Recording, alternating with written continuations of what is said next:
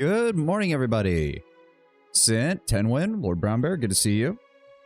Why is this not popping up? Oh, because it's not fucking set to find it. There we go. Okay. Sint, Lord Brown Bear, Tenwin, welcome, welcome. Good to see you this early, Sint. And yes, there is a starting Stoon screen.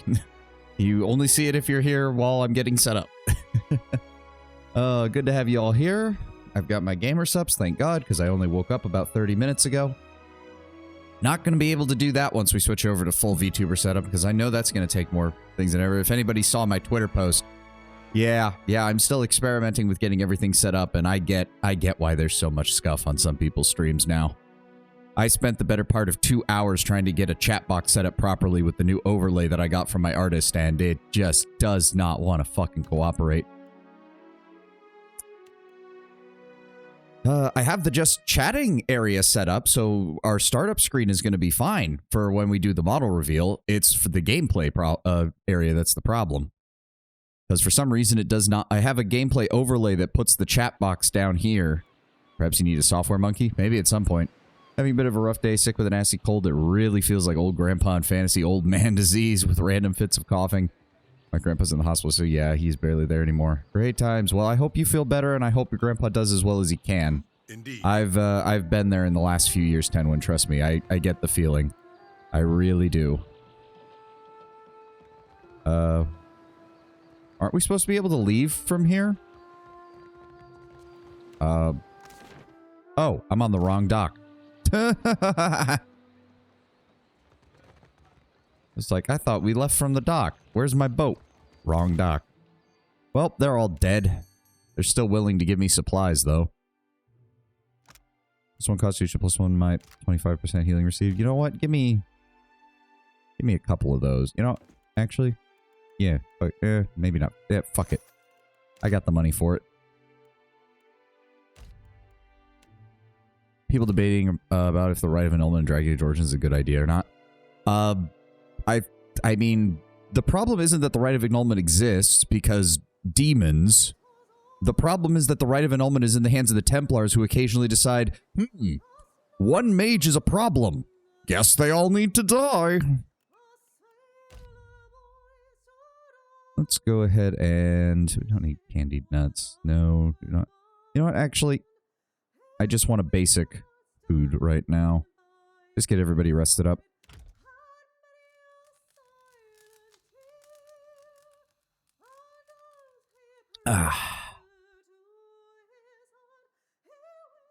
Okay, so unlike Crookspur, the Principe captains are still out and about. I wonder, do they attack me now? Nope, they still don't give a shit.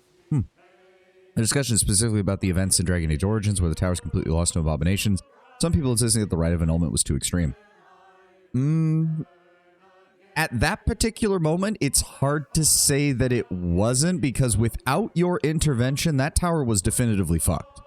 Like, what's-his-name, who had come back from the Battle of Ostragar, was actively corrupting the remaining mages. There was almost nobody left except Wynn and the Archmage. And the Archmage could only hold out for so long before he was either dead or corrupted. That really just leaves Wynn as the only mage that was holding out, and the small handful of people hanging out with her. Like, that's bad, but by that point, the Templar have a point where it's like, there's nobody left. And the Rite of Annulment is meant to take care of stuff exactly like this. It's one of those cases where it's like, without the protagonist, yeah, I get why they made that argument. I also do not remember where we were. Things like the Rite of Annulment has lost my Dragon Age to our audience, like the role of the Inquisition of 40k. It's a rough choice to make, but potentially necessary. There's always going to be people who think it's too mean. There's also going to be assholes who abuse it. Like, we've even seen that with the Templars. And we see it in 40k with some of the Inquisition. Not all, but definitely some. Lofel claims to have come across a dire threat far to the southeast of Nekataka, a threat that stole away the crew of his ship, the Antelope. Alright, alright. Yeah, and it removed the Principe quest, which is a shame, because I would have liked to fight the other ship. That would have been cool, but that would have locked us into the Principe ending. But they could have saved Wynn and her children. Yeah, good luck with that. Open the door, check every single one, and not have them be secret or hidden abominations. The blood mages that show up before being able to take out. Yeah, because that's exactly what happens to you. Wynn even tells you that it's dangerous to go in there, even with a group of hardened adventurers. Like, Wynn is not even... Like, Wynn does not... How the hell did we miss a thing over here? Wynn is not, like... She doesn't sugarcoat the fact that the chances of going in there and actually coming out alive are going to be very fucking low. Or did I say Splintered Reef? There it is. Head off that way. Like, that is exactly what happens in the game. With the Rite of Annulment per se, beyond the whole death part. Yeah. Well, Wynn is also seems to be of the opinion of Rite of Annulment might be necessary. And then you intervene and actually deal with it. And it's like, okay, we don't need to do this now.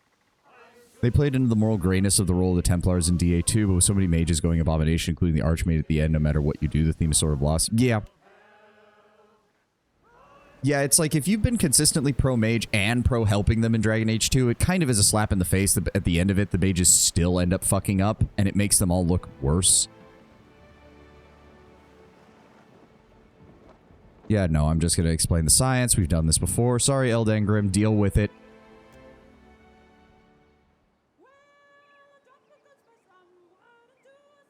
What the fuck is there? Oh, dear.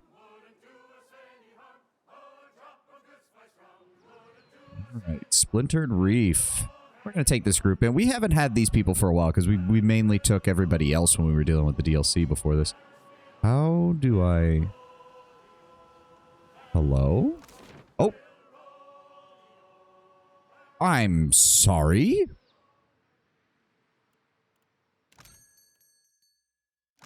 Huh. Goldskin sales. Dragon wing sales. That's still lower than what we've got.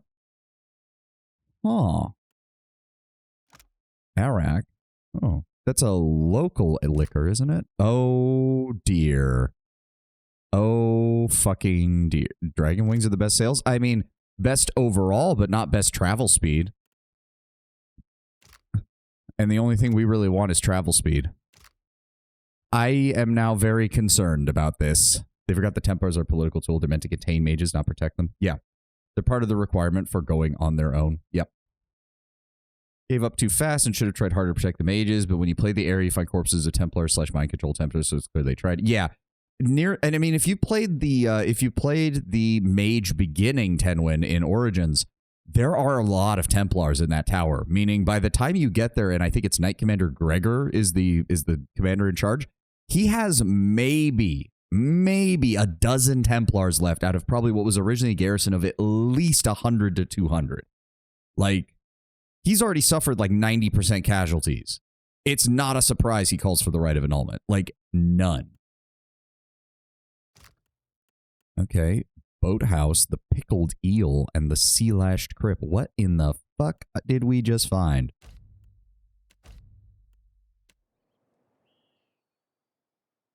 A series of flimsy docks connect scattered stretches of dry land. On all sides you are flanked by the hulks of splintered, wrecked ships. A thick fog sits upon the water, obscuring the path in all directions. The only sound you hear are the lapping of water and your own footsteps upon the narrow, rotting planks.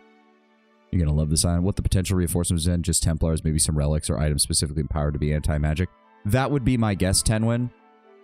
What little I played of Inquisition, I sided with the mages in the first act, so I never really saw more of what the Templars were capable of, because they got mind-fucked by the main villain. So I don't know what exactly their reinforcements in 1 might have consisted of, aside from just more Templars. The eerie quiet is broken by the barking of a dog somewhere off to your left. Whistle for the dog. Your whistle is met with a renewed barking, and then a sharp whine, abrupt and shrill. After a few moments of silence, you hear a running tread upon the docks. The dog bounds from the fog, its dark fur matted with blood. 2 figures stumble after the hound, their maws stained red. Out of the fog, they're revealed for what they are, withered, rotting, human only in silhouette, a pair of Dargles. They halt, swaying at the sight of you, but make no further move. From the darkness of the fog, a third robed figure emerges, twisted staff raised high in hand.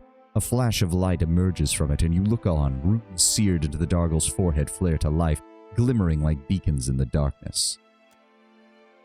My guess would they be trying to form a sort of wall, essentially continuously pushing forward, sort of like a group of folk. Yeah, you would have a front line that would basically form an anti-magic barrier, and then another squad behind them who would clear individual passages. Since there is only one way in and out of the tower, that would be the best way. You just slowly move through it, clearing it out room by room, which would still be incredibly dangerous from a Templar perspective. Snarling, the Dargles rush for you, their blood-slick claws slicing at the air. Alright, let's deal with these fuckers. Come at me, undead shits.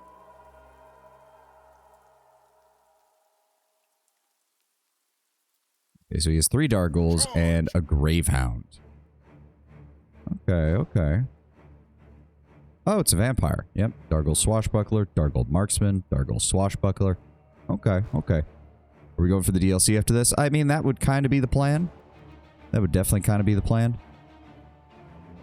I'm thinking we summon those up here. Jody, if you'd be so kind. With a vampire. Yeah, I mean, it's just kind of weird. Jody, just hold off on your spells for a second while we deal with this.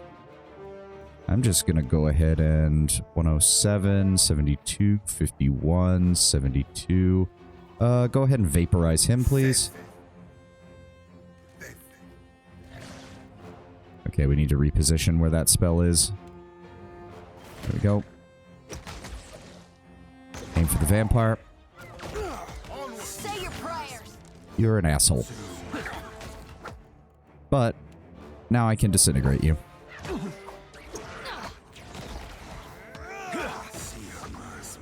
Jody's got him. Ow, I'm taking a lot of damage. Fuck you. Aloth, if you'd be so kind, go ahead and give me that. Please stop him from shooting me. Please stop him from shooting me. There we go. Jody, if you'd be so kind, where's your... I know you have a basic heal somewhere around here. Where the fuck is it?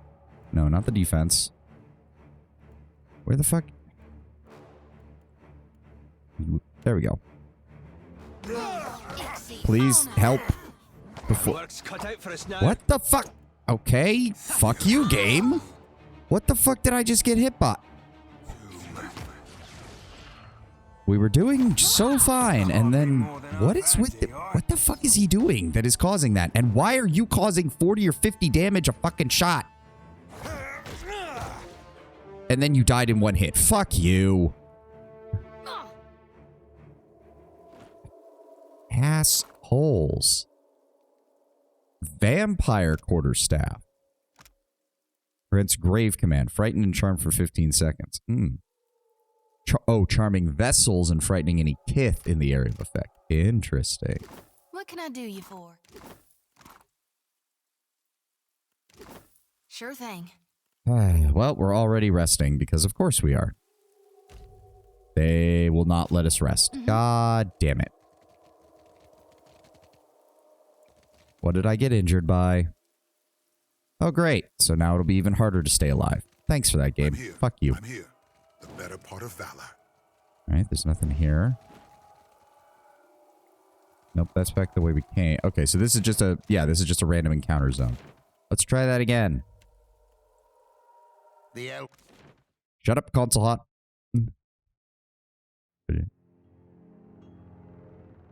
Don't use vampires, but use something close. Probably so that if they need to, they can copyright it. It's the same thing the Games Workshop did with most of their 40 fantasy races when they went over to Age of Sigmar. Ring of Iron Protection, some Silver Fennig. Smells like a pig pen. If all the hogs were dead. Each blade is pitted through with rust. Rainwater has filled in these jugs, and these in turn fill the ship with a briny odor. These cuirasses have been picked over for parts. The pages nearby are covered in scrawled designs for what looks to be a helm.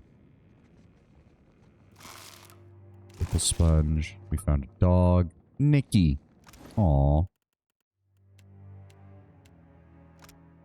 5% of incoming hits converted to grazes. Not the worst. And receives a bonus to melee weapon accuracy. Nice. That was it. Huh. Strange. Okay, I guess now we check out this place. I mean, it's obvious that this used to be a settlement, but, well, if there are a bunch of vampires here, it doesn't surprise me. You there? How are you up here? Up on the balcony, a tall and lanky figure waves frantically for your attention. That done, he ducks down again behind the railing. It is not an effective hiding place. I do hope we're not on the menu. Skeleton, ghoul, Just arrived. I'll wager you've a thirst. Drink, sir? Oh. The man at the bar goes about his business in merry defiance of the fact that he appears to be semi-decomposed. Beside him, a dwarf hangs upside down from over a barrel. Blood streams down into the bucket from a wound in his wrist. From time to time, he twitches Ain't got much feebly. on the menu, truth be told, but an ale ought to hold you over until Zolka and her people turn up with supplies. Then you can enjoy the catch of the day. Here, newcomer. First drinks on the house. He pours from a nearby pitcher, filling a goblet with an unmistakable red liquid, thick and dark. The coppery odor hits your nostrils with force. The barkeeper slides the goblet across the bar to you. Well, fuck. Well, in the interest of trying to figure out what this place is about before we inevitably destroy everybody here. Ugh. You tip the goblet back and promptly gag, spitting blood all over the barkeep the floor. What the? You'll have no more drinks here if you can't stomach 'em. He swipes irritably at the front of his shirt, then turns away with a muttered oath. Okay, yeah. Dargle. Well, these ones are the unintelligent ones. What the fuck are you then? Good. I thought for sure you'd wander off. Get yourself into trouble. The man before you, or creature perhaps, as his skin is as grayed and withered as that of the other patrons, wears a helmet 2 sizes too large for him. It tips from side to side as his head I'm moves. Copperhead. That's what they call me. Friendly nicknames. You know how it is. I know you're different from the others. I can see it. Of course I'm different. Everyone in here is rotting. Shh, keep your voice down. Yelling your head off like a little baby lamb in the woods.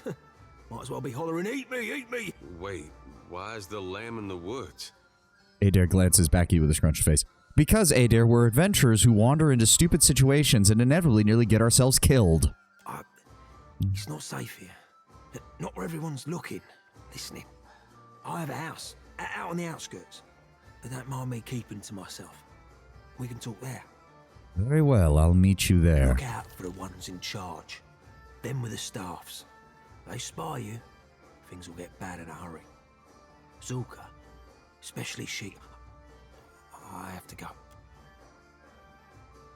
And they're here. A woman strides into the tavern, bearing a staff whose ornamental head glows with arcane energy.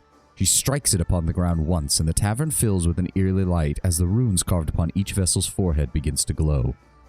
You have someone with stealth with you? I do believe Seraphin does. Zulka mutters something under her breath, and a faint aura ripples around the 2 bound kiths standing beside her. That done, she makes a sweeping gesture of her arm with all the showmanship of a theater performer. Menzago has brought you a feast, my friends. Livestock and game. Tonight, we eat well. Everyone in the tavern cheers as the kith are carted into the back room. Copperhead, you are not staying for the celebration? Copperhead freezes mid-sling, grinning insipidly. Not today, Zulka. I've had my fill, really. Another mouthful and I'll split down the seams.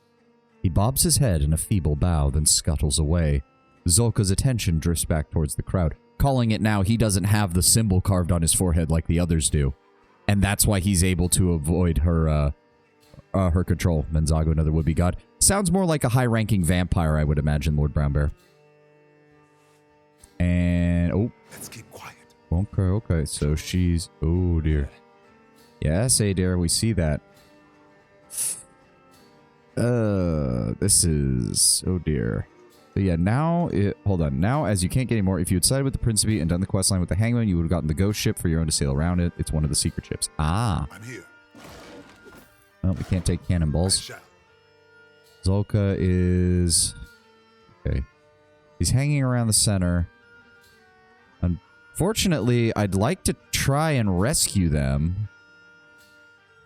The question is how. Captain, Okay, you do have stealth, right? Yes, you have a 22 in stealth. Aye. Surely the 22 in stealth will make this at least somewhat easy. Alright, turn off the high-speed mode, activate that. We're just gonna luckily. Oh, where's she going? Okay, so she walks from here to up here. Go ahead and speed it up slightly. Come on, Zilka. Okay, then she walks back down. And then, okay, hold on. No, you dip. Don't. Okay, this is. Ugh. How the fuck am I supposed to do this? I mean, we could try to escape, I guess, but... I'm here. What for, Cap? Aye. Are we good now? I didn't realize that. Thank God for him having a 22 in stealth. Hold on. Come on, get out of the way, Zilka. Thank God for having a 22 in stealth. This is going up so slowly. All right, there we go.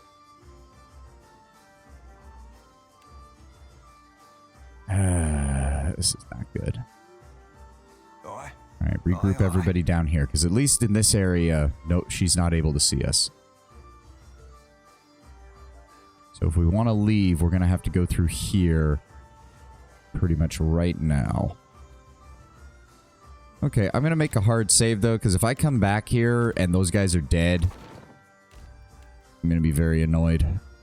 We'll see what happens.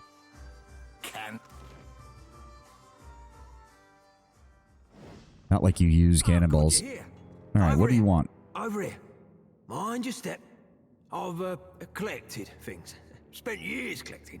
He waves a hand vaguely at the collection of detritus that lines each surface and corner of his makeshift abode. I've always been curious. There are so many ships out there on the reef. I could dive down, see what I found. It was beautiful down there. 100 stories, and I read them piece by piece. Nothing like the helmet. And nothing's been the same since the helmet. I put it on. I get glimpses of what this place really is. He leans forward, looking left and right with conspiratorial glee. Also, those captives are technically Principe, so it's fine. I mean... now that you say that, that is a big question, isn't it? Graveyard, teeming with the dead. The not dead. They're still alive. Let me take a look at that helmet. No, I won't go back to before. My head all cloudy. If I take it off, I'll go back into the dream. Copperhead clutches at his helmet, tugging it down around his ears. You hear a muffled groan from within its depths. That's fine. Just hold still while I look at it. Looking at the helmet, nothing more noticeable than your own reflection, in its grimy surface. You cannot see anything that sets the helmet apart from any other piece of armor. So? What do you see? Despite his initial protest, Copperhead sounds excited to hear your results. I'm afraid that I can't tell what's so special about it. The dream only works on folk what have this symbol on their heads.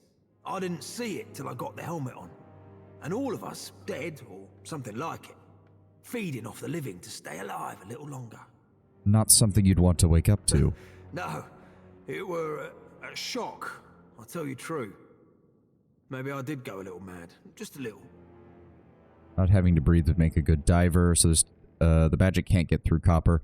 I mean, given what we know about copper and its ability to conduct soul energy, it's more likely that the brand is a link to the vampire's energy of their soul, or what's left of it, because the vampires technically have already... Well, no, because they've rebound their souls to their vessels, so they do still have a soul. It's more likely that the brand is connected to the vampire's soul energy. The copper is acting as a bridge that is preventing that soul energy from interacting with the brand because it's separated from the skin. Basically meaning that, yeah, it's preventing the magic from accessing the brand and forcing the illusion upon him. I can't see as to what we've been charmed for, but I know it's got something to do with the crypt. That's where Mentzago is, the man in charge of this place, and where Lucia Ravan's old keep used to be. Oh, so this is still Principe related. Anytime new settlers turn up, they come out of that place. When they start to lose their senses, get too hungry, that's when they get taken. The strongest get fed to Mentzago's most loyal servants, the protectors. The rest of the kith, they bleed slow in the tavern. Once in a while, the protectors treat us to a whole body. Copperhead hangs his head, trailing Point off. is, whatever they're doing to keep us living in this little fantasy, it's got to be in there somewhere. The same Ravan that captains the floating I hangman. don't know the ship, but Ravan's supposed to be some great captain. She founded this place, made it what it is now. All right, I'll have a look at the Hold crypt. on, you can't just walk on in. It's guarded. Really, really well guarded. All right, do you have any ideas then? The guards don't really leave their posts, unless the hunters are back with fresh meat. But they haven't got a schedule. They come and go as they please. Do you think you could create a diversion? Me? Yeah, all right. I can do that. I can help. I'll meet you out there. All right. Can I rest here? I can. Okay, good. Ever wonder what happened to your old pets, Watcher? Okay, Sea Lash Crypt. We can't get to the Glowing Outcrop because you got to go through here. It's probably best... Be careful about wasting fire kelp. I have like 200 of it, Tenwin. Like... Where is it? I have 281. I think I have enough. And I can switch back over to the Mariner's Porridge if I need something else basic. No, if it's consumable, you better look out. You never know. Oh, don't remind me, Sid. Don't remind me. Okay, let's go this way. Because we managed to avoid the fight in the tavern, so if we can try to avoid additional engagements... Oh dear, that's a lot of them. Hey, down there. I think I got turned around. It's the weirdest thing. You all look like corpses. Nope. What Game. was I thinking? Ah! Oh, damn it, Copperhead. I was trying to act... I didn't want you to get fucking hurt. Just... Alright, let's go grab this shit and let's keep moving. Okay, well, we're gonna have to fight somebody. This just drew away the... Oh, well, hold on. Hold the phone. What's your detection range? Damn it, I'm gonna have to... Oh, well.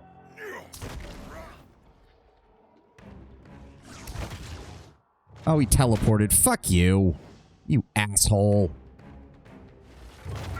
Oh, dear. Jody? We're gonna need defenses.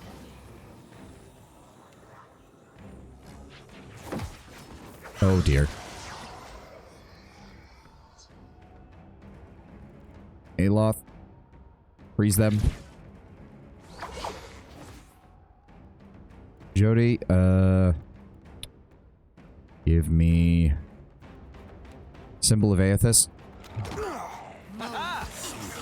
Oh, never mind. I didn't realize how weak those guys were. Okay, different selection. Aloth, shit, more of them are coming. Blade Firebolt? No. Tain's Chaotic Orb? Actually, that would work against them, wouldn't it? Yeah.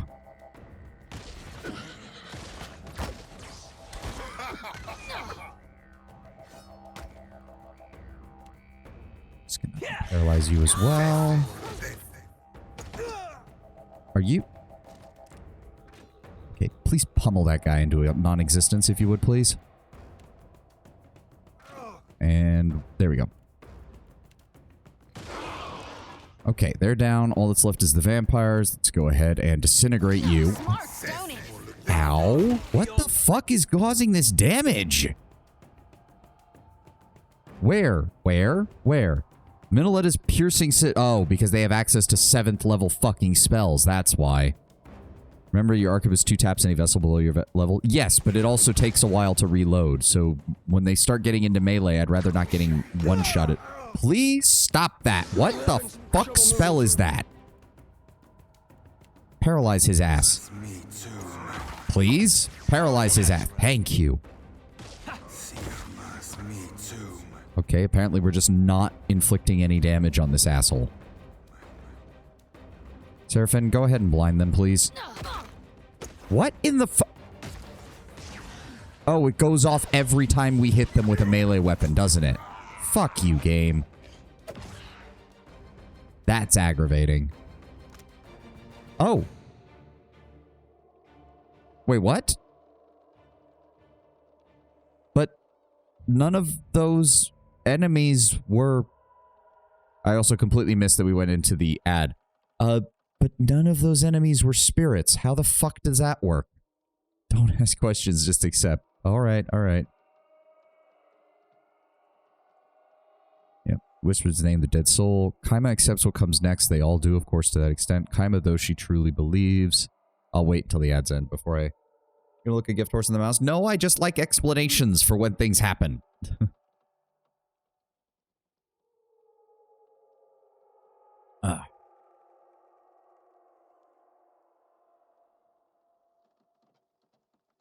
Come on, finish up the ad, Twitch, so we can keep going. I don't want anybody who isn't here without a fucking thing to be able to see everything. Kaima accepts what comes next. They all do, of course, to an extent. Kaima, though, she truly believes. 1,000 horrors fill this world, wonderful and terrible. Only Engwith remains steadfast against the storm. Only Engwith meets madness with reason. Only Engwith, Kaima whispers as the knife falls. Koisos understands. Incision and excision, nothing simpler. Growth without guidance has for too long defined this wilderness. The world requires cultivation. Do not stare numbly into the darkness. Strike a light. The instrument warms ready. The device wakes. The gardener signals. The knife falls. Okay, next is to kill 10 enemies. Wow, see, that's a actual just, like, what is with the other ones where it's like, oh, make sure you kill 50 enemies with this weapon and get the killing blow on him. This one's like, yeah, just kill 10. You'll be fine. 10% chance to repeat attacks after 0.5 seconds with pre-spells. Oh, to repeat attacks after pre-spells. So this is very much used for a buffing you want to use this on a priest that actually goes into battle. 10% chance to cast a burn damage AoE on hit with Marok's Amaranth. Nice. Okay. To admit among meat types, I'll probably have to say that pork is probably my least favorite. I'm just not a big fan of the inherent saltiness of pork. Beef is my favorite. Chicken probably second. Fish third. And pork fourth.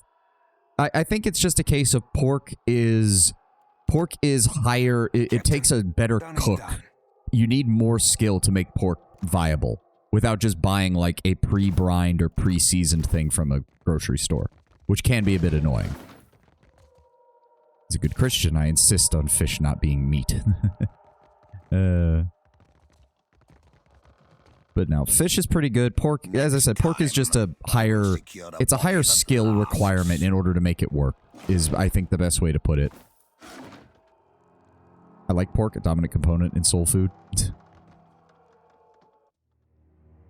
Yeah, I mean, I'm not against pork. It's just I've tried cooking it in the past and failed miserably, so I usually avoid it for my everyday, like, protein consumption. Store-bought pork products tend to be absolutely the worst seasoned food. Well, I wasn't just meaning... are you fucking kidding me? Attack! Oh, dear. We don't have anybody with high perception, do we? 14, 6... We have 16, and that's still not enough? What the fuck? Watch out. I'm not going... Oh, he's immune to fucking... God damn it, he's immune to fucking shit. Oh, wait. How does that work with... Hold on. Destroy lower level vessel on second consecutive hit. How does that... I mean, does that work if he's immune to the damage? Oh, great. They're on all fucking sides. Are you kidding me?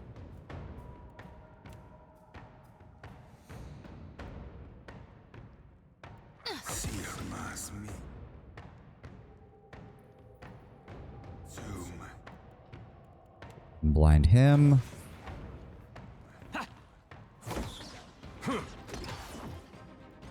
How did Aloth take 2 injuries from that? I took 2 injuries from that. Fuck you, game.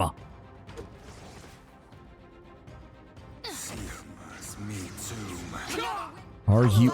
And Aloth is fucking down and near death. Fuck you, game. Fuck you, you piece of shit.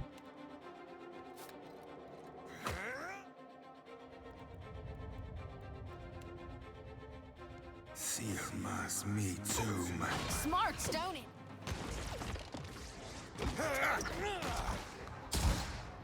Yeah, this rifle's gonna be invaluable. Ahoy. Done and done. To rest. Where is... No, not that. Where is it? Honestly, hearty breakfast. We got plenty of that.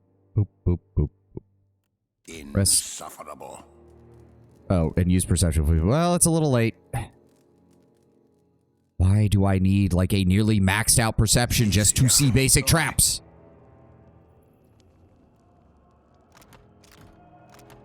Hold on. How does he still not have a helmet? Do we have anything that would add to... Hold on. Intellect and religion grants should... Well, funnily enough, that if we can't find anything with perception, that's probably not the worst idea. Dear Lord, that looks ridiculous.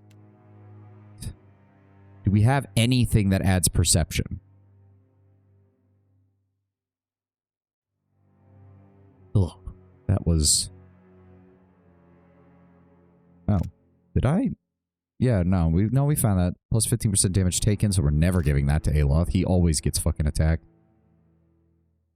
I don't think I have anything that increases perception. Oh, Blackblade's Hood. 5% with ranged weapons, action speed with daggers, rapiers, and stilettos. You know what? I don't care. Just anything that gives him a higher perception. Okay, we have a perception of 17, which is the same as Maya. So if we're still unable to see the traps, then the game is just being a fucking dick.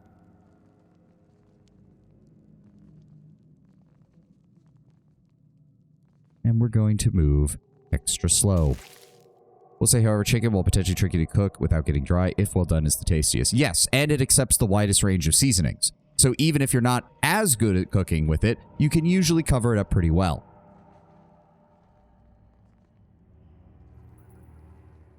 Okay, we are moving slowly and carefully.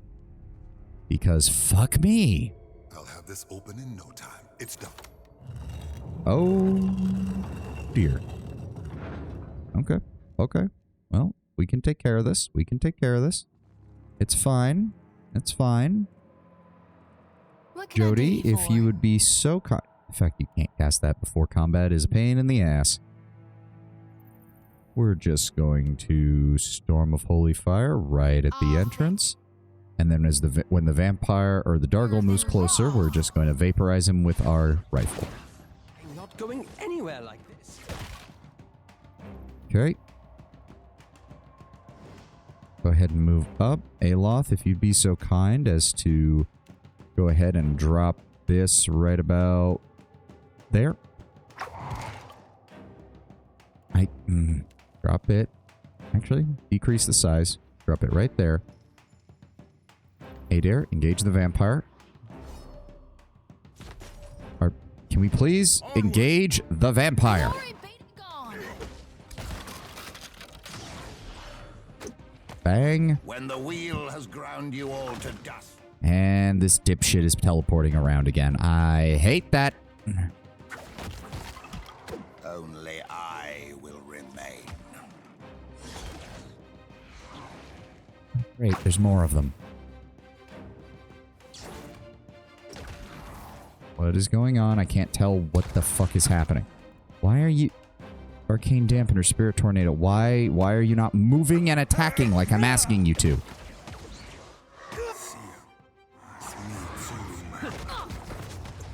Oh, of course, he's a barbarian. Wait, he's a mage with jump? Are you kidding me? So help me God, I'll whoop the next. Okay, so the rifle's effect does not work on vampires, even though vampires are vessels. That doesn't make any sense. Yeah, we're gonna try dismissal. One of you who thick, worthy God. Yeah, it didn't kill all of them, but it got one and severely injured another. Okay, you need to stop. You need to stop. Now you be screwed. Jesus Christ. Oh god, they mind controlled Adair. Why are we having so much trouble hitting them? They're taking damage, but they're just not... like, they have so much fucking health. Oh my god. Stop with the spells. No spells for you. I'm gonna cast Disintegration on you as well. Everything. Oh my god. Stop. Stop, Seraphin. Stop. Onward. There we go. Oy vey. Did not realize there were going to be that fucking many of them. Okay. Will my eyes be open? I mean, that wall's obviously fake. Yep. This is. Saw that coming. Oh, hello. Fuck you! I should rest and tend to my wounds. God fucking damn it! Ain't on my thing. Curious varied collection of books on tops is ranging from metallurgy to botany. I don't care. The guy who owns this place deserves to die. I'm gonna kill everyone in here. I am already done with asking about that. Where's a fucking perception raising food? Give me something. Sick and tired of this shit. Candy nuts. +2 to dexterity, +2 to perception. If he can't see this shit with 19 fucking perception, then the game is... Then the fucking designers can go spin on a dick. I will look at it in a moment. Hold on. The Void Wheel. Superb quality. Wielder takes 10% of damage dealt as raw damage to self, but deals additional 10% raw damage. 15% chance to cast Necrotic Lance on target upon scoring a hit. -3 corrosion armor rating, and a +10 damage as corrosion. Great. This fearsome blade was forged by an animancer whose name has been lost to time. The writing she left, however, gave her contemporaries a glimpse into her motivations. The animancer, by her own word, was terrified of the fate of her soul and dreaded the idea of her essence being ground into the wheel and returned to the world. To forestall what she saw as her ultimate demise, she created a black skein steel greatsword with which to harvest the soul energies of others to invigorate her life essence. The blade, however, exacted a toll upon its creator, leading to her inevitable death. While powerful, it demands the life force of those who wield it. And we can get Necrotic Heart, which increases the chance to cast Necrotic Lance to 25%. And Soul Drinker, which restores 15 health upon scoring a kill with the weapon. Skein Steel? I mean, that's what it said. I think it said Black Skein, as in... She created a black Skein Steel Greatsword. Yes, that's what it says. Maybe it's maybe it's this universe's equivalent of Damascus Steel or something. Everything that you ever were. Oh dear, there's a bunch of bodies in here. That's... but just a little bite. Was that a death godlike? Just a few more stitches, my lovelies. Yep, Rune Master Caster. Wait. Look there. I see everything that you... To open fire, we're going to Gaze of the Adragon directly on top of him. We're going to Pillar of Holy Fire directly on top of him. We're going to Resolve minus power levels, -5 intellect. That's actually a good idea. We're going to drop that on top of him. Are you... Does everyone in this fucking game just bypass my abilities?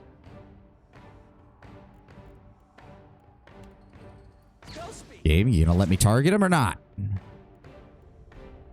No. Console Hot's crushing hammer on his head, please.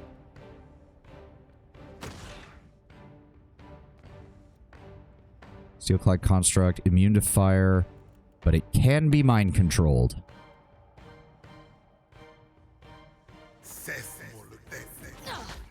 There we go. Controlled for 10 seconds. Nice. There's a walloping. Oh, where the fuck did you all come from? What the fuck?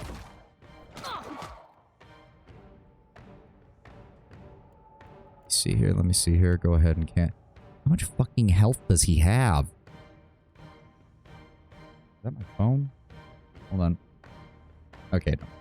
Nothing to worry about. Go ahead and cast that on there. I'll be more than half handy, or? Oh my god, will you please just give me a second one? Do we want to cast it on him again? Maybe. Writhing Tentacles. Let's try again. Why did you move closer, you stupid bitch, Aloth? Okay, you've got Rune Master under lockdown. There's pretty much nothing he can do there. Let's go ahead and try to take control of the scale of the Steelclad construct again. Good, 22 seconds.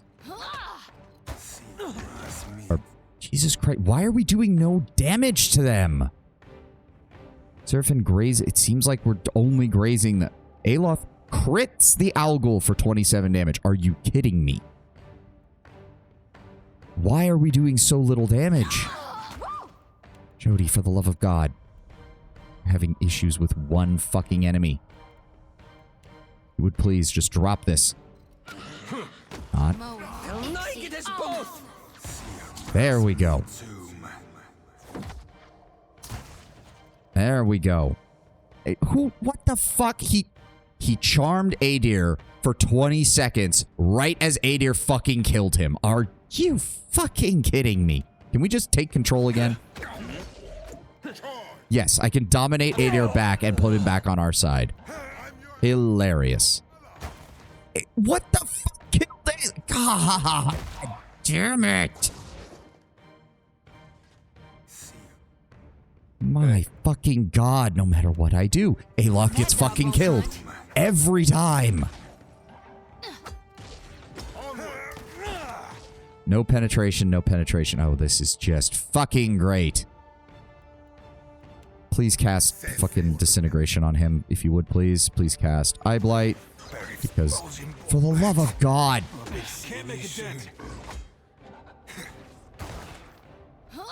Seraphim, get the fuck out of there. God damn it. He's probably gonna fucking pass out.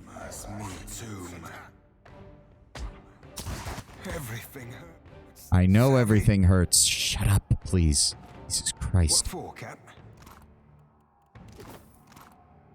Vial of vampire blood and literally nothing else. Fuck you, game. Jesus Christ.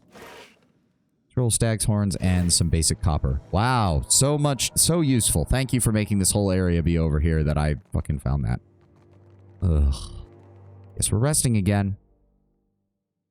What wound did Aloth get? -5 fortitude, -3 corrosion armor rating. I mean, that's not the worst. There's definitely fucking worse.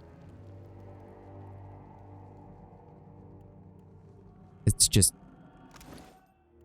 like, I don't know what else I can do. I know his deflection's lower. I know he doesn't have as much, but it's getting to the point where I'm just like, I'm just going to throw the heaviest piece of armor I've got on him because apparently it doesn't fucking matter what I do. He's always going to get fucking injured. +5 to fortitude, -5% brilliance grounding leap, +1 resolve. We have anything else that is boots related that I could put on him? Something? No, there's nothing there. It does not appear to be the case. AI target lowest defense. Defense spells. Yeah, that's great. Defense spells so that I can cast them and then watch as they do nothing because that's usually what fucking happens.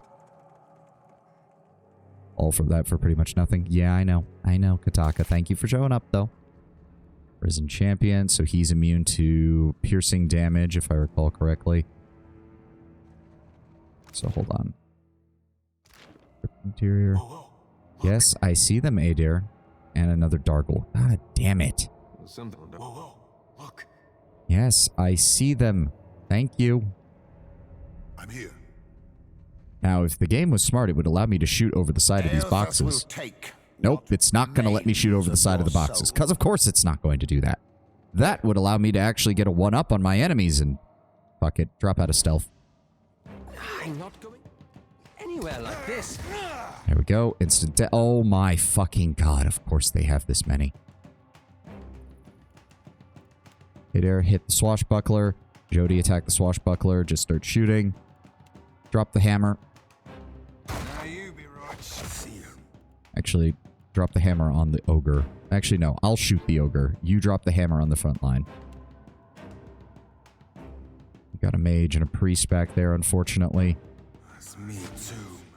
Onward. Okay, he's down.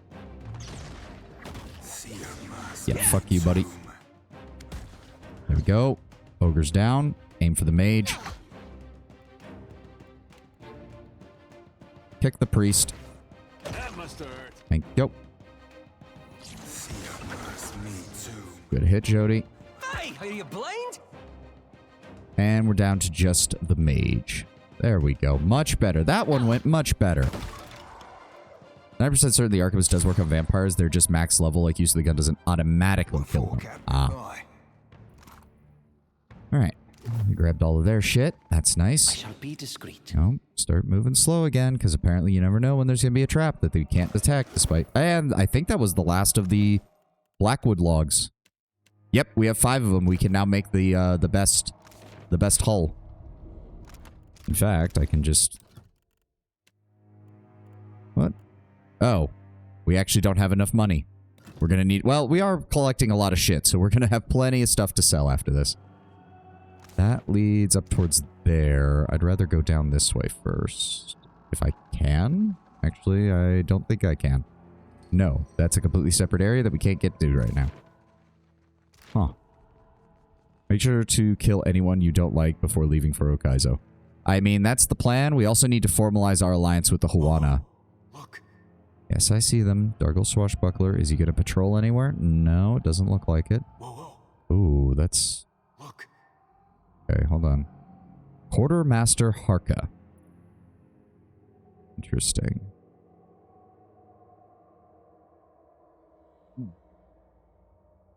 Ah, needed that. More gamer subs. Let me see here. I'm thinking... Oh, hold on. Swashbuckler, Swashbuckler, Warrior, Warrior. Okay, the Swashbucklers are going to be the most annoying. I will target them. Seraphin, go ahead and give me a blind on him. Me too, man. Aloth, start us with a Tain's Chaotic Orb. Wait for them to bunch up before you cast anything else. Jody... What the... Wait a second. Why is it so short? I thought it's a beam spell. Why the fuck is the range so short? Ugh. Aggravating. Whatever. Shining Beacon. Champion's Boon. Revive the Fallen. Where the fuck is... I thought she had the... No, not that one. Where the fuck is... Or am I thinking of I must be thinking of a different spell. I'm an idiot. Never mind.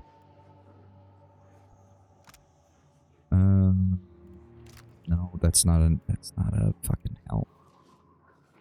Is priest foes restored? No, that's not what I'm looking for. You know what? Just cast an Ionic Projection straight down the line. There we go. That's 2 on that. Hey there, if you'd be so kind. Ow. Can we target him? There we go. Didn't work. There we go. Aim for the warrior. They fucking went after Aloth again. Please paralyze them all. Jody, they're also bunched up. Go ahead and give me a dismissal. There we go. 3 for the price of 1. All that's left is the quartermaster. He's paralyzed. Let's go ahead and just disintegrate his ass. Very nice. Did we seriously miss? Are you... He's paralyzed. He's unable to move. Somehow we miss. I don't know how, but we did. Oh, what in the hell is he fucking casting?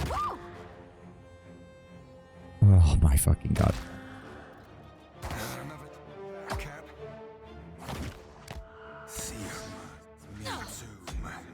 How? Aloth, will you... How much longer does that last? Thank you.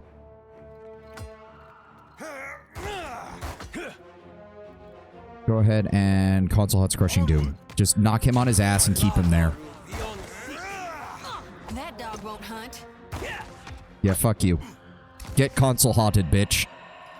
The Principe is the only faction where you can officially kill both of their main leaders. No matter what you do, you can't kill both the main leaders of the other faction, as the other will just vanish if you try. Yes? Interesting. Indeed. There we go. Blackened Plate. +1 to enemies engaged, +1 to intellect, +1 to perception.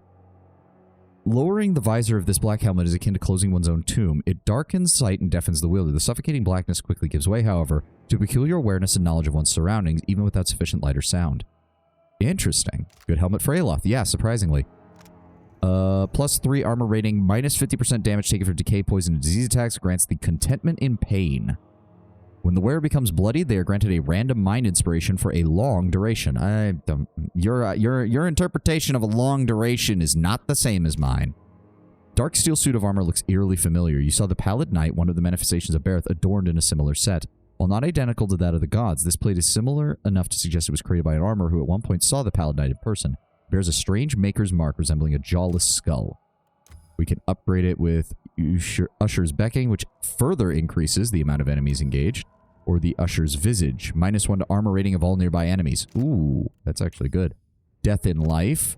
4 raw damage per 3 seconds to nearby enemies based on their remaining health. That's really good. And Life in Death. 4 health restored per 3 seconds. Oh. Holy shit, that's actually... Holy shit, that's actually really good. Every other faction has the awareness to be like, the Watcher's trying to kill us, I'm out. Yeah.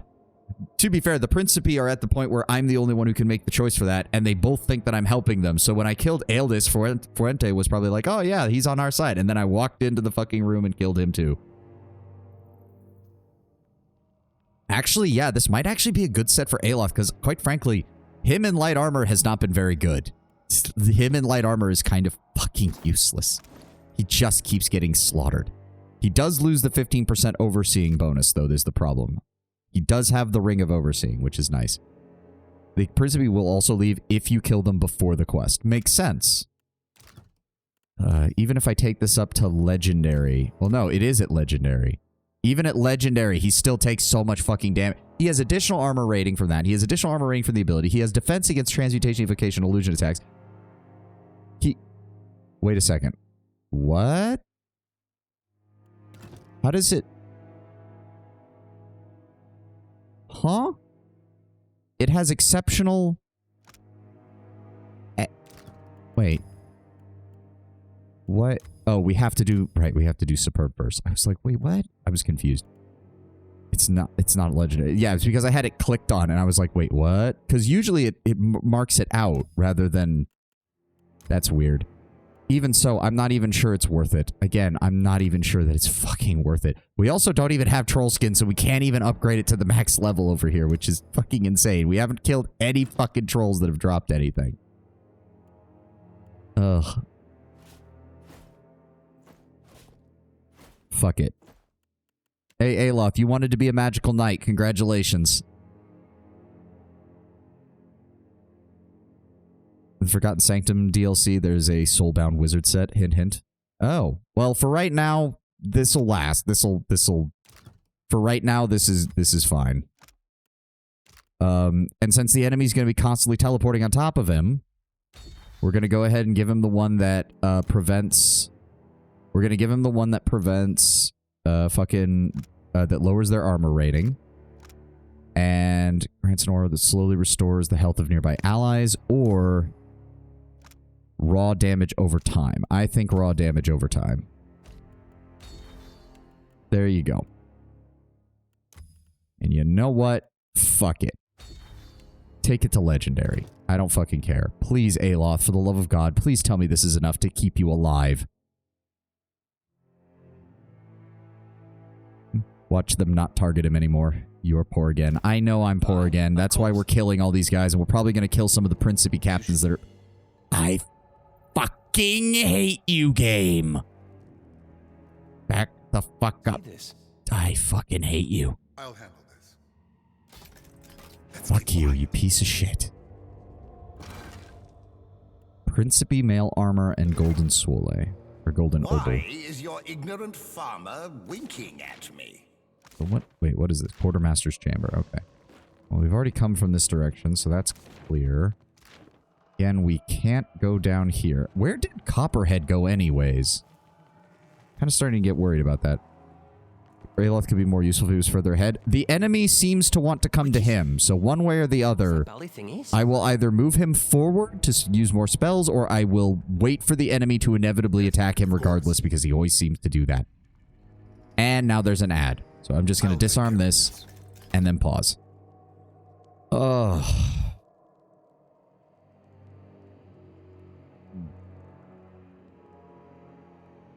Hmm.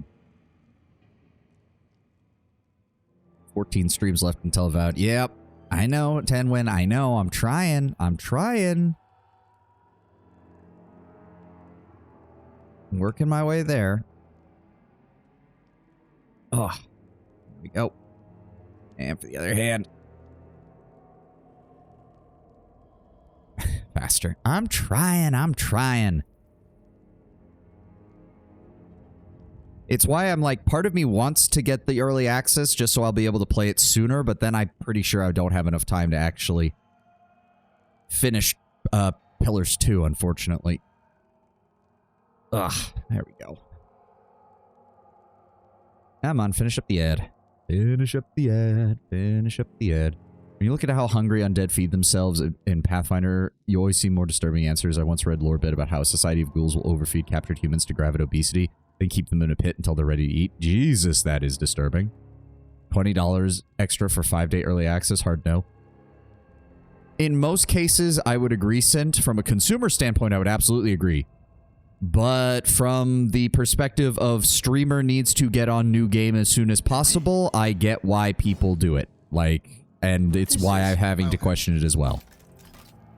Like, yeah, I would not advocate for any of you to do that because it's a foolish fucking idea and a waste of money. I'm a streamer, however, now, so I have to actually take this stuff into consideration. Examine it closely. Set within the basin is a raised crest bearing the crest of Old Valia.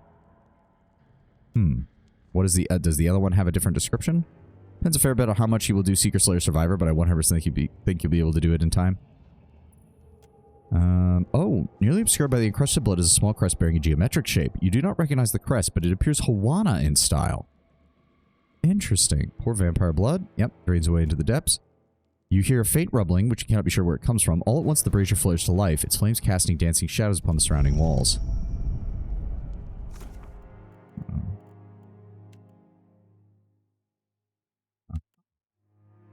He says, under the illusion that they live and kiss, somehow the helmet he salvaged blotched the magic which appears to emanate from the top of the crypt.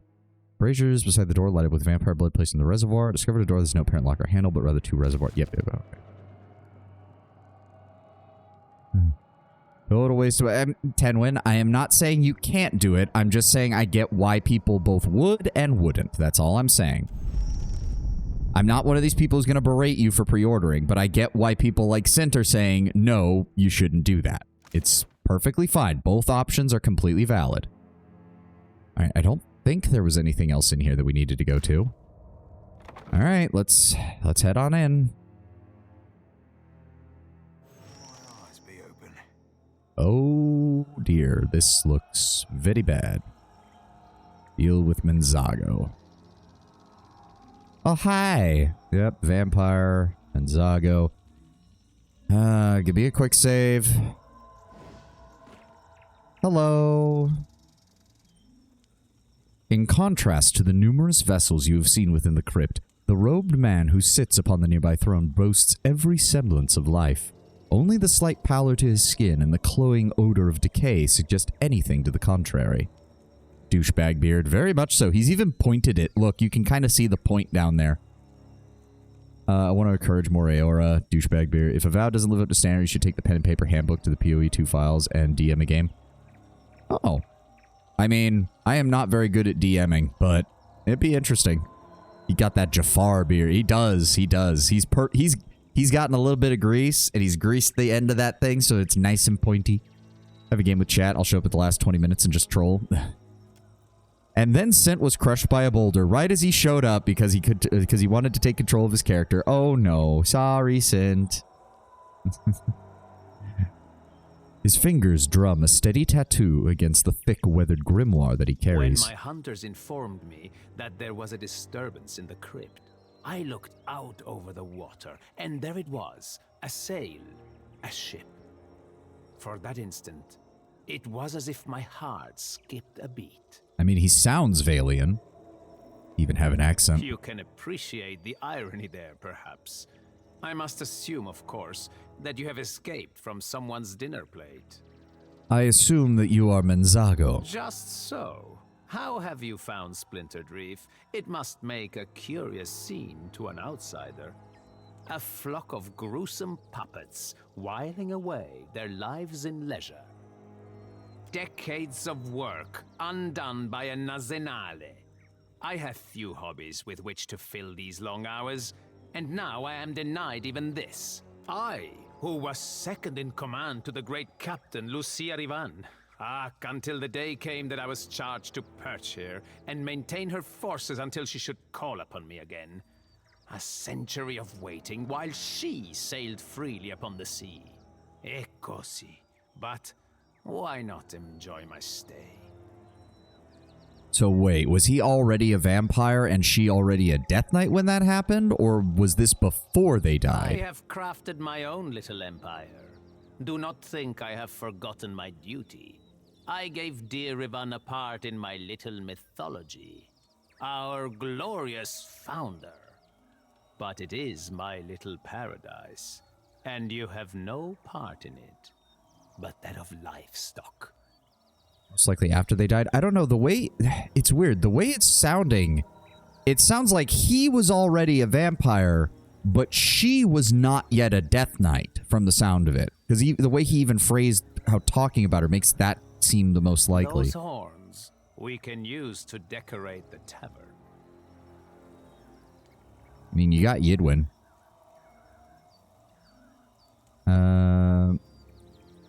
Yeah, I mean, we do. Though, to be fair, has she actually told us that she's a vampire? You mentioned that at one point in her lore, Tenwin, but I don't think she's actually said it yet. He makes a circling gesture in the air, indicating your head. So you're responsible for the spell on all these people. In part, I set my best people to the task. You may have met them on your way here. Briefly, it took some time to perfect the illusion that holds Splintered Reef together. A spell of enormous power, requiring a focus. The sphere, just there. Mostly due to you having low metaphysics at the time? Yeah. He indicates with a lazy wave of the hand the sphere of energy at the base of the steps. You may have cost me valuable allies, but we have, all of us, been here a long time. I have others at my command. I need only summon them. Vader is present when you learn that she's a vampire. He worries about her eating people. She says, I will not be putting any part of your flesh in my mouth, sir. And I was like, damn. To be fair, well, the problem is, that is completely in character for both of them. Adair is legitimately like, I don't want to get eaten. And Yidwin's just like, what the fuck? Of course I'm not going to eat you, you dipshit. Enough of this.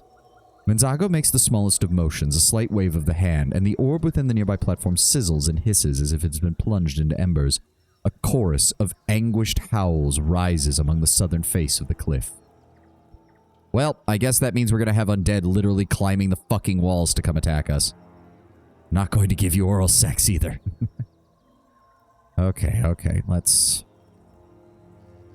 I'd appreciate it if, just maybe game, could we not give the enemy a bunch of maneuverability options that let them bypass Adair 50 fucking times?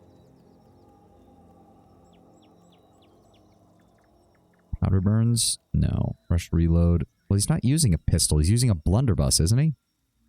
Yeah. He's got a pair of blunderbusses. Why are you even giving me the option to put that on? Whatever.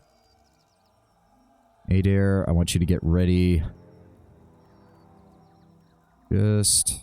I don't know if there's anything we can really start with, because we need to know where they are before we start doing that. Oh, that is raw damage. Grants health to the user. That's useful. Right. I need 3 of you to move up. Yep, that's stunned Menzago. We're dealing damage to him. His lowest thing is Mind. Go ahead and... Horrors, Foe AoE versus Will. Go ahead and drop that on him. Aloth, if you would be so kind, I would appreciate it if you could... Oh, dear God, there's no... Oh my God, I hate those spells. Give me Tain's Chaotic Orb, cast it on Menzago. We'll start with that, then we'll move on to Consul Hut's thing. Give me a Symbol of Aethys right there at the beginning. Go ahead and paralyze you.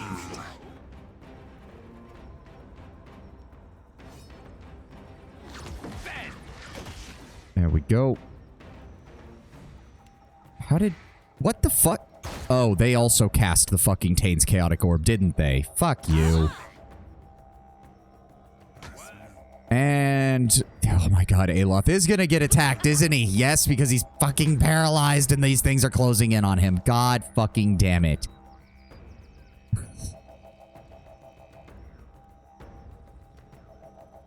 Oh my God. Fuck, he managed to actually get away. Holy shit. Give me... Oh, shit. I need them to stop moving because I can't cast the spell if they're still moving. Stop moving. Oh, my God. Why? 65... What just... No. No, I want to see that. You saw that. That was a floating number 65 over Alot's head. Where did that come from? Of course he critted. Of course he fucking critted. And the fucking ghouls have a 15 armor penetration. Are you fucking kidding me?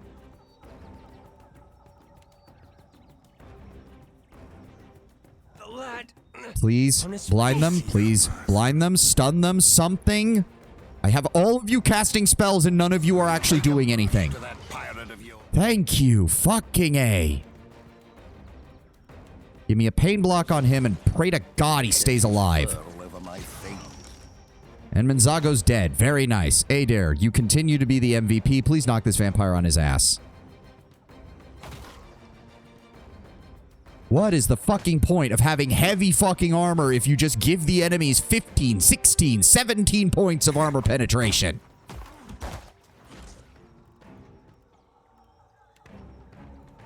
Why do you take so much damage? Please drop Consul Hut's hammer on his head.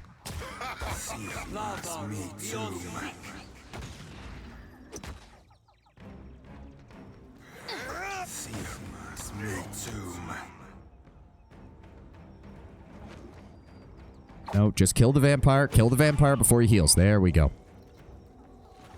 Ah. There we go. Handled. I'll see what No trap in this one, right? No trap in this one, right? Thank you. Okay, what does he have? We have a Spider Silk Robe. Legendary damage type 10 versus slash. Immune to all dexterity afflictions. Ahem. During his long custodianship of the Splintered Reef, Menzago maintained a near constant field of magic to control the undead under his command. It was an endless task. A living being would have gone mad from the mental drudgery. As a vampire, however, Menzago required only the most minor of diversions to retain what remained of his sanity. The Poison Build Robe. Oh, interesting. He set aside a tiny portion of his mind and reached out to the innumerable vermin of the reef. He found kindred spirits and many spiders skittering about his prison. They were like him, endlessly weaving and maintaining their own tiny kingdoms. And like him, they had a lovely work ethic. As he put them to work himself, using a small fraction of his power, he induced the spiders to weave for him something pretty. Menzago took great pleasure in how they danced like puppets on gossamer strings, and eventually the spiders produced for him a bolt of beautiful, durable silk. Menzago would use it to create this robe. Dripping Fangs. Once per encounter, 10 raw damage per 3 seconds for 12 seconds. Bite inflicts raw poison damage over time. Okay. Spider Blooded is immunity to poison. Poison Master is +2 to all poison power levels. And Silk Spinner grants you Binding Web. Not bad. We also have Menzago's Grimoire. A combination of debuffs, raw damage, cold damage, and the like. Alright. As well as Amaliora. Legendary, Bend the Will. Shake an attack on a Kith or Wilder target on scoring a crit. Nice, it's both Kith and Wilder. +10 accuracy against vessels. The vampire Menzago acquired the scepter long before his time in Splintered Reef. Even in his Kith days, he was an accomplished magicianal practitioner, and the implement served to bolster his considerable powers. Those powers, however, were not enough to save him from the Death Guard Lucia Rivan. In fact, his mastery of the magic of the mind largely decided his fate. Oh, upon turning the wizard into his vampire form, Rivan tasked him as the custodian of her undead charges. So yes. So, okay. So she was already a Death Knight. He wasn't part of her original crew. He got picked up by her later. Ah. A vigil he was well suited for. He kept the scepter in his possession, but its wondrous magic, much like Menzago's soul, had been hardened towards a dark, single-minded purpose. It now serves only to dominate and control both the living and the dead. Death Guard Custodian, suddenly 40k. Claim the Husk. Dominates a vessel for 15 seconds. Once per rest. That already makes it worse. Inevitable Decay, 20% additional damage to vessels. Nice. Frighten attack on Kith or Wilder target upon scoring a hit. That's good. Frightened also does the, what, -3 power levels, right? Yeah. Oh, no. Shaken also has -3 power levels. Oh, it makes it so they can't use spells or abilities. To be... You know, it occurred to me, that doesn't really help, then. if they lose power levels, they can't. Their powers and abilities are lower strength and accuracy, but they can't use hostile spells while frightened. So what's the point of having the minus power levels? Because they're not going to be able to cast them anyways. And claim the will gains a dominate on Kith or Wilder for 15 seconds. All right. Captain, aye aye. All right. Is there, that leads back down. That has nothing here. So now we get to find out what we do with this. The sphere floats before you, bobbing under the force of its own magical power. Its ruby surface is as sleek and smooth as glass, lit from within from a powerful arcane aura. You can feel that energy press against its confines. Shattering the orb would free it, though what effect that might have, you are not certain.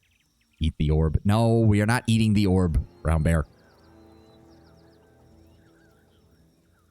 As funny as it would be if you could suddenly just transform your character into a vampire here by doing that. That would be kind of hilarious. Destroy the orb. You strike the glass with your blade, cracks appearing on the surface, spreading with a discordant crackle. All at once, the orb shatters, and the energy it held bursts outward in a radiant flare of light. It's going to be like waking, but the nightmare goes on.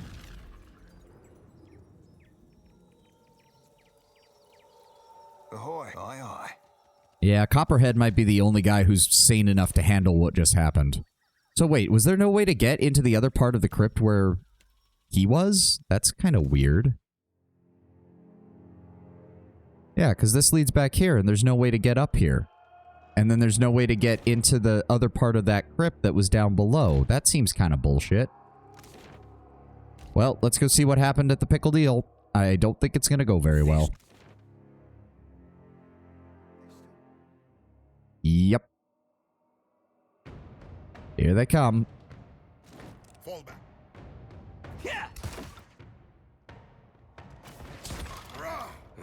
Let him bunch up. Let him bunch up. Oh, these are weak ones. Okay. I don't think I can pull that off. Oh dear, that's a lot. Let him bunch up. If we need to, Jody can cast her spell. Now would be a good time to cast the spell, Jody.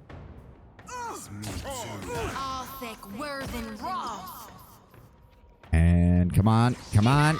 There we go.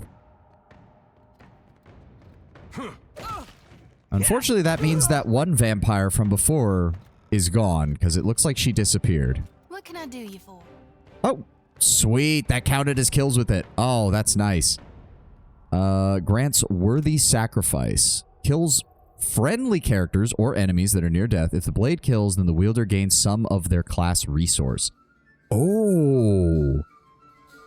So wait, that restores spells on a priest. Oh, that's nice. The knife falls. It is finished. They have risen, birthed into being by our worthy sacrifices.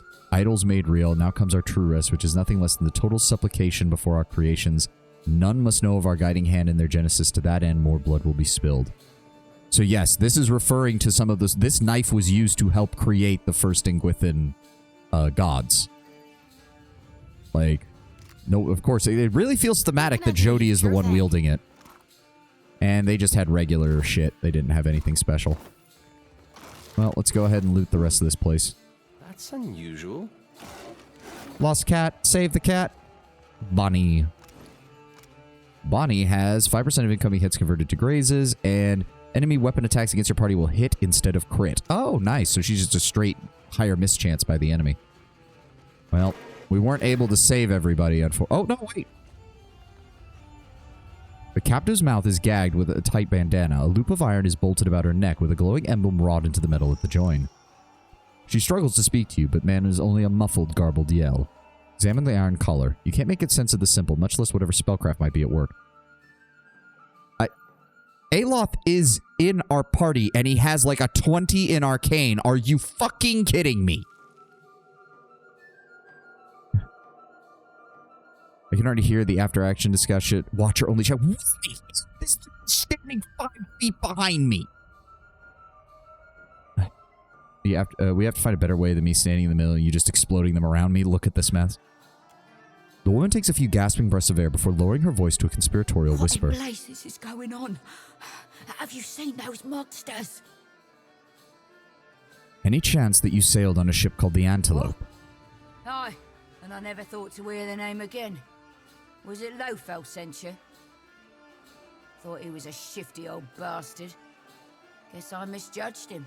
We were sailing under Lofel, captain of the Antelope, and making good time. A clear sky and a good wind until, out of nowhere, this fog bank rolled in. Then, a great hulk came gliding through the water towards us. Nearly stove us there and then. The floating hangman. I got hit so hard it surprised me to wake up again. But the next thing I knew, those things were carting me and Kasungo down the road. Daimo here started hollering, and they all but cracked his skull in two. I have to get him back to Fort Deadlight. About that. You've gotten past them. Help us do the same. Captain Lofel never mentioned you were Principi. Aye? And is that good or ill, do you suppose? You can't mean to let them eat us. No, that's fair. I won't let them eat you. We don't deserve that. Get us loose, and every Principi in Fort Deadlight will hear what you have done for us. About Fort Deadlight. About Fort Deadlight. Oh no, those were just cannonballs up there. We don't need to grab those. No. We will help them. I'm worried about the fucking iron that's on their neck, because I have a feeling that's... right. They are Principi. Yeah, but nobody deserves to have to die here. If I encounter them again, they can die, but right now, no. Mercy wins out here. Stay here, I'll clear a path. Only try and be spry about. Get us loose, and every... Yeah, you've already... I thought we... Didn't I just... What? The tied up without my have the one... Yes, but there's no one else in here. What do you mean, cut a path? There's nobody else in here. Are we good or not? Be careful. Our gratitude, there we stranger. Go. Though Yeah. Mayhaps we'll follow your ship a while. Wouldn't do to get caught again. Alright. Oh, okay, that hole in the hull. Okay. I guess now we check to see if Copperhead is alive. And you'll never see them again. While you contemplate on when to apply your mercy, I must visit the store. Wait, is he just gone to... Oh, no, wait, there he is. What do you need? You did it! Look! Holding his helmet in one hand, Copperhead reaches up to wrap the side of his head with the other. I heard some strange noises. Took some time to work up the nerve, but I took the helmet off and I've kept me wits. I killed Manzago and shattered the orb. His spell is broken. You can't know what this means. I had a long time to get my head right. Figure out what I was. Make peace with that. Maybe it'd be different if everyone else had the same chance. Not sure what I'll do now. At least I know for sure I ain't mad. He looks down at his helmet. I don't need this thing anymore. Oh. Maybe it'll be some use to you.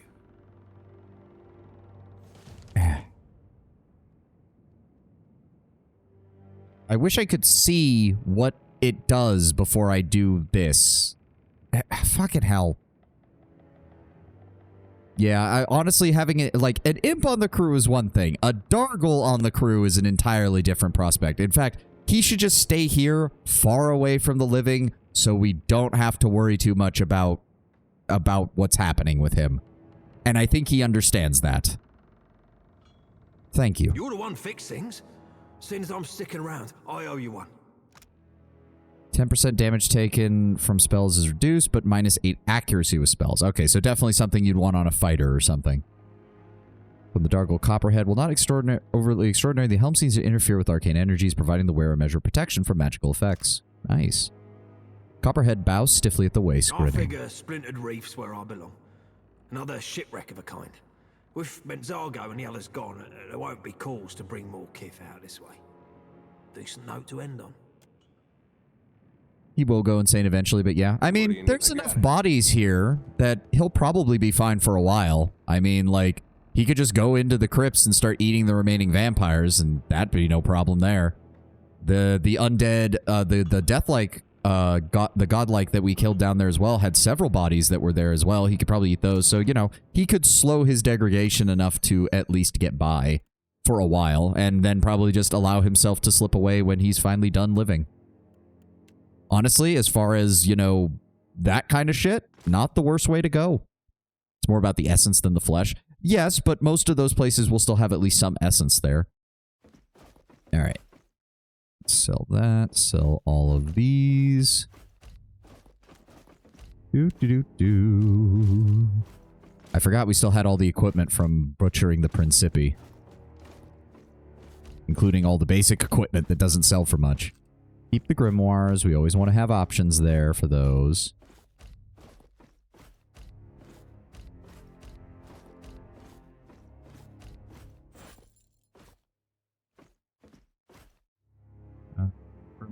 Grimoires, torches, okie dokie.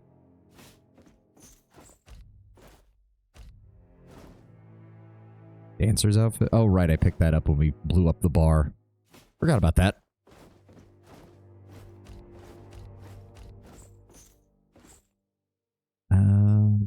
That's Seraphine's jacket, that's her jacket. We don't need those, we don't need those. We don't need those.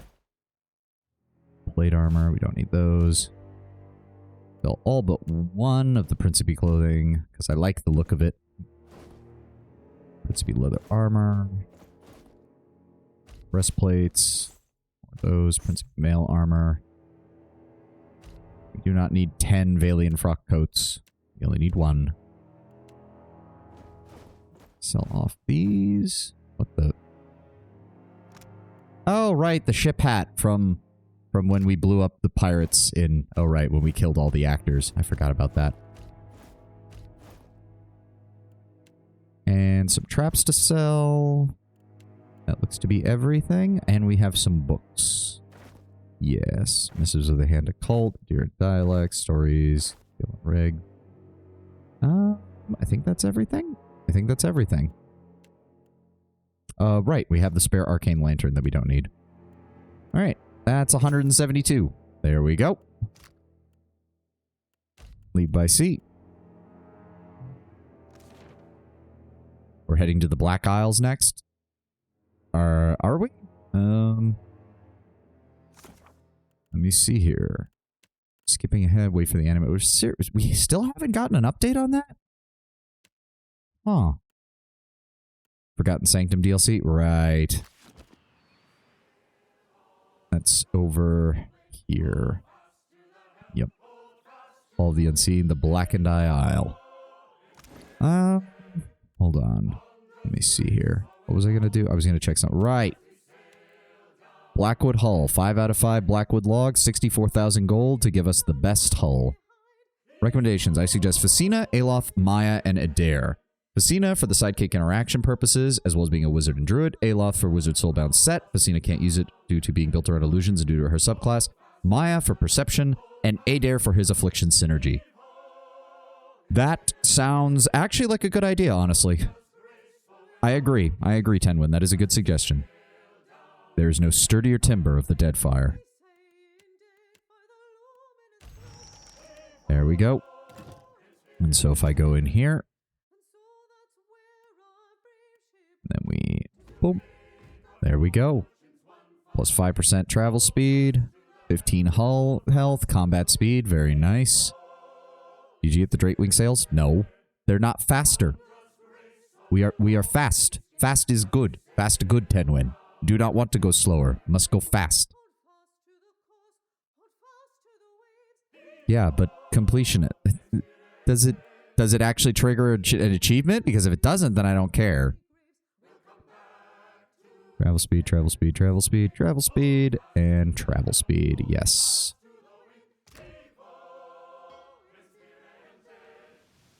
It ticks on the quest, but nothing else. Oh, you need the, Well, what am I going to ship indestructible? Its strength will help you survive the storms around Andra's mortar. Alright, fine. Hold on, hold on. I will go back and buy it. Fine, Tenwin.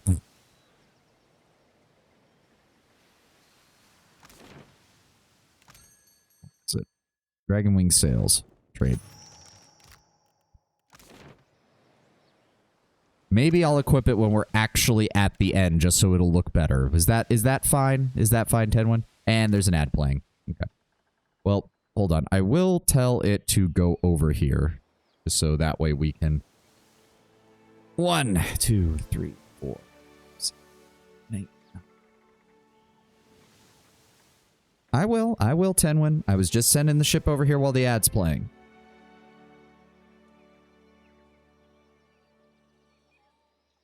There we go. switch.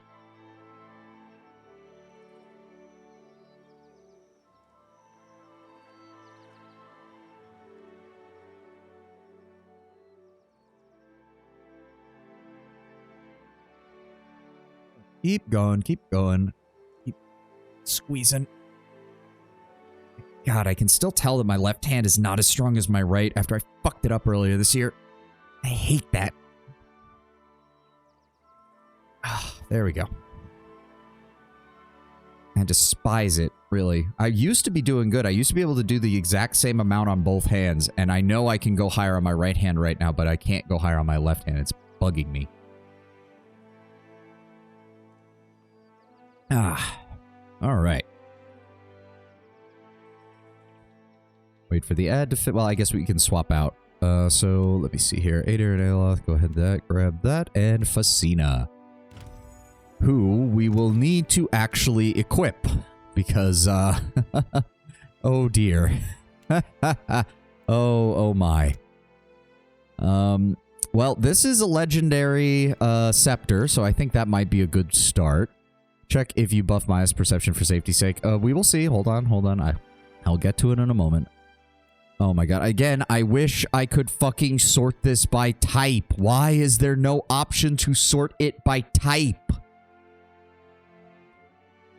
Oh, that's aggravating as all hell.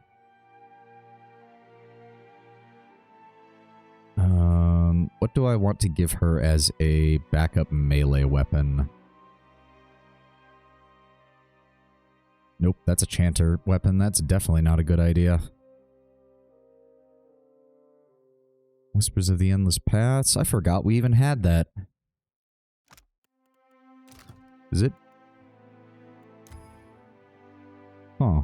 Minus 2% recovery time upon scoring a hit. Plus 4 deflection against melee weapons. Counterattack enemy when missed in melee. Inflicts daze on target.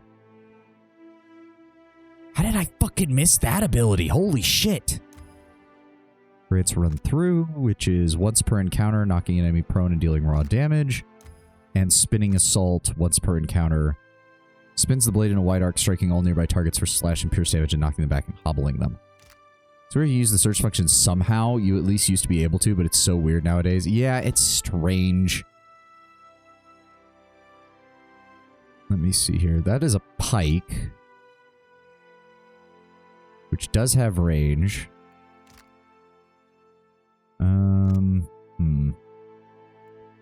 Hold on, she is a druid wizard, right? That was her whole thing. She's a druid wizard.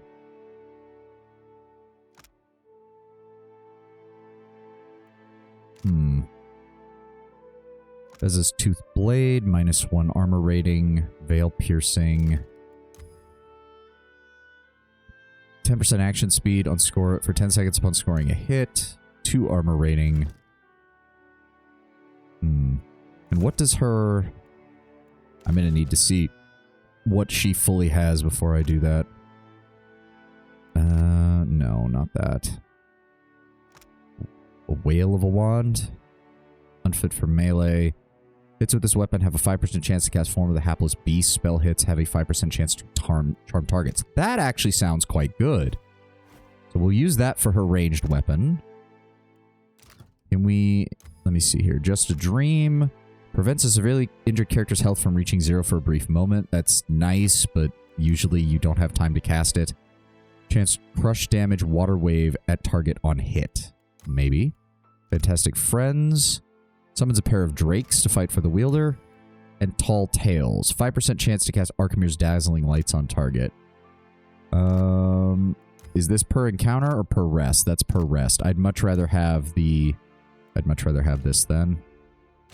I recommend giving her a support focus as you lack a priest in this party setup. That is a good idea. Having the additional chances to cast additional items is probably best. It already is superb. I'm not gonna spend 30,000 to make it legendary. Fuck that. What do I want to give her as a backup melee in case enemies get close? No, Void Wheel's too much damage for her. Deals Best of Crusher Slash, increases melee engagement. No, not a good idea. 15% damage is burn. Graze is converted to hits. -1 crush armor. That might be useful. Crush damage is always nice to have as a backup because it's usually the least resisted of the lot. +2 corrosion damage on hit. Not the worst. Magrin's favor. +2 to all firepower levels. Not really what I'm looking for with her. Mundane shell. I do think a single-handed weapon plus that would actually be best. So, do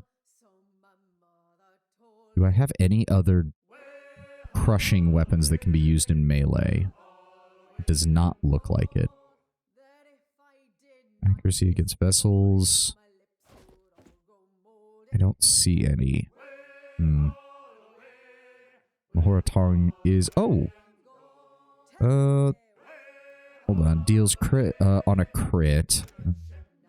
Gaff pulls... No, I don't want that. I don't want her pulling anything. Hunter's Slug of Obedience. 10% chance to apply Frightened for 8 seconds on scoring a hit and converts grazes to hits. So that's actually... Actually, I like that one. Yeah, we're going to use that as our melee weapon, and we're going to pair it with the heavy shield so that she can hopefully... If she has to, she can use that to defend herself. +2 penetration against targets affected by Mind Affliction. 10% chance to apply Terrified. And we still don't have any troll skin. Fuck you, game. I will go ahead and make it exceptional so she has a slightly higher accuracy with it. Bronze Core is a defense against acid. Non-conductive is defense against electricity. 15% resistance to punishment and condemnation. 25% resistant to evocation, conjuration, illusion. I want that. Arcade suppression. And electricity usually shows up pretty commonly, so we will go ahead and make it non-conductive. Now, as for her gear...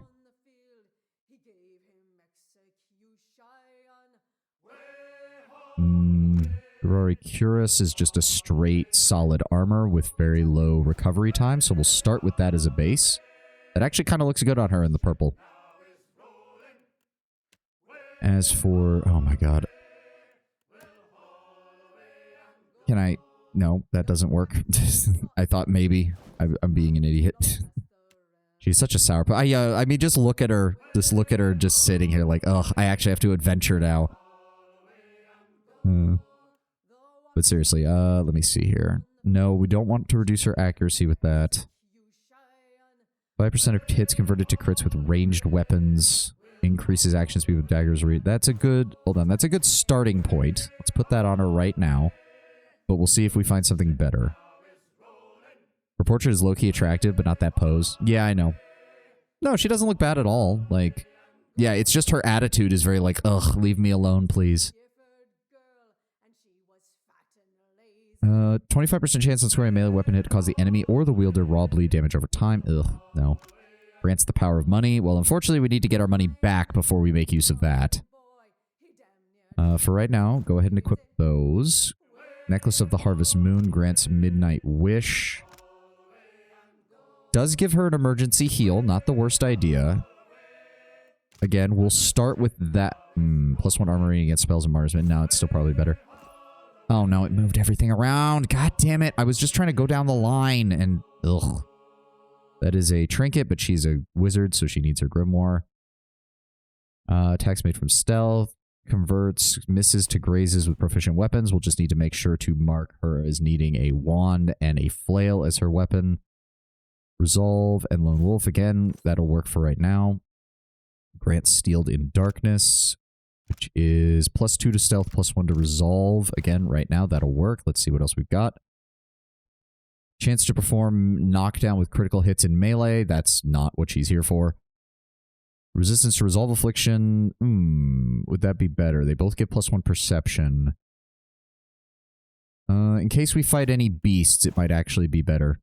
Oh, okay, that's intimidating as fuck.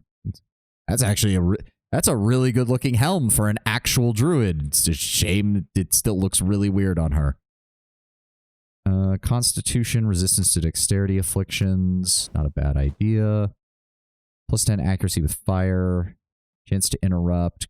To cast interrupting when critically hit melee. If she's getting critically hit melee, we already know as a wizard she's going to die, so there's no point even thinking about putting that on her. That is a neck item. No. Immortal Will, no. Shock armor rating, no. Ability active when wearer becomes bloodied. Ooh, +1 to all illusion power level. Oh, wait, she can't use illusion. You mentioned that, Tenwin, so there's no point in that. +2 to Constitution, Resistance to Dexterity, or +2 to Constitution, incoming crits are converted. Actually, that's really good. That's actually better than that one.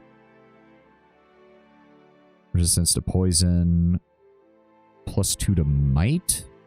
It's not really going to be... Well, we'll see.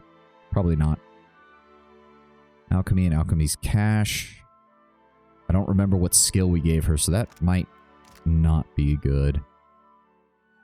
Grants the Magnificent Escape. That, and that's once per encounter. Actually, that's probably good. A wizard who can run the fuck away. For a druid with a bunch of AoE, it might not be bad, as target stuff aren't as big of a deal. Target stuff, not as big as a deal. Wait, which one are we talking about? Which item are we talking about, Tenwin? Like, I don't... We're kind of going through all of these, so... The gauntlets. No, you're right. That's actually probably a good idea. Well, do remember, she's a druid, yes, but she doesn't have Takehu's ability to drop spells on top of us without damaging us, is the problem. 10% chance to reflect against spells. Not the worst. That's worthless on her. Cauldron Shard. Chance to be converted. Grants Poison Purge. Let's do Stealth. Grants Bloodfire. What does that even do? Wearer converts burn damage to health while they carry one or more injuries. Oh, okay. Apothecary, no. No. Breath of Flames, no. Suppress Affliction. Minor Protection, just to put that on there. Okay, put them over here then so that it doesn't move everything and I can keep track of where we were. Max Discipline grants life through death. That's a trinket, which we can't. Bolt Catchers. Ooh, 20% chance. No, but that's a hand. +2 to Athletics, no. +3 to Accuracy, no. No. Melee weapons, attacks from stealth, raw damage, grants toxic coils, no. 1 health restored per 6 seconds, no. I think that's all that we can really use on her then. Let's go ahead and turn the helmet off because it looks stupid. Make sure to switch her back to that. And then we need to level her up here in a moment. I also need to see... Because what... Let me see. Go ahead and put... He's got the Eye of Rimmergand. He's got a Grimoire. I've got Lost in Time, which is... Yeah. That's not as good as I'm hoping. Where's the other trinkets? What exactly does he do? Attacks heal the wielder if they are nearby, become more powerful as he's empowered by the souls of the Crucible. So we're going to try using that for a little bit. I can't give that to Aloth, which is a shame. Guess we could give that to Maya. I don't think any of the other trinkets I have on hand right now really work for what I'm trying to do. Well, life through death. That would be good, except Maya doesn't want to be close, but it's still probably... Stride, invisible, untargetable, stunned. The enemy is locked in place, making them untargetable, granting the user a large bonus to recovery stride. Actually, no. That works out great for her. Yeah, that one doesn't really work very well in Widewind Sundial. It's nice debuff, but it requires being in melee, and none of my remaining people want to be in melee when we do that, so... Does Maya have any perception buffing items? Her perception is already at 17, so she shouldn't need it, but... I don't know. Not that I can see. We already gave her Return Fire, and the only other choice here is to upgrade it to Legendary. She's still working on this, which requires her to apply Dexterity Afflictions. Luckily, she does have access to a hunting ability that allows her to do that pretty easily. And her backup weapon is the Saruchar, which is just a straightforward crush damage. You want to bet on that? I will... Dude, I'm trying here, okay? I'm really trying. Go ahead and exit out of that. And to be fair, the only thing I could give her would be this, which is okay, I guess, but 5 ranged accuracy and minus 10% reload time is really fucking good for her. How about this? I'm going to put it in her inventory, and if we need to switch to it, I will. Fair. She'll need to get good perception food buffs. We'll do that before we head in. Also, Aloth, we gotta give you a pair of boots. What would actually work with you? Leap is not a good idea. No. Stride and Resolve looks good. Yeah, don't see anything else that we could really give him that would help. Maybe I can just search by feet? Oh, thank God. Yes, that works. So we can give him Fortitude and Reduced Dexterity Afflictions, additional Stride and Resolve, or +2 to Self. The Stride and Resolve is probably the best choice. Alright, everybody good? Everybody's looking good. Adair, how much further do you have to go on here? Oh, good. 64% done with that. And 42% done with that. Receive afflictions and receive afflictions. Wow, they're both the same. Okay. Okay. Wouldn't leap be great to jump out of combat? Maybe? Can you do that, or do you have to target an enemy when you do it? Because if that's the case, that's a different...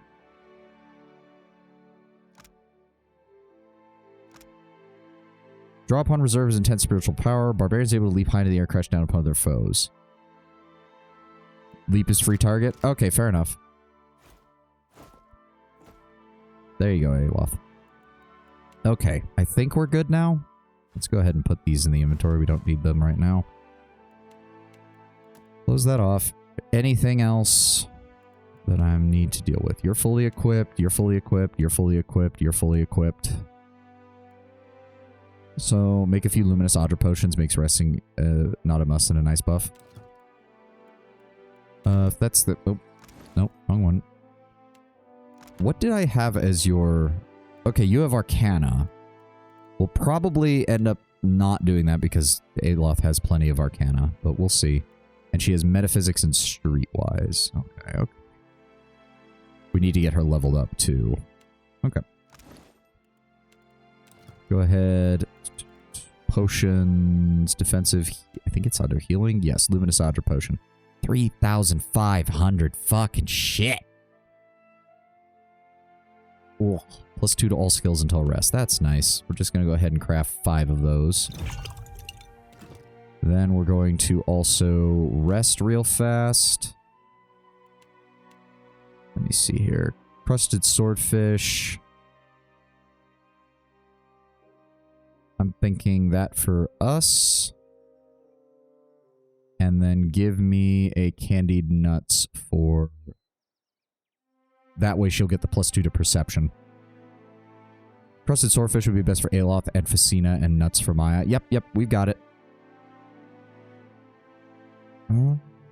Compati, Mariner's Porridge, Hearty Breakfast, Fried Ugly, will... No, not rum.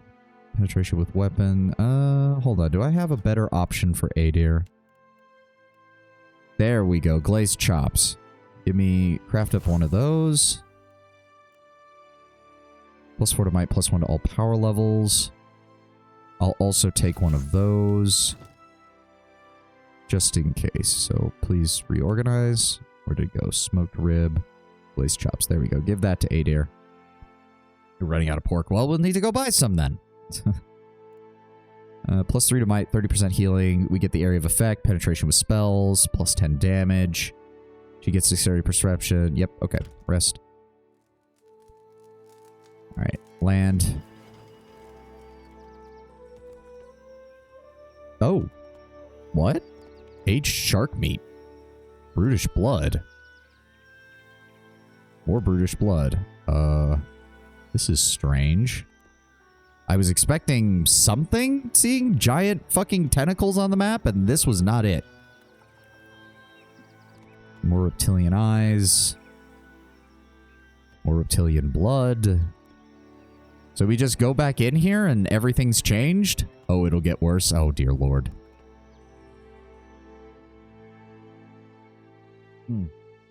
The doors swing open at your approach, almost as if they anticipated your return. Oh, please tell me I don't have to do the whole fucking puzzle again. He was chewing through Cad Newer's foundation long before. Okay, since she's got a nice spread of skills, I think we'll go with alchemy on her in case we need to make more potions. You need to look into her grimoire. I need to see what spells she already knows, Tenwin. That's what I need to focus on. And we'll just boost her metaphysics. Okay, what does she know? So she has Wolf Spirit Shift for 15 seconds. She is an animist. The most common druids in Aora, seeing life in all facets of the world. Animists draw power from the complex web. They learn Sunbeam, Moonlight. Okay. So, Sunbeam is an AoE that deals fire damage and blinds. Moon's Light is health restoration. Returning Storm deals foe damage. She can conjure up blights. She has Consulhat's Parasitic Staff. She has Necrotic Lance. Binding Web. I have a feeling she's going to be way more dependent on her grimoire because we're not going to have nearly as many spell options because we've got 2 different fucking spell schools to look out. Conjures a familiar for 60 seconds. But are not particularly effective. It said they summon, they will provide the wizard with a passive effect that persists as long as the familiar is present. Okay. I wish it would tell me. Increase power level with conjuration spells, but loses access to evocation and illusion. Increase recovery time for wizard spells not of the conjuration school. Okay, well, first things first, we're grabbing spell shaping because that's always useful. Then we're going to keep increasing her alchemy right now and keep... Okay, Adair has us covered on Streetwise, so I'm not really too worried about that. We should be good on metaphysics. What do I want? Is there anything else I really need right now while we're going to be in here? You know what? We're going to grab some additional religion. History. Aloth already has an 11 in that, so he's already got that covered. Choose an ability for one class. Okay. Water and elements, ground and plant, frost and fire, elements and water. No conjuration spells here, but having Moonveil as a backup heal is probably a good idea. Yep. Let's make sure she can use all of those, so we don't have to worry about that. Let's go ahead and keep increasing her alchemy, keep increasing her religion score. Choose an ability for both classes. Okay. Fast casting is pretty much essential. And she can't use any of those. Transmutation Frost, Transmutation. Poison Conjuration, but she already has access to it through her book. Conjuration, Conjuration. Summon Kitzel's Spirit Lance, which unfortunately... I don't know if that's very good. Note, she can't use Fireball. Conjuration is such a bad subclass in this game, I swear. Well, you told me to bring her, and I'm trying to do so. We'll just go with Rapid Casting for right now. We'll choose some more spells after we get this. Because we've got, Lord knows we've got plenty of fucking choices right now. Just keep boosting the alchemy. Not metaphysics. What was I? Religion, right. Just in case we need that. Okay, so... okay, Relentless Storm is pretty much vital. Because of druid spells, that's hard to beat as far as the ability to just stun a bunch of enemies all at once. Keep boosting her religion, keep boosting her alchemy. Okay. What do we want? Transmutation, transmutation, enchanting. See, a lot of the conjuration spells she already has through her book. Firebug is great too, from what I recall. Yeah, we might grab that. She has a lot. Transmutation, transmutation, Consulhat spell, transmutation, transmutation, transmutation, chanting, conjuration, veil. Ugh. Chanting, enchanting, enchanting, enchanting. Okay, again, she has access to that through her book, though. Is a melee wizard subclass. Oh, great. That's just great. Does reduce their accuracy, does deal freeze damage. Well, if that's the case, I guess we might as well grab this. We'll grab Kitzel's Spirit Lance to give her something that she can use. Keep boosting that. Keep boosting that. Choose an ability for both classes. Decay, element. The worst part is that Conjuration does not overlap with anything that the Druid has. Like, there is no Conjuration spell I'm seeing at all in the Druid skill, like in the Druid stuff. There's no overlap at all. Insect Swarm, I mean, raw damage is always solid. Accuracy versus Fortitude, though, and Fortitude is one of the most commonly resisted fucking things in the game. Purge Toxins, no.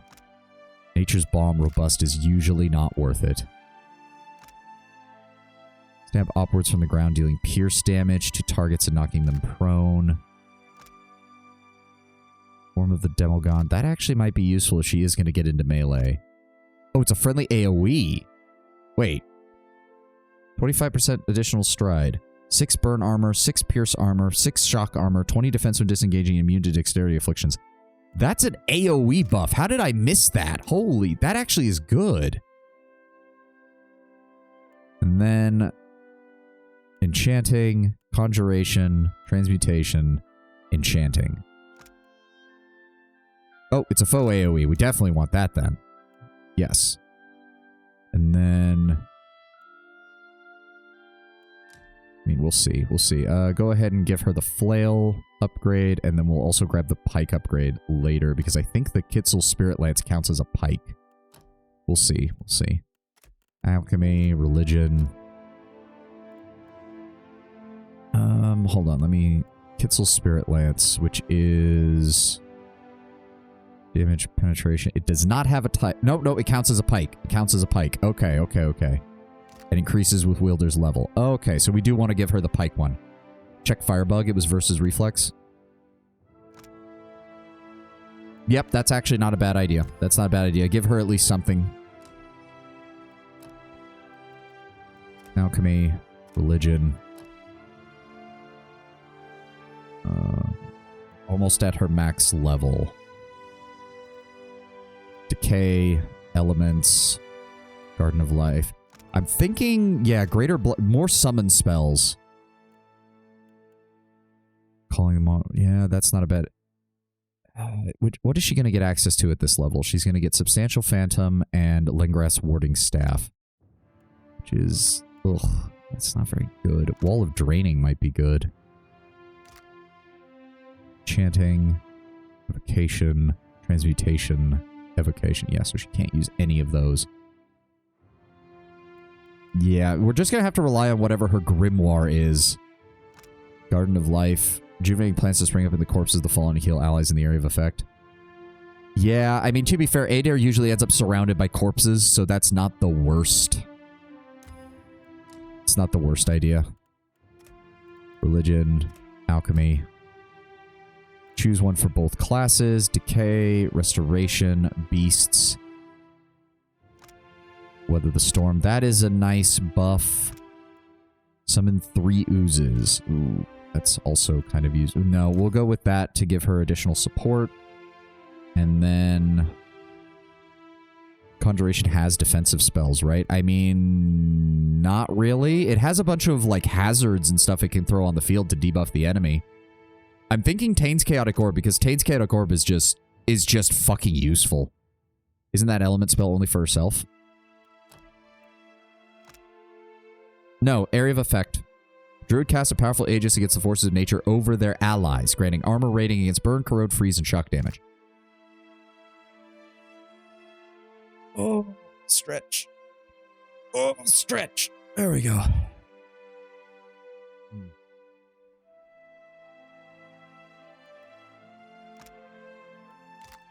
Versus Fortitude, versus Reflex. Yeah, we definitely might take the Reflex one after that. Summons Jagged Rocks to stab upward from the ground, dealing pierce damage to targets and knocking them prone.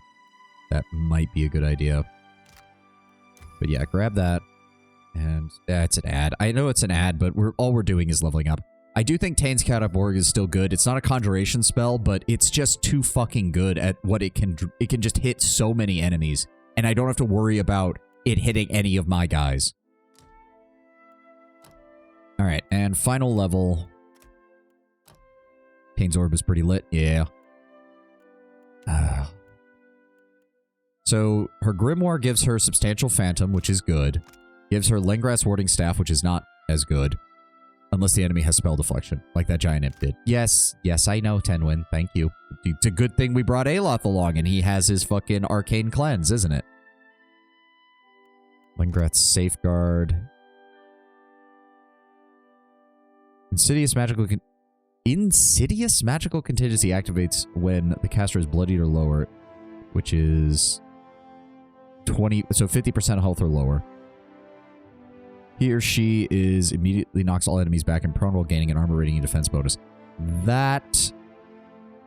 Oh, no, wait. So it only affects the caster, but the AoE is 2.5. Okay, that's not as good as I was hoping. Ugh.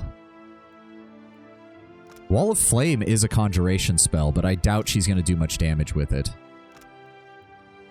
Minor Arcane Reflection. And actually up for a total of 15 spell levels. And I don't think... Torrent of Flame. Call to Slumber. Interrupt Asleep. Yeah. Falling prone until the effect ends or they receive damage. Call to Slumber cannot affect vessels. Does Wall of Flame still have an interrupt? Because it was all about interrupt in PoE 1. Nope, it's just burn damage. Although I think all damage has a chance to cause an interrupt. It's just, it's based on the amount, and it has 0 penetration, which means anyone with any armor at all is going to resist the full effect. Stone Spike spell, I'm thinking that's a good idea. Just to give us more reflex options. Plus, she can control the size of it, so we shouldn't have to worry about friendly fire. Let's go ahead and grab the pike. There we go. Youth has finished the job. I trust you. Something you need? Anything you need to talk about? Nope. All right. So if that's the case, I'm going to switch her to that. She's got 10 armor rating. Maya has 8 armor rating. Aloth has 13 armor rating. He actually has more armor than fucking Adair, and the enemy still fucking destroys his armor. Fuck me. I have the lowest armor rating right now. I don't have any amber. I could use this. Fuck it. Yeah, let's do that. I'm just going to upgrade mine to max. Miscreant's Leathers is now there. Chest guard is minus 10% crit damage taken or minus 10 damage from disengagement and flanking. Crits are always pretty fucking brutal with this. And plus, I have a paralysis ability, so it's usually not hard for me to get it away from a disengagement. I'm going to go ahead and enchant that. Thank you. All right. Hey, I got it. Did you need to talk to me about anything? What is it, Casita? Nope. All right. Okay, so can we just go into the middle without having to worry about this? All right, good. Oh, it also occurred to me. No. Open it up. No. Adair up here. Oh dear. Well, Aloth does have some defense, so hopefully that will work. Well, I guess Maya is supposed to be closer to the front. I'll swap them around. I don't know. This is probably going to go horribly. When you play a rogue, disengagement attacks, I've never heard about such a thing. Teleports. Yep. No. Game? What are you... Why did everybody stop? There we go. Okay, yes. All the doors are open. God, I forgot how confusing this place... his grimoire like a clumsy initiate. Do I... What? Oh. Oh. Oh, dear. Oh, that's not a good sign. Unexpected arrival in a dangerous place. Oh. How curious. Hi, Lengrath. So, we're still cool, right? Right? It's been a while, has it not? You recognize the striking figure before you as the Archmage Lengrath. Good to see you again. Her bright eyes narrow. She leans forward, examining you more closely than she had before. You've passed into the realm of death and returned since we last spoke. Or so I've heard. Intriguing. I'm searching for a delinquent member of our order, Maura. We've not heard from her for some time and received rather cryptic word that she'd come here. Maura's the tentacle mage, isn't she? Then, of course, there was the cataclysm that rent this island in twain. Knowing Maura, I don't doubt the two are related. Maura is the tentacle archmage, correct, Lengrath? A wizard, and a member of the Circle of Archmagi. Lengrath gives you a pained expression. Wonder who shows up here if you rip out Lengrath's entrails in the first game. Well, given that Lengrath can transfer her consciousness, apparently, it's going to be Lengrath, and she's probably going to be really pissed off that she's having to be here with you. She specializes in magic involving tentacles. It's a niche field. He grimaces. Wait, do you hear that? Maura, is that you? She cocks her head to the side, listening intently. A deep rumbling erupts from somewhere far below you. They transfer her knowledge, not her consciousness. Ah, fair enough.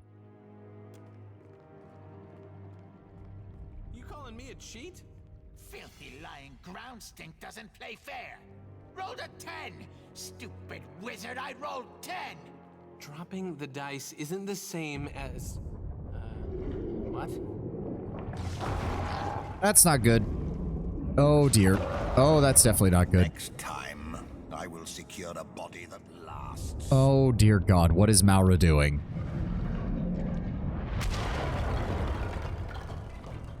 Okay, so these are not fun time tentacles. These are monstrous eldritch abomination tentacles.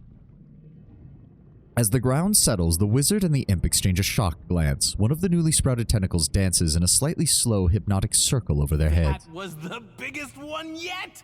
Look at us standing on the fault line of sanity! Hello up there! The wizard waves up at the tentacle before turning his attention to you. Oh, so this is Tane. He's the chaotic wizard with all of the fucking debuffs and insane spells. It's like playing Corruption of Champion. The fact that Tenwen bonked you, Lord Bramber, means he knows what Corruption of Champions is. That's the funniest part to me. Didn't see it come in. Welcome to the Halls Obscured. My friend and I were just passing the time of the game and enjoying these little shake-ups. We not friends. Stupid wizard is a stupid cheat.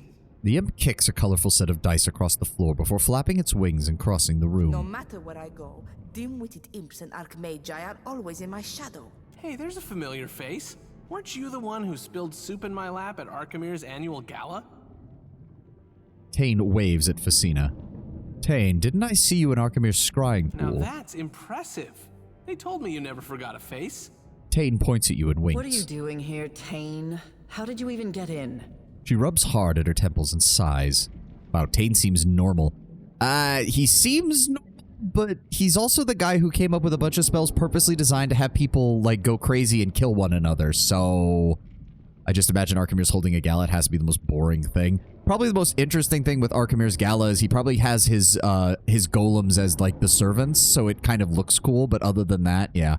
The kind of frat boy normal. Yeah, he's got that attitude of, I'm an archmage, fuck you all, I do what I want. Got in through a hole. That one, right through there. You must have walked straight past it when you were topside. Tane points to a collapsed wall and smiles pleasantly. Isn't this something? I came searching for Maura and got distracted. Don't you just love a good antechamber? Tane plants his hands on his hips and surveys the area, grinning all the while. Even if this one has a few embellishments. He gestures at a patch of writhing flesh stretching across the ceiling. Just what is this place? I asked myself the same question when I got here. Tentacles, eyeballs, labyrinth? It could be anything. It's related to whale. I mean, can we at least come to that conclusion? Please tell me you're not thinking it's something else. I'd still be dumbfounded if I hadn't learned it all from Maura's own words. Here, she left this behind. I don't think she expected anyone to follow. Casual reminder that most of these archmagi is on average more dangerous than the dragon. Yeah, we're gonna have to deal with that. Despite a pervasive dampness, the pages of this notebook separate with ease. Written in Hawaiian script, the text describes a vast subterranean life form of fleshy tendrils and shuttered eyes. The strange sections refer to establishing a communion with the entity with the aim of conjuring forth arcana simulacra. Towards the end of the book, Maura writes, Whale, the 100 visions, the obscured, the eyeless face. I believe it you who rests within this darkness, that you once walked the world. Why do you survive yet? Why haven't you awoken? Can you be turned against the Dawnstar? Does he not threaten your mysteries? Will you not introduce him to his final dusk? Oh, fuck. Wodaka kept going on and on about, if only we had our physical form still. If only we had our physical form still. Did we just find where Whale hid their physical form? Oh, fuck.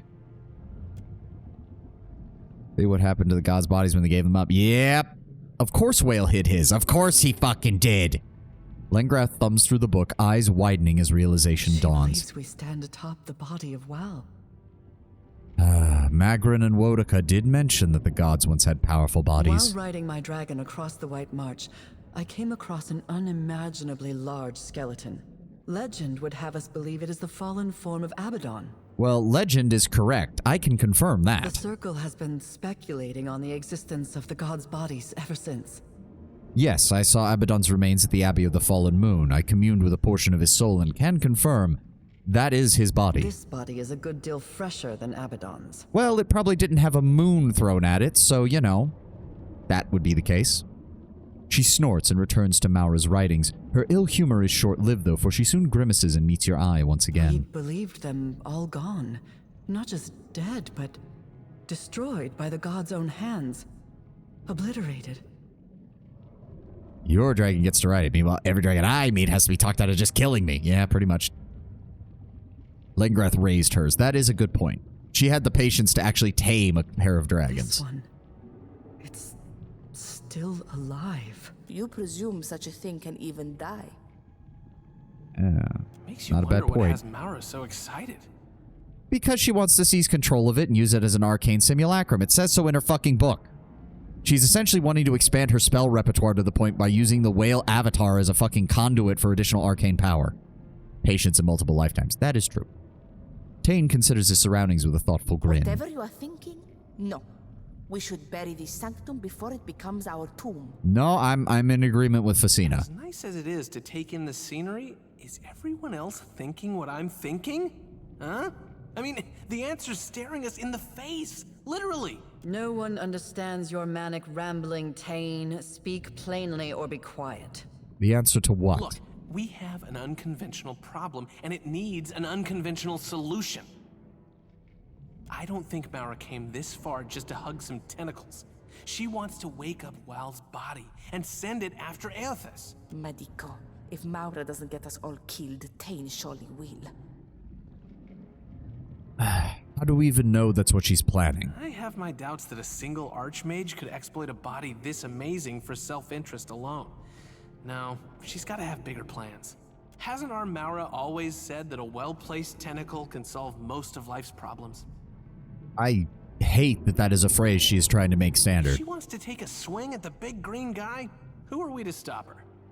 Because if she fails, then a portion of a god dies, and we don't know how that'll affect everything.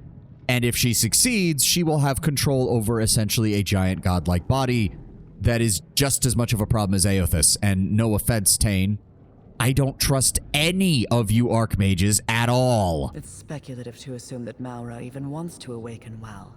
Doing so would involve meddling in matters far beyond her comprehension.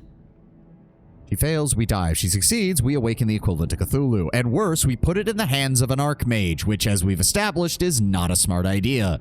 Lengrath is about the most agreeable of you folks, and I'd still hesitate to say that I fully trust her. It's just I definitely trust her more than the rest of you. She taps a finger against her lips, thinking. Or something she understands all too well. You don't know. Give her some credit, Len. You give her more than enough for the both of us, and far more than she deserves.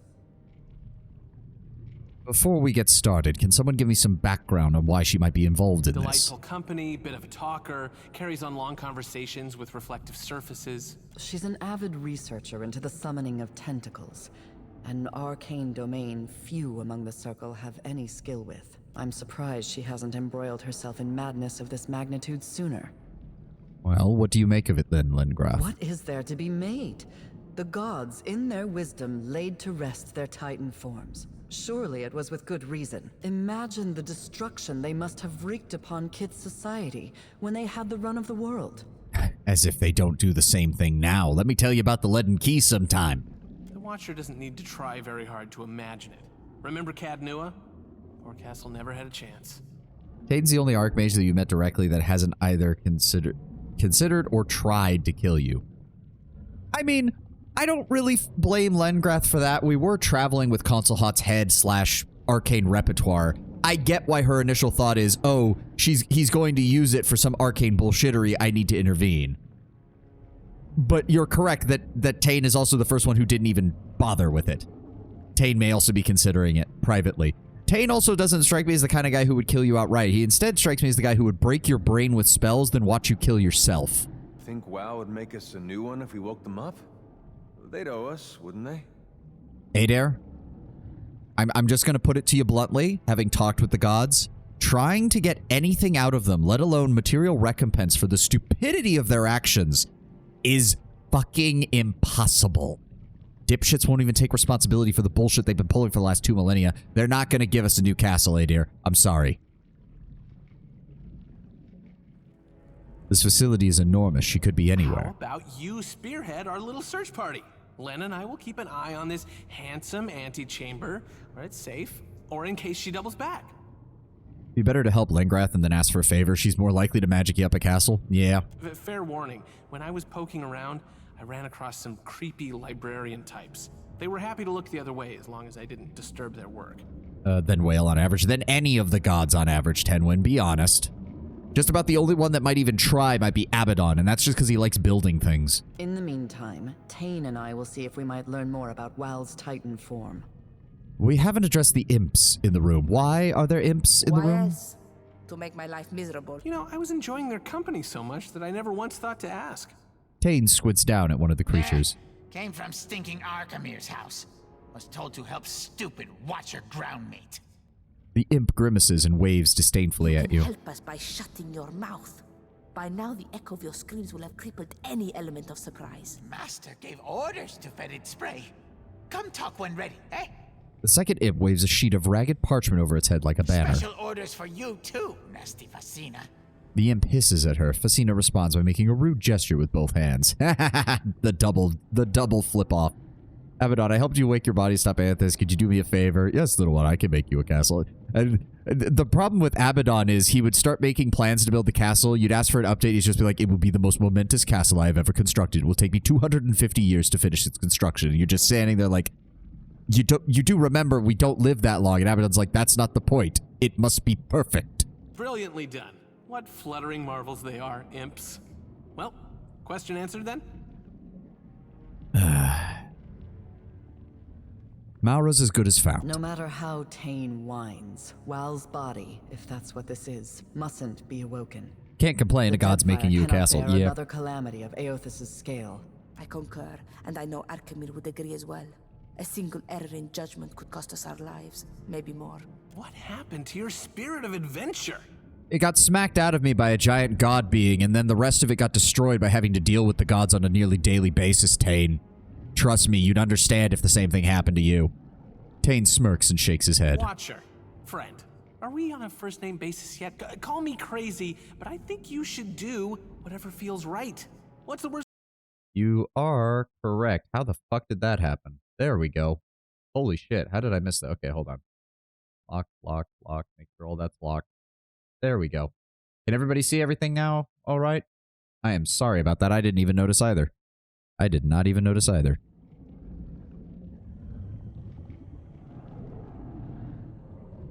And now, why is that? Now it's cutting off the bottom of the fucking chat. What the fuck?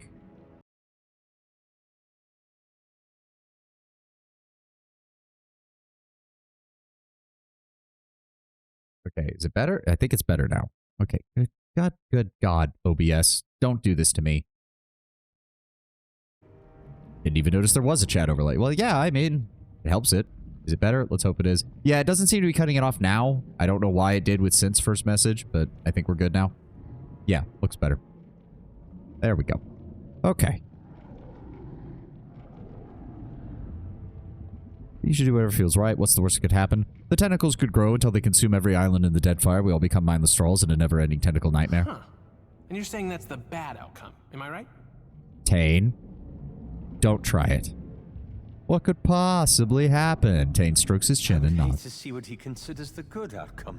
We can continue this debate later. Right now, our chief concern is locating Maura. Maura could have only gone 2 places. Up in the archives to the northeast, or down into the collections to the southwest. Okay. So those are the 2 zones. They're probably separated out. Yep, they both got There is a... What is Mal's that? journal suggests she went to the archives first, but that could always be a decoy. I did hear some unpleasant noises coming up from the collections. Tane hugs himself and shivers. Okay. If you'll begin a search of the wings, we'll scour this area for further information. She nods and turns away. Okay, game, I'm just gonna say it now. I swear to God, if we get to the end of this DLC and all the Archmages fuck off and leave me to fight whatever comes up there as the final boss by myself, I am going to be so pissed. We have the head of Console Hot. We have representatives of Archimere. We've got 2 fucking Archmages with a potential 3rd one in here. If they fuck off and leave me to fight the final boss all on my own, I am going to be infuriated. All right. Plumbing the hall is obscured. This is no small task. Facina squints and purses her lips in Tread thought. lightly, Casita. Nothing I saw in Archimere's employ suggests that we should hold the circle to its word. I assume the Circle wouldn't care if this didn't serve their interests somehow. You assume right. And all the while they will lie to you through their smiles. They will not miss an opportunity to use your power to further their ends, even if it kills you. Care to elaborate? Not so long ago, an Adiran village was discovered to be resting on a vein of silver. Conflict erupted between the townsfolk and prospectors who wanted to buy up the land. The Circle sent Kalakoth with some block-headed spell to extract the ore from the ground up. She succeeded in opening a sinkhole that swallowed the town. None of the villagers lingered to protest once their houses were gone. And now the Circle owns half of the jewelry shops in Edir. Does this sound like the work of an honest group? Thank you for the warning. But the Circle would be wise to underestimate me. Would be unwise to underestimate Be me. sure you are ready to back up your confidence with action. I mean, do you see the floating skull over there, Facina? That's the head of one of the Archmages. This is not the first time I've been traveling with him. Whatever the Archmage I want from the halls obscured, I hope you're prepared to put it back from their grasping hands. You think Archmages would involve themselves of a willing moron? I mean, Adventuring Watcher is ready to do so instead. No, but I am saying that if the final boss shows up and starts trying to destroy the world, that I would certainly hope the Archmages wouldn't just fuck off and leave me to deal with it when it's going to be coming for them next. Ask me anything, Casita. Yeah. Good. Anything from you? The imp is feverishly mixing powders and herbs into a mortar and pestle. It leers at you, showing off a row of pointed teeth and a long flickering tongue. Wizards tricked you into coming here too, eh? The imp shakes its head and chuckles mirthlessly. It's beginning to feel that way. Imps, no. Imps watch you running around fixing each other's ground stink problems. Wizards lie. Wizards are worse people. But drowsy puke fix everything, eh? Help you relax. Are you talking about drugs? Drowsy puke wants Kith to dream, eh? Rest giant weary head. Imp makes a soothing sound and pets the side of your head with a bony Smart claw. ground stink just let drowsy puke know when he wants rest, eh? The imp raises its claw to suppress a wet cackle. Why the fixation on drugs? You think Archimere gets to sleep without drugs? Actually, that's a good point. Drowsy Puke mashes herbs in the pestle even harder, shaking his Essence head. of white leaf, milled Gainsfeff seeds, powdered dragon bone for sweetness, eh? Taking a pinch of the mixture from the pestle, Drowsy Puff sniffs it, and at the end of his talon, nodding. You want some ripple sponge? Maybe you're not as dumb as you look. Drowsy Puke happily adds your gift to the mixture. Takes battering ram of herbs to knock out Archmage. Good thing Drowsy Puke is smart, imp. Casually powdering Dragonbow just for taste is madness. It's Archmage madness, though, let's be honest. I can't tell if you're helping Archimere or just feeding his drug addiction. Can do both. You seem to take a lot of personal satisfaction in this. Drowsy Puke enjoys job. Learns from job. One kith at a time. Numb you all to sleep. The imp draws its claw across its throat. I don't want to lose my resting bonus, so I don't want to accidentally cause this to go off. And because I think if we do that, it'll do a rest, and I don't want to lose my resting bonus right now. Thank you for the lesson. Farewell. Grab everybody, please. Thank you. The imp turns to you, let out a quick puff of vile spray from an orifice that abruptly snaps shut. Don't know your face, ground stink. You the one I'm supposed to find? The imp squints and looks you over. I'm the captain of the Dreadfire, Savani the Watcher. They let you sail boat? One of the imp's eyes bulges skeptically. Master told Fetid Spray to bring baubles to Sanctuary. Offer to stupid ground meat for coin. The imp gestures towards his wares. Here, from Master. Master's most glorious words. The imp reverently hands you a scrap of soiled parchment. Savani, I will keep this terse in case my imp should meet an unfortunate end and this missive is intercepted. By now, you'll have encountered other members of the Circle and laboriously scrutinized their motivations in breaching Whale's obscured sanctum. Allow me to add my rationale to theirs. My desire is a simple one. Tidiness. There is already one god blustering his way through the Deadfire. I have no desire to see him joined by another. If Fasina still lives, try and keep her alive. She has a modicum of potential and may yet aid you in Whale's unusual territory. Arkemir being surprisingly supportive. I think it's because he doesn't have to deal with it physically. I think Arkemir strikes me as the kind of guy who, as long as he doesn't have to be physically involved, is actually quite a bit better as far as, like, planning and organizing things and being willing to support stuff. This one for stinking Fasina. He's just so anti-people. He's just so misandric all the time to everyone. He hates everyone equally, like all men, all women, every living thing. As long as he doesn't have to deal with them, he doesn't care. And he's willing to be a little more supportive, a little more of that. But as soon as he has to interact with somebody in person, he fucking hates it.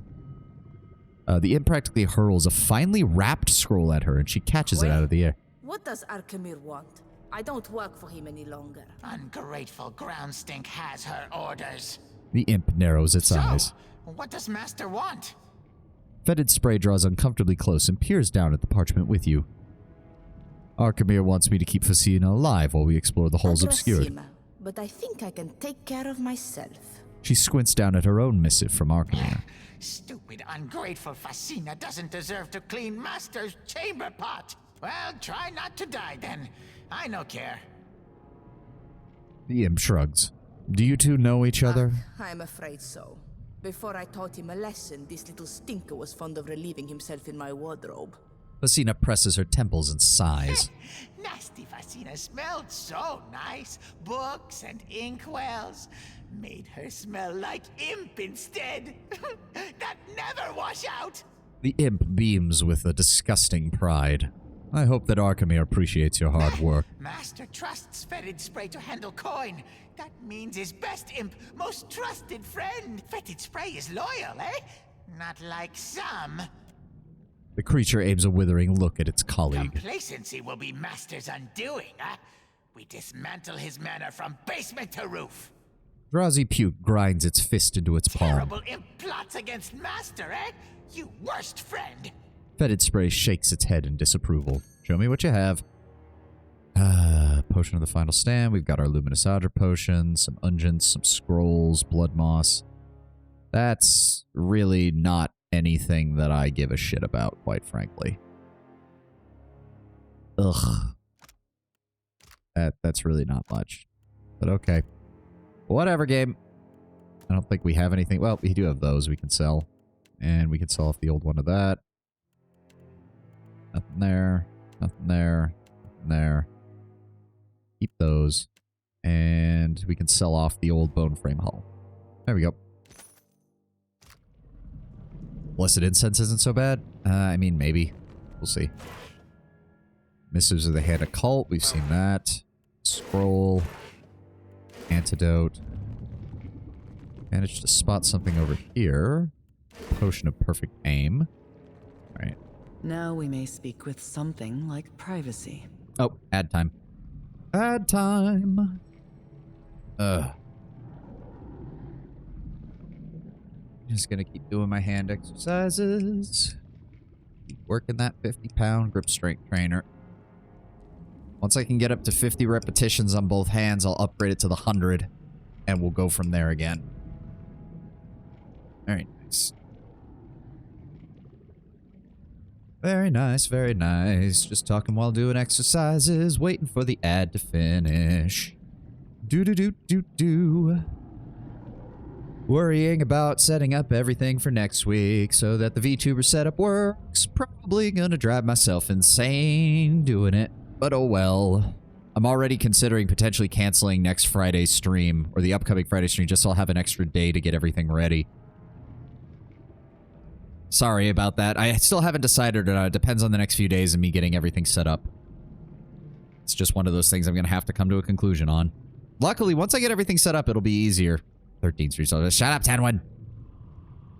I don't need another reminder. Thank you very much. Ugh.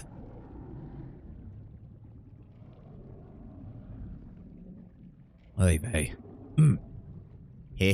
Yeah. Laugh it up. Laugh it up. Lengrath casts a hooded glance in the direction of Tane and shakes her Speak head. your mind. What do you know about this place? We know little about it.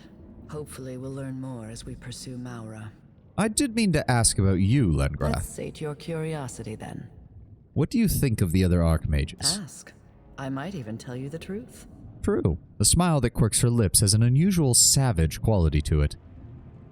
Let's start with Maura. After visiting this place, I wonder if she truly developed the summoning magic bearing her name, or if Wal gifted her it. Alright, what about Tane? He's exhausting and exasperating, but smarter than he seems. He is an archmage, after all. And to be fair, all of his spells are based around chaotic effects and breaking people's brains and making them do shit they wouldn't do. Still, he's probably the dumbest of us. And Archimere? Definition of a snake. One wonders what cold-blooded malfeasance he perpetrated upon the Huana, that they allowed him to build a castle in the heart of their greatest city. I mean, only city, but yes. Also, didn't you guys send him there, though? Like, you told him to uproot himself and go there, so is it any real surprise that he worked out a deal to get set up in Nekataka? The official story is that the Kahanga Palace was structurally unstable, poised to cascade down the mountain until someone financed the renovations. Fasina rubs her fingers together. And given how it was you guys who dispatched him here, something tells me you guys might have been behind this official story. Dare I ask what you think of dear Consulhot? It gladdens my heart to see he's finally found his proper place in the natural order. As your pet. Enjoy your delusions, parasite. The Watcher would not hesitate to strike off your head if it served his interests in some mediocre capacity. Except we already know that's not the case, Consulhot, because I already let her rip your information out of my brain once before, because it was a better choice than trying to fight her and 2 fucking dragons, you stupid dipshit. Consulhot's reprehensible antics give responsible wizards a bad name. Aloth, you're talking to the Archmages. They all give wizards a bad name. Like all monsters dragged from the shadows, Consulhot is smaller than he might seem. I do not fear the likes of him. Let's sate your curiosity then. You really don't seem to like imps much. I suppose compared to Tane, anything less than rapturous exaltation looks like deepest loathing. I neither like nor dislike them. They serve a useful function, and their constant flatulence aside, they can be rather sweet. The DLC is improved if you're a wizard. Well, I'm not, so I don't even see why this pops up. Like, if I'm not a wizard, that shouldn't even be there. Very well. Alright, let's see what Tane has to say. Hey, you. Glad we finally get a chance to talk, one-on-one. You're a wizard, Sylvani. Yeah. Tane shoves his hands into his pockets and winks. I can hear you, Tane. I'm right here.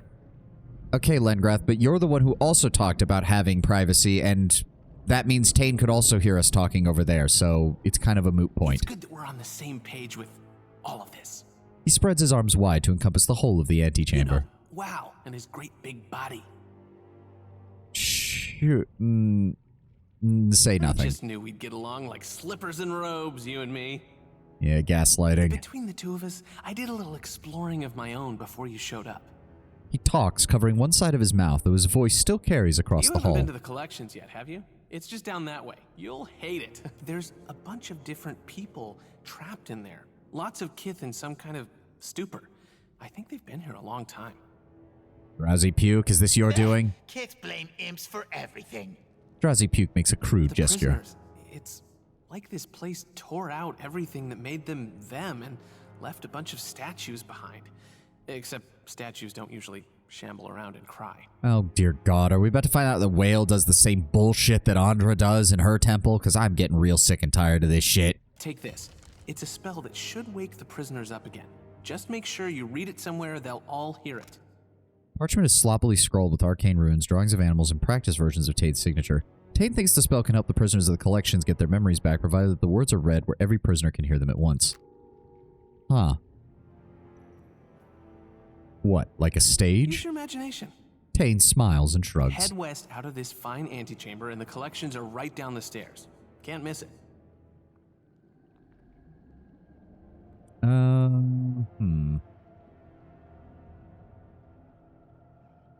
Okay. Sorry, I was checking something. What would the halls need with mindless drones? Maybe they knew too much? Rare information seems... God damn it. Why did the chat log move? ...of this place. Sorry. There we I'd go. suggest that you ask one of the prisoners, but they aren't very talkative. What exactly does your spell do? Let me try and put it in terms we both understand. This place has a way of unplugging people's heads and letting the memory stuff drain out. If you have time, you may want to read the House of Whale and POE1's files. It gives some perspective onto how institutions dedicated to whale can end up. I mean, if somebody wants to give me the Cliff Notes version, I'd be fine with that, but we don't exactly have time to do that on stream. This place is... All that stuff kind of blends together. The memory of someone's first kiss gets stuck to the memory of the price of hagfish. I mean, if you want to be 10 or... God damn it, Lord Brown Bear, by all means, please. My spell gathers the memory stuff into kith-sized chunks and stuffs them back into people's heads. No one leaves with the same memories they came in with, but at least everyone gets an equal slice. That sounds neither responsible nor wise. Even for a circle archmage. Aloth is just having his entire vision of the archmages ruined by this, isn't he? Because Aloth so desperately wants to believe that wizards are so much more responsible than animancers, and him running into the circle is just learning that archmages are fucking just as insane as the worst of animancers. Could I, maybe get a copy of that spell? I have some friends in the Brass Citadel who might be interested in some light mind control. I'll even split the finder's fee. Tane wants us all to be as mad as he is.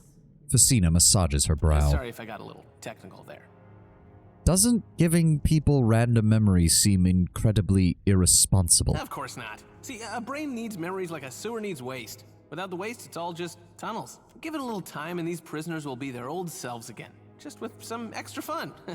Maybe someone will wake up and realize they can play the harpsichord or speak Valian. Wouldn't that be a nice surprise, huh? I'll consider it. No promises. I hope you can do some good down there. I hate to see so many people without a single good idea between them, you know? Like the deer would. Tane folds his arms and Deerwood has sighs. plenty of fine ideas. Most involving fire and things you can set on fire. This guy right here. What a sport. Tane points at Adair. Oh, dear Lord. Tane is going to be infuriating, I can already tell. Stories from the perspective of an adolescent acolyte of Whale, meant to make a pilgrimage to the temple. When he gets to the place is full of myriad of artifacts with no rhyme or reason, with only the current keeper's company. The two make for tenuous roommates as they eat from a fungus garden made from trollskin carpet and drink wine from a self-filling jug. Huh. So yeah, Whale just gets really esoteric with its bullshit, from the sound of it. What do you know about Whale's body? If there was a day in Wizard College when they talked about god bodies, I might have slept through it. Based on what we've seen, I'd say Maura used this place to nail down her tentacle spells. Lucky her. There's tons of inspiration here. You really want to awaken this thing? What? The prospect of sending a mountain of eyes and tentacles to wrestle Aethys isn't enticing enough for you? Tane chuckles. Well, considering I was at ground zero when Magrin detonated a couple of volcanoes and Andra tried to cover him with an entire fucking ocean's worth of water and it didn't work and wiped out an entire civilization of Magrin worshippers, I'm kind of concerned what going 0 for 3 would by unleashing this thing on the world. Wouldn't it be boring to let a body like that molder and rot? I think we can do better. I think Aora deserves better. Even if it knocks over a castle or two, I think the fun will justify the cost. Says a wizard who clearly ain't ever had a castle. Thank you, Adair. Kaiju battle. I think it's going to end up more of a kaiju fucking slap fight, but yes. How did you become an archmage? My father donated to all the best colleges. I earned a couple of free degrees until I found something I was actually good at. Wait, seriously? He's a fucking Nepo baby? Pain is an insult to the very concept of scholarship. You know, Aloth, you usually over-respond to these things, but you're absolutely correct. We all learn differently, my handsome friend. I got where I am by focusing on the things I do well and never challenging myself beyond that. Secret to success. I hate you. I physically I am physically repulsed by you, Tane. I wish never to interact with you again if I can avoid it. I owe a lot to my father, including an apology. He always said he wanted an archmage in the family. Kinda backfired when I dropped the surname. It's just Tane now. Hi. You really are not as academic as your colleagues. Thank you! Wait, that was a compliment, right? I can hear Aloth wanting to scream behind my character right now. I know I don't fit in with the rest of those book learners, but I've got it where it counts. He holds his hand over his heart. Thinking is a big waste of time when you've got raw, unvarnished instinct on your side. If I worried about research, safety, or ethics, I never would have cast the first chaotic orb. You do know about my chaotic orb, right? That's my spell. It was really popular when I got it into circulation. Remember, this guy beat Archimere. Yeah. The current keeper of the temple seems interested in knowing how the acolyte got into the temple. The answer being it has no visible entrance, and the boy only saw it as a reflection of a rain puddle. It doesn't seem capable of articulating this to him. It is revealed that the wine is a magical substance that forces out the truth from its consumer, but the acolyte was pouring the wine into the troll carpet, the keeper accidentally spilling how much he hates staying at the temple. Oh, dear lord. Aloth knows that one. We've used it before. Yes, it's very round. Oh, good. I was concerned for a second there. Tane I smiles. worked really hard on that orb. First time I ever applied myself. Once wizards started using it all over the world, there was all this talk and fanfare. Have you seen this thing? Look at it go! Those were good times. These days, no one asks if I'm that Tane anymore. They don't tell you in Wizard College that achievement can seem downright underwhelming. What else do you have to say about your colleagues in the Bet you circle? didn't know that Consulhot has a sweet tooth. He only gets cranky when his candy dish is low on the good stuff. Actually, we did know about that one every time he mentions candied nuts. Minoletta loves a good joke. Like that time she pushed me into a snake pit. Good fun. Ninagauth keeps a bird skull in his pocket. He pets it when he thinks no one is looking. Don't tell him I told you. Ringrim doesn't have any friends, but I aim to change that even if it kills me. Whenever we get the circle together, Maura likes to tickle me under the table. I did not need to know that. Archimere is Archimere. I'd be cranky too if I lived all alone in a spooky house. Isn't Lengrath nice? We squabble, but there's plenty to admire about her. I think we're really starting to bond. Tane essentially made one spell and has rode on that his entire life, but he somehow beat the rest of the circle in magic duels to join them, which is insane, so Tane has to be good at it. Sitzel plays it coy. Yeah. Acts like he doesn't need friends. Can you keep a secret? We've been pen pals for years. He thinks I'm an Orlin who makes clocks. Kalikoth is great. She once shouted into my face so loud that we both passed out. Whenever we get the circle together, Maura, Kalikoth is great. Okay, that's all of them. Yeah, I think it's very much... Well, to be fair, it's also... If he made the Chaotic Orb, he probably has other spells, just not made by him, that are focused on, like, preventing the enemy from doing stuff. So, why is that... Oh, that's why it's showing up. The acolyte is able to deduce that the current keeper isn't meant to be the keeper, accuses him of killing the last one. The keeper announces that there cannot be peace between them, but also confesses he didn't kill the true keeper. The acolyte ends up pushing him into an ominous pit, but still smells the wine on his breath, leaving the exact events that led to the situation in the House of Whale a complete mystery. Wow. Yeah, that just sounds like Whale. Did you say to go to the archives first, Tenwin? Notes and sketches in Maura's hand litter the table. Whether it's sealed by machinery or magic, there's no moving this door. Central stacks. Is that what it is? To the collections, to the archives.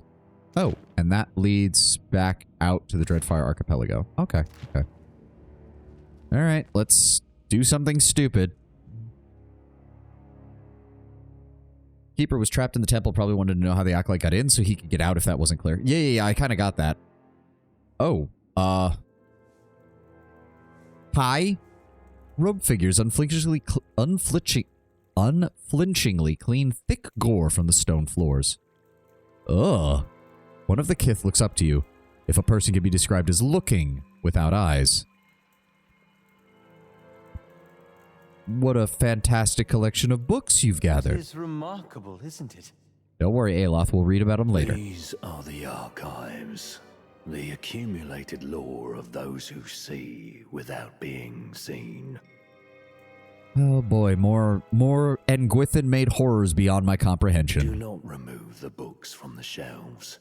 The man's voice plods emotionally forward as if he was heavily sedated. Lest you face reprisal. Any other rules I should know about? Do not interfere with the work of the archives, and its librarians will not interfere with you. Furthermore, the Oracle has limited patron admittance to the lower levels only.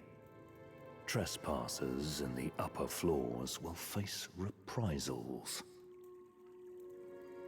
Did the people you're cleaning up not follow the rules? Not at all. These librarians were retired by an intruder wearing a mask. Was this masked intruder a tall woman, perhaps by the name of Maura? I'm afraid not. A woman matching that description did ask access to the vault, however, we did not grant her request. Both intruders have entered the quarantined section to the east. We have not pursued, as that section is under quarantine. Alright, don't steal the books, don't go upstairs. Anything else I should know? For your safety, please avoid the eastern stacks. They have been contaminated. Care to elaborate? The contamination will be remedied within 5 to 15 years. That's not encouraging. Please keep further conversation to a minimum. The figure nods his eyeless head and turns away, returning to his Real work. friendly sorts. Adair, he gave us the rules, he explained what was going on, he gave us what information he could, and then he asked us to leave him alone. By the standards of the people we normally have conversations with, that was downright immaculate. Do not look a gift horse in the mouth with this, Adair, I swear to God. Adair rubs the back of his head and shrugs. And now we break all the rules. Probably. Well, there's no bodies. Oh, okay, hold on. Quick save first. Hardtack, copper old. Okay, interesting. Lock picks. Okay, so he said there was contamination to the east. There's another dead body over here. There's that door. And what is over here? Another librarian. Stack of books exudes the smell of recently tanned leather and iron gall ink. Each thing in its right place. Shush. Yep, okay. Okay, so he told us not to go upstairs. So hold on, I guess we'll head east and deal with the contamination first. And see what happens there. Hey. Oh dear. Okay, so Trouble up ahead. Spore-infested librarian. Oh, great. Dank spores. Always fun. Let's see what we can do here. Wait. Yeah. I see them. I see them, Adair. I see them. Just... Oh, you don't... It doesn't split up her spells, does it? No, it does. We get 2 castings of each. Okay. Let me see here. I'm thinking Plague of Insects to start with. Go ahead and shrink it down. Cast it right there. And no Demogan to make peace with. We're going to cast that there. I want Aloth as well. Go ahead and give me... Oh, come on. There we go. Wilting Wind. Shrink it down. Cast it in the same area. Alright, get ready. Ever wonder what happened to your... Adair, drop out of stealth.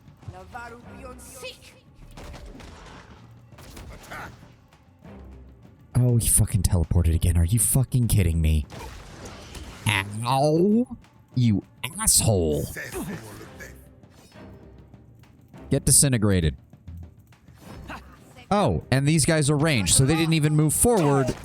What in the fuck?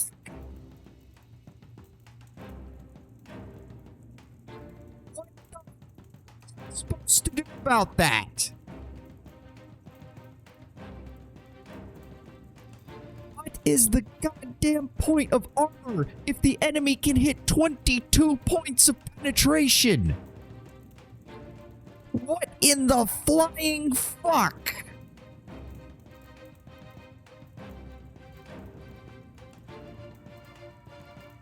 Minus 10 Jesus fucking Christ. Still hasn't learned how to take a hit. Right between the eyes. Please kill him. Please kill him. Please kill him. Please kill him. Jesus goddamn fucking Christ.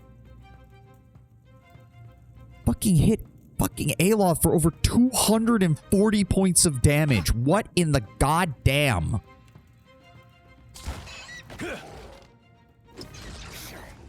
And I say again, oh, well, stack defensive measure. He critted, he hit all of his fucking shit, and then he dealt over 2 times his armor in penetration. Fuck you, game. There's no way to stack armor that high, and you fucking know it.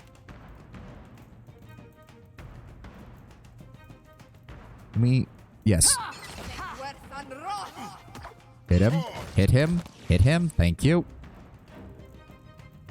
Maya, if you would please, we need to get your thorny roots so you inflict the dexterity afflictions. Why? Okay, no, you are using the melee weapon. Good. Wait. Are we good? Yeah, just hit him. Oh no. Don't cast too many of your spells, okay, Facina? I do want to have control over your spells, especially since I'm pretty sure you just dropped that on top of us. Welcome to the Forgotten Sanctum. Inhabitants, pain. Correct. So What did much you... knowledge consumed and grown over. We may never appreciate. Infested hand occult robes. Offering +3 armor rating, superb quality, and nothing else. How much was lost here? Probably. Subject K1121's confiscated possessions. Items removed and cataloged upon entry. 1 book, grimoire, 1 spyglass cracked, assorted loose leaf tea. Addendum was penned by a shaking hand. Subject K1121's grimoire has behaved unpredictably, i.e. at all, since we took her downstairs. Over the last several hours, I observed the runes and inscriptions fading from the pages. Oddly enough, the book seemed livelier when I carried it into the eastern alcove of the Oratory of Whale, but I've yet to identify the reason. Further observation recommended. Interest. Oh. Honestly, Facina is very likable. Yeah, no, I don't have a problem with Facina. Her personal attitude can be a little bit grating, but given everything she's gone through having to deal with the Archmages as an apprentice, it's perfectly fucking understandable. As you heft the tome, a wave of spiritual essence overwhelms you. The strength of its force so immense you can't help but be pulled under. The gods strip us of who we are on every turn about the wheel, mercilessly shaving off all we've learned with their divine lathes. We retain the pale shadows of our souls, but knowledge, memory, self, all of it is cut away. Do the gods fear we might someday rival their strength if they do not? No, actually. They kind of... Here's the funny thing. Based on what we know of the pre-God Ingwithan period, that happened normally. The wheel did that anyway, so all the gods did was make sure it was running properly. That's literally all they've done for the... That's the only good thing they've done for the last 2 millennia and a half. That will stain the books for certain. Yeah, well, get over it, Aloth. Let's go ahead and touch... those are just scrolls, so that's not too bad. Fungus fingers have left damp smears of spores between the pages of these books. It's a corpse. Let me see here. Potions, scrolls. Never say no to more scrolls. What else have we got over here? What stupid insanity are we going to run into this time? Ooh, those were Audra coins. Ingwithan coins. More of that. Oh, that's... That's gonna trigger something, isn't it? That's gonna trigger something, isn't it? Why is your ignorant farmer winking at me? It's gonna trigger something the second we walk through it, isn't it? No? Okay. You there? Well, here they come. Dropping it. I see that Are you... Fuck you, game. I can't make a dent. Please tell me those things can't move. That would be bullshit. Well, that doesn't matter. They're gonna throw shit at me, probably. Yeah, they're throwing shit at me. Fuck! This is I hate you. I hate you, game. Oh my fucking god. What is the point? What is the point of having armor? What is the fucking point? Everything penetrates it.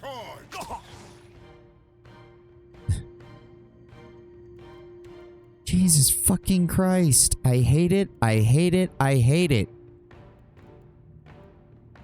Console Hot's draining missiles. Try to heal yourself, Aloth. For the love of God. Nope. There we go. Thank God. Thank God that fucking worked.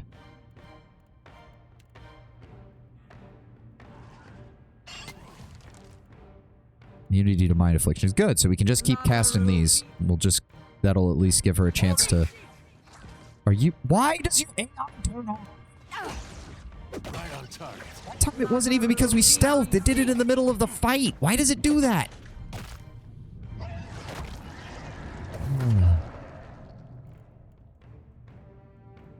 What is the point? You max out your deflection, you max out your armor, and what does the game do? Oh, well, they hit you anyways, and they deal so much damage that it overpenetrates no matter how high of your armor it is. Fuck you, game. Oh dear God, what is this? There's still deflection in game. Also, what is the damage type? The damage type was corrosive. But it doesn't matter because even if he had max armor against corrosion, which would still be in the 12 to 13 range, it still overpenetrated it. This fleshy column of fungus pulses faintly with bioluminescence and smells moist. A muted scream echoes somewhere far below. You sense essence flowing lethargically to and from it. Perhaps this serves as a hub for the spores infesting the archives. Leave it be for right now. I want to see what else is around here. It doesn't appear that there's much else. Tendrils of fungus reach for a hole in the ceiling. A rush of fresh air whistles through the opening. I mean, I guess we deal it. Wait, why is there a glowing purple thing here? Is that a soul? Indeed. What the fuck? Or is that just a spell effect that didn't turn off? I think it's just a spell effect that didn't turn off. Fine. We'll attack them and it'll probably go badly. Isn't a fungus god like the protagonist of Avowed? Yes, it is, but we don't know what god it's related to is the problem.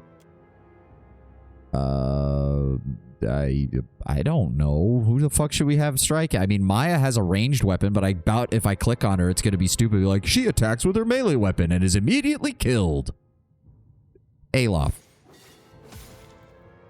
Okay, his weapon didn't do it. A hit sounding a bit like a brass drum. It coos quietly. The fungus thickens before your eyes. You hack and poke at it. Your weapon's slamming uselessly into the fungus and coming away clean. Fungus shivers at your blow, possibly in pleasure? Does any of this change? It does not appear to. It's repeating now. Okay, so that didn't work. What's on your mind, cutie? Seriously? Doesn't...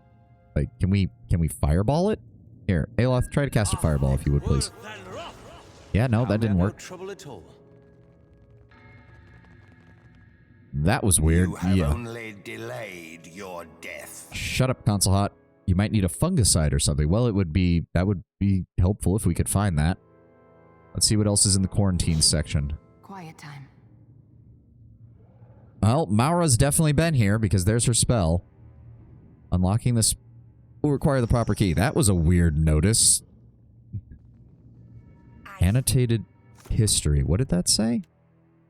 Pursue Maura. Recommended companion. Aloth and Facina. That's nice. Maura fled into the quarantine section pursued by a masked figure. Yep, ran into a group of Maura's tentacles in the quarantine section of the archives. I should tread lightly if I search that area for Maura. Yep. Luckily, this is the quarantine section, so apparently there's not...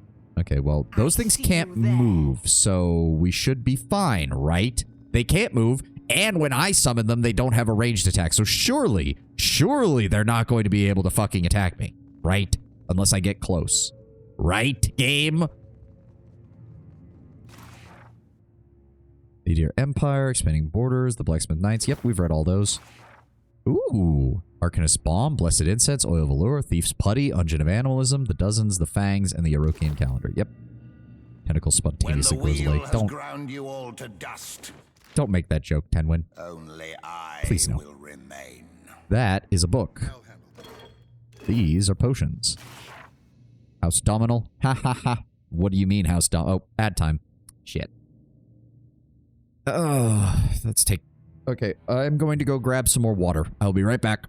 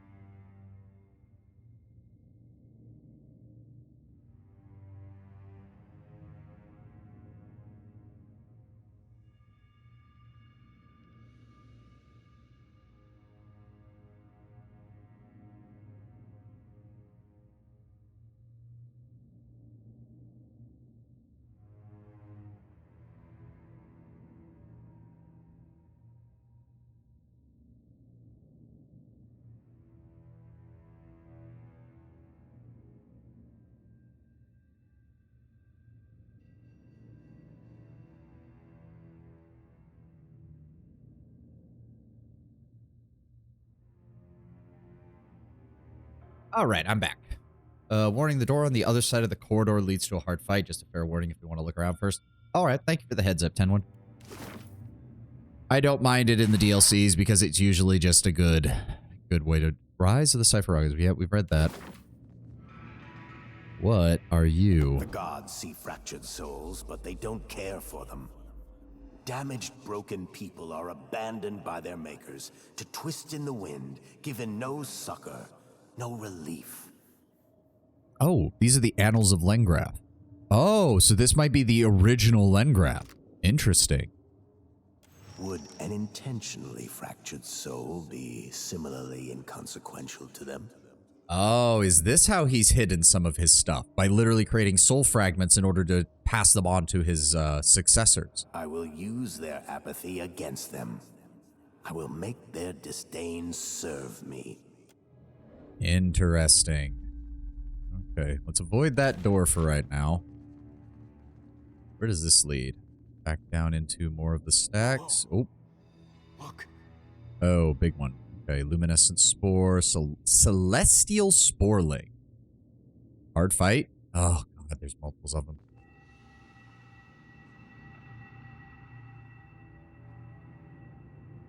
Let me see here. This room is pretty nasty. Well, let's quick save before we do anything. Lucina, I want you... Let's do the same thing as before. Give me a plague of insects. Center it right in front of us so that they're... Well, hold on. That's not going to catch them. Hold on, hold on. Try that again. But no. All right, keep the full size then. Full size then. Cast it right there. Give me Calicos, or not Calicos. Give me the Wilting Wind. That'll also strike them there. Adair, get ready. There we go. Back it up. Back it up. Adair, drop out of stealth. Ishi, drop out of stealth and hang back. I'm just going to go ahead and paralyze you. Perception and intellect. Yep. And so hopefully you'll stay in the battle, in the fight zone and get squished. Also go ahead and hobble him. There we go. All right, they're moving forward. Charmed imps are getting hit. I don't want to move anyone further. Did that seriously do nothing? It damaged him. It barely damaged him. It did nothing to the fucking librarian. Are you kidding me? Fucking seize control of him then. Yeah. Did he... It said charmed. What the fuck happened? Alright, fine. Focus him down then. Are you fucking kidding me?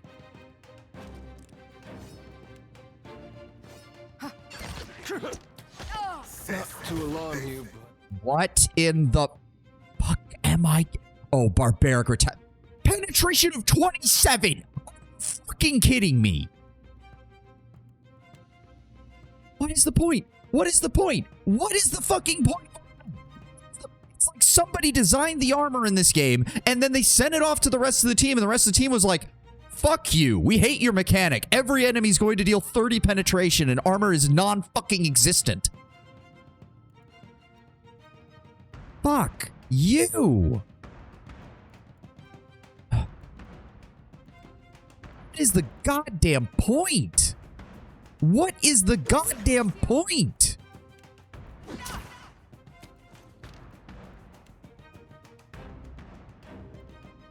Aloth, give me another wilting wind on the edge of the zone. Try to deal damage to them, please. not to alarm. I know. I'm trying, Adair. I'm trying, Aloth. All of you, please shut up. Why is she in the front? I fucking had her in the back. Why is she in the front? Fuck, switch to a ranged weapon then. That's it. And Ishi's already down. I didn't even notice that. God damn it. What? Charmed. Of course she is. She's charmed for 22 seconds. Are you fucking kidding me? Please kill him. Thank you. Can we try to do that? And then we're going to hit you. Aloth, if you'd be so kind as to... Where was that draining missiles? Go ahead and hit the spore-infested librarian with that. Where are... Oh my god, she transformed. She transformed. Of course she fucking transformed. I fucking hate you, game. Please paralyze her, please. Are you fucking kidding me? The thing got back up?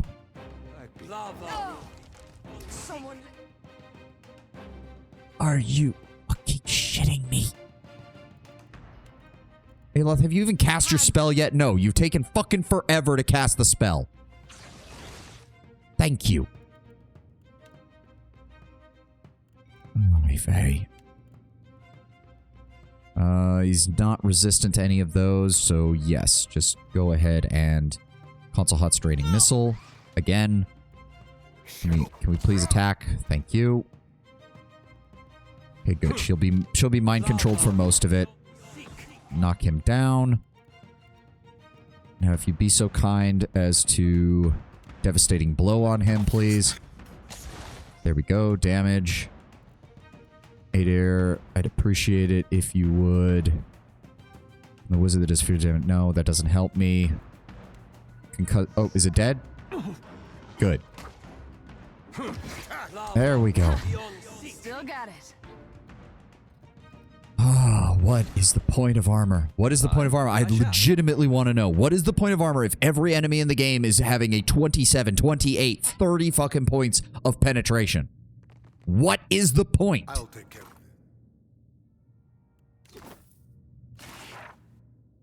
Nasdaq Poetry, Prose Rumination, Queen's Birth.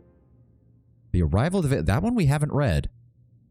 Excerpt from the letter of Winj Wahaki, a Hawana historian from a collection of her personal writings. The Valiant arrival in Nekataka was not unexpected. Our fisherfolk had watched them lurk near the edge of our territory for months, their ships like the keen eyes of a jeweler inspecting us, already counting the coin they'd make on a prize so fine as the Deadfire. They were not the first to watch us so, and will not be the last. They were not certain what it was they wanted at first, aside from whatever it was we had. When Onakaza sent out an envoy of Mataru to speak with them, they made noise about desiring trade and cultural exchange. What exactly it was they intended to trade, or what manner of cultural exchange they thought might entice us, wasn't entirely clear. We are not naive. We know their arrival spelled change for the Deadfire, as surely as we know that rain falls in the monsoon. The trouble came in how we would manage the Valiant's influence, how we would contain it. Better they think us partners than easy marks, the thinking at the palace went at the time. We could not risk war with them, as fractured a people as we are, and have any hope of winning, no matter the power of our water shapers. As leader of the Kahanga, Onakaza decided for us. She allowed the Valiants to set down roots in Queen's Birth, and began limited mining operations in the archipelago. She suggested that this might ease trade and tensions between our people and theirs, but in truth, I believe she only wanted to keep an eye on them. I sympathize with her point of view, but I cannot endorse it, because Onakaza forgot the truth of roots. They are the silent, grasping hands of trees, and what a tree has established... And that a tree once established cannot be moved without destroying the ground around it. But it was done. The Valiants quickly made themselves at home, and the ensuing conflict over who had rights to which islands, which Adravanes, which trading routes only served to fracture the Hawana further. Then the Rautaians arrived. By that point, it was too late. The colonials were in the Deadfire to stay. Now Hawana refugees flood into Nekataka from across the archipelago, complaining of lost land and dwindling resources, and the trading companies fight a quiet war against each other with our doorsteps as the front. Ngati guide us in this trying time. Diary of an Unnamed Pirate. Excerpt from a diary of an unnamed pirate about the lost vessel, the Fisher Queen. The sea is every inch Andra's blood, every inch her tears, and though it be Amira's breath which moves us through it, it's only by Andra's will we don't drown in her holy viscera. Court her wrath at your peril, because she doesn't know the meaning of mercy. That's true. An old-timer told me that on my first time in port, that crusty bastard never knew when to quit flapping his gum, so I never believed a word he said. I never saw the goddess herself rise out of the depths and put her watery hand to a vessel. The winds and waves were earthly threats. The gods got better shit to do than torment us. Haha, this is Andra. That's where you're wrong, bucko. Of course, that was all before I started shipping aboard the Fisher Queen. Wreck of a man found me in the mare in Nekataka. One eye, scars all up and down his face, a real pirate's pirate. Sidled up to me at the bar like we were friends. Looks like you know your way around some rigging, he said, though he was trying to pick me up at first, and I nearly let him do it. Instead, he laughed. Got my eye on some special game, he said, and we're going to need the best there is to bring it down. Now, I don't give two half shits about prestige. Pump up my ego all you want. What kind of coin you offering? Well, he was offering good coin indeed, so I went with him. Dumb fucking thing to do, but what did I know? Nothing, not a god's damn thing. That's clear as the morning now. We were hunting maidens, maiden flesh, really. Wasn't a delicacy nowhere, but my new friend, the one-eyed sailor, was aiming to make it one. Start a craze, cash in, buy a nice little island out from under the locals, spend his remaining days laid out on the black sand beach with a jug of palm wine in the crook of one arm and a lover in the other. Now you hear stories about those beasts. We all hear stories. Sailors lured to their deaths by the maiden of the depths and her handmaidens. Unable to resist the beauty of their mournful song. Sounds like bullshit, right? We found a pack out near the Olfectia Channel, hunting tuna. They had the look of handsome ladies from a distance, tails long as a stormy night and slick as a salt-drenched deck, hair like seaweed with wide, comely smiles. We netted a few and dragged them on deck. Wasn't even hard, it was like they wanted to be caught. They hissed and screamed as we readied our knives, and too soon we realized our mistake. We discovered the rows of serrated shark teeth, the unhinged jaws when one of them swallowed Varric whole. Oh, and we learned too late about the poisoned barbs on their hips when Gavril grappled with a pair and started vomiting out chunks of congealed black blood. The glitter in their scaleless eyes, black, dark blue and deep as Andra's own void. I came to know when one took my right arm clean off at the elbow. If that wasn't grim enough, that night the Lady of Lament got her revenge on the Fisher Queen for our transgression. We lost our mainmast, all our fresh water, 4 men overboard in a storm the likes of which I'd never seen. We drifted for a week before a Valian merchant ship found us. The great irony of it all was, the maidens tasted like shit. Wow, so they tried to hunt fucking mermaids and got fucked over for their problems. Sucks to be you, assholes.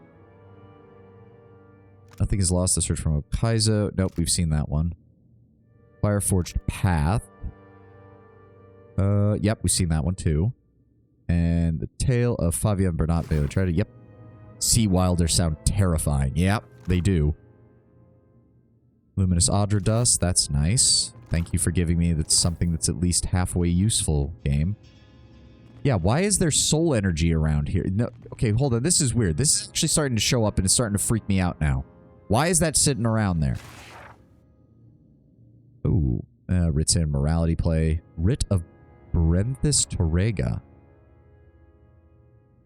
Huh. Oh, this is from the Fire Giant people. In order of the most holy Brenthis to be executed forthwith until withdrawn, Jetaferlis the Ancient grows restless. Seek additional bodies with which to satiate the beast. The boundary for patrolling the island shall be expanded by 15 leagues. And do not forget, the Ancient prefers larger game when possible.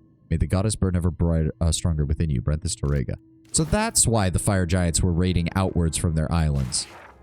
Oh, Deerwood History, War of the Black Trees, Hadrod's Rebellion, Proliferation of Animancy, Saints War and Widewind's Legacy. Cool, cool. Bakarna's Depleted Grimoire. The extensive runes and annotations of this grimoire have mostly faded from the page. Additionally, the text seems to be encoded by a complex cipher. The book is of no use to anyone in its current state. Skanite Scripture. Oh, I don't think we've actually read their scripture. So Bakarna was the prisoner? Maybe, that's possible. Feel thy hatred twist within thee. Feed thyself on its bile, sustain thyself on its anger. This hatred, this bile, this anger, they shall be the tools of thy rebellion. Let thine hearth seethe. There is no satisfaction in open confrontation. Hide thine hatred, let it grow that it may fester. Make thy plots in secret. The quiet slave stays in the shadows, his face seeks not the light. In darkness doth he work, in darkness doth he move. Rebel against those who seek to control thee. Rebel against those that wish to remove thee. Okay. And that's a song. And that's a song. Oh. We here. Hello, Kraken's Eye, Golden Obols. I'll take it. There's another book. A limb may be grafted from one tree to the trunk of another, and in time, they'll bear sweeter fruit together than either might have alone. Mightn't it be possible, then, to graft the scion's soul to the rootstock of a willing kith? The souls wouldn't fracture, but coalesce. They'd grow stronger together. Oh, it seems Lengrath stumbled upon the very basics of what the Ingwithans ended up doing to create their gods, didn't he? That would explain why Whale was interested in this. A thick verdigris patina encrusts this copper orb, locking it in place. Long before Eothas finished And there's something... That's weird. There's something in here.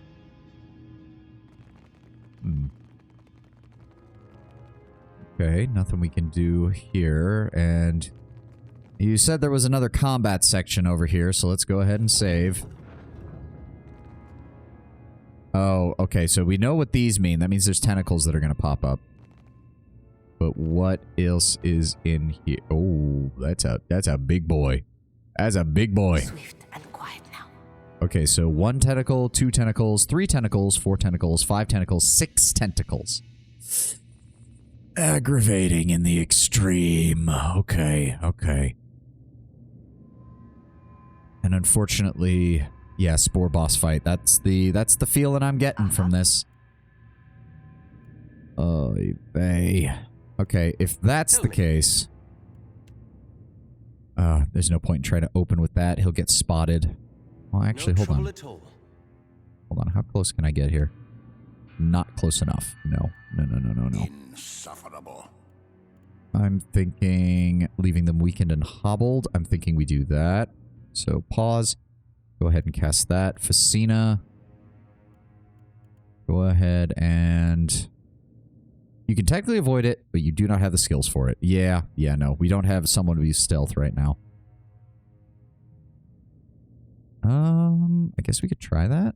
Yeah. Go ahead and try to cast it right there on top of him. Alright, he cast. Shh. Do not tell me. Okay, no, it hit him. Good. Okay. Okay, how do we want to do this? 1, 2... Okay, Maya. Oh boy, this is going to be... Go ahead and charge. I'm going to... Let's open fire with the... Oh, shoot. Open fire with the gun first. Target, so... What is his stats? His lowest stat is reflex. Highest is... Fucking fortitude. Big shocker there. God damn it. Nonetheless, well, he doesn't have a very good response to deflection, so go ahead and drop Consul Hot's hammer on him. Maya. Okay, Facina. Let me see here. Give me, not Lingrass Warding Staff, give me Tane's Chaotic Orb. Okay, we do have good damage on him. I'm going to go ahead and cast that while he's still stunned. Casting Consul Hot's hammer. You move in to assist. Ader's there. Go ahead and give me a Confounding Blind on him. Maya. Give me Marked for the Hunt. Please cast it before we all get hit. Please cast it before we all get hit. Come on, cast the spell. You just got interrupted, didn't you? Jeez, and there's nope. Aloth is gonna die. Because of course he is. Because they're taking 40 plus fucking damage every single time they hit him. Dealing more... Oh, no penetration this time. They're only doing 40 damage with no penetration. Fuck you. They're only doing 40 damage with no penetration because, you know, the whole penetration thing just seems completely fucking irrelevant. It's almost dead. If we can take it down, I can... Oh, God damn it. Aloth's dead. Yeah, Aloth's dead. He's always fucking dead. Everything I fucking do. It doesn't matter. I'd have moved him away. He'd have gotten hit by them because they all have ranged attacks anyways. No. Okay, he has Disintegration on. Good. Go ahead and cast Disintegration on him. Maya, try to avoid getting hit. I don't think you will because they're just dealing 60 plus... Oh, they automatically died. Thank fuck.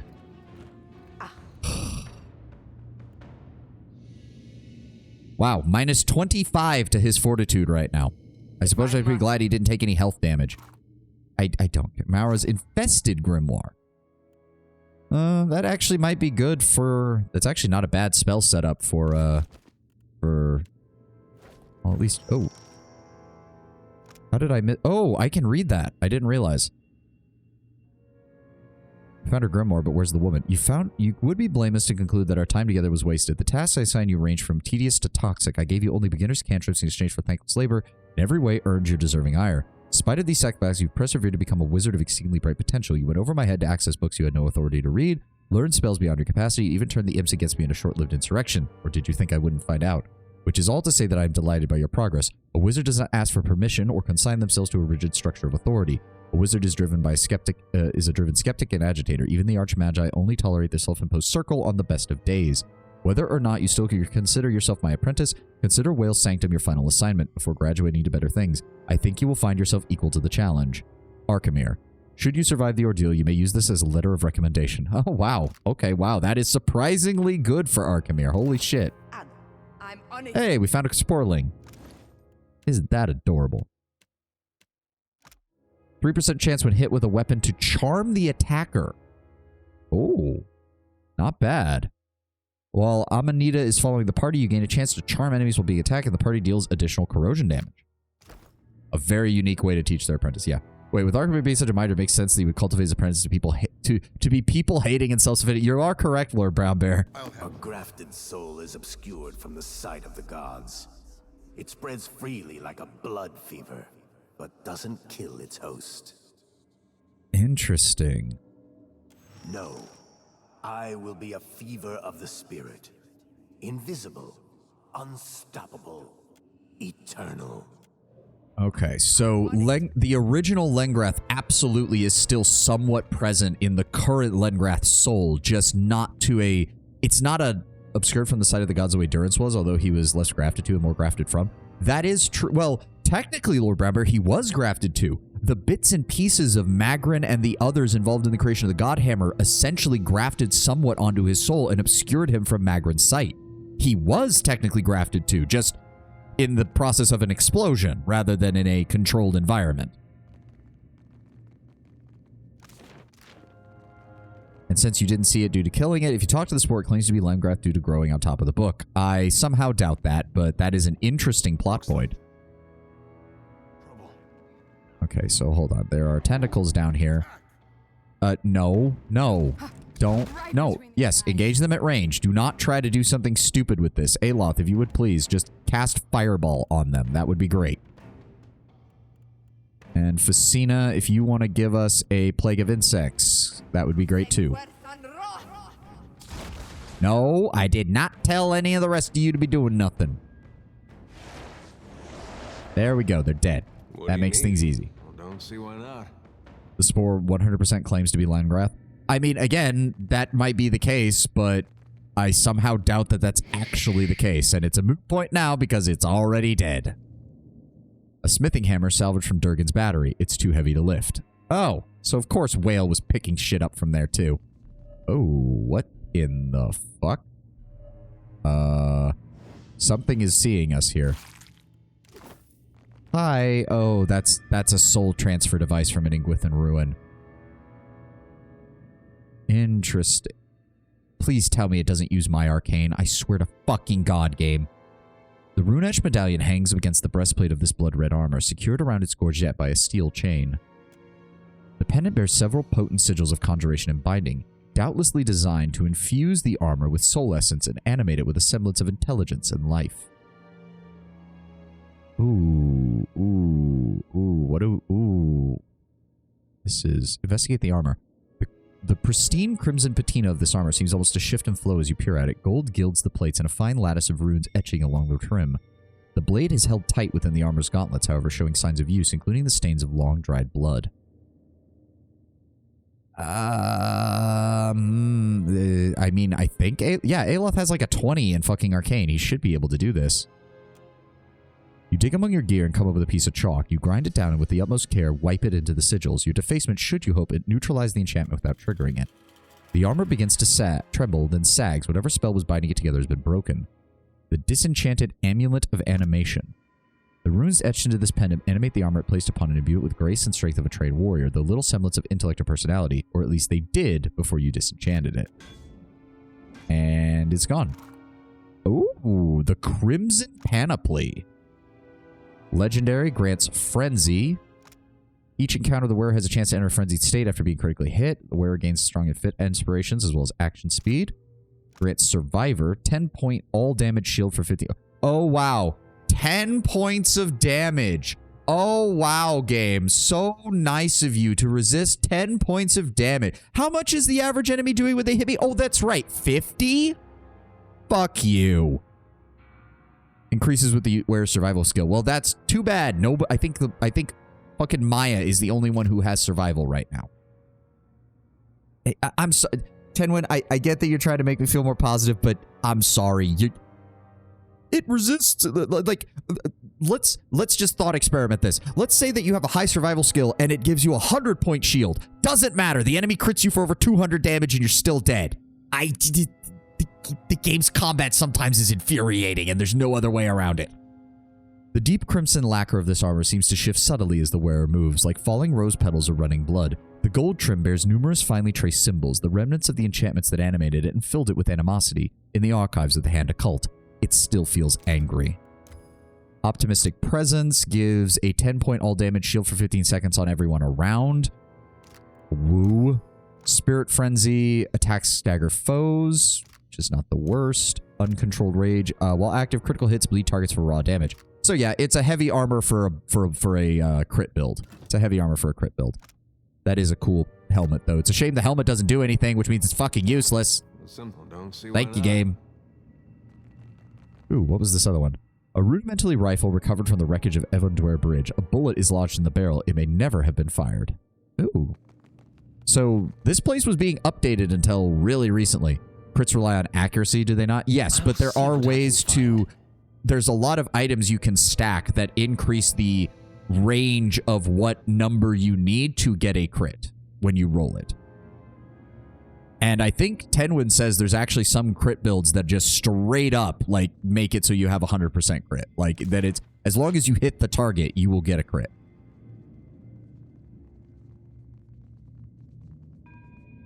Alright, what else have we got in here? Potion of Insubstantial Form, Psalm de Woedica, Doughty Burglar, the Moons of Aora. We've read all those. Some more of those. Air Glanfath, Early Conflict, The Great Western Stag. Yes, we've read that one. I remember it. Meant in regards to enemies, I haven't played this one, but PoE 1 Blind was the best affliction bar. Blind was the best affliction bar done. Yes, that's what made early game Cypher so fucking good, because early game Cypher and PoE 1 had both a way to easily apply Blind and an easy way to apply Paralyze, which were the two best debuffs you could put on somebody in the first game.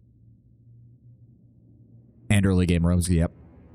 The Sun and Chalice Crest is the only decoration remaining on this rusted-through Darkosi Palladini breastplate. Affliction in the first game were absurd. Yeah. Now they're just kind of constant, which is why, quite frankly, a Cypher and Rogue appear to be the only classes that can consistently apply their debuffs easily enough to make them function in every combat encounter. Early game in AoE attacks do so much. Yeah. Okay. Please tell me that... Oh, of course there's more of them. Of course there's more of them. Fuck you, game. Okay, let's try to do this smartly then. We're going to center it right there. And we're going to center that right there. So that it gets both of them. Alright, everybody... Please, oh my god, everybody drop out of stealth, please. Shoot him. Adair. Charge him. Ishii, swing sideways so you don't hit the spell zone. Yep, he's running straight through there. That's fine. And he's dead. Good. Yep, and then there... Oh, wow, they're fast. Okay. Okay, hold on, hold on. Let's go ahead. We're going to paralyze you. Ishii, start the fight. Maya, I want you to focus on him. Aloth, go ahead and give me Console Hot's Draining Missile on him. Oh, of course they fucking hit Adair like that. That's fine. He is immobilized. Let's go ahead and disintegrate him. There we go. Can't get a clean hit. Ishii, are you actually... No, you're not. Of course you weren't. God damn it. That's fine. We'll deal with the Sporling in a second. No, Adair, focus on the Spore. Focus on the Spore. Knock the Spore down. I know the Spore doesn't have a groin, but hit him anyways. And we'll pause here for a moment. Yep, surprise ad. Ugh. I need another drink. Ooh. Oh, fuck. I do love me my cherry flavors. Sakura Splash is honestly becoming one of my favorites for the caffeine. I'm definitely going to consider getting another tub of it. Stiff or soft? Oh, for the drink? No, it's more Gamer Sup, so it's just water. You know, it's just water with Gamer Sup. I got Chug Jug and it's real good. I have heard about that one. I might consider it. I try to keep my eyes on the new flavors. I need to see what it is, though. And actually, Tenwin, since you mentioned it, I don't really drink alcohol anymore. Like, I have no reason to and no desire to. Really sounds like you're asking for a stiff drink. No, I just needed some water. I just needed some water. No, alcohol's not worth it, in my experience. There's a couple of dark beers that I like, but those are not really, like, hard drinks. No, most alcohol just tastes fucking nasty. When I drink alcohol, it tastes way too like I taste the alcohol itself. It tastes like rubbing alcohol most of the time. I've never drunk alcohol. I hate the taste. I've never seen the need to learn to get used to it.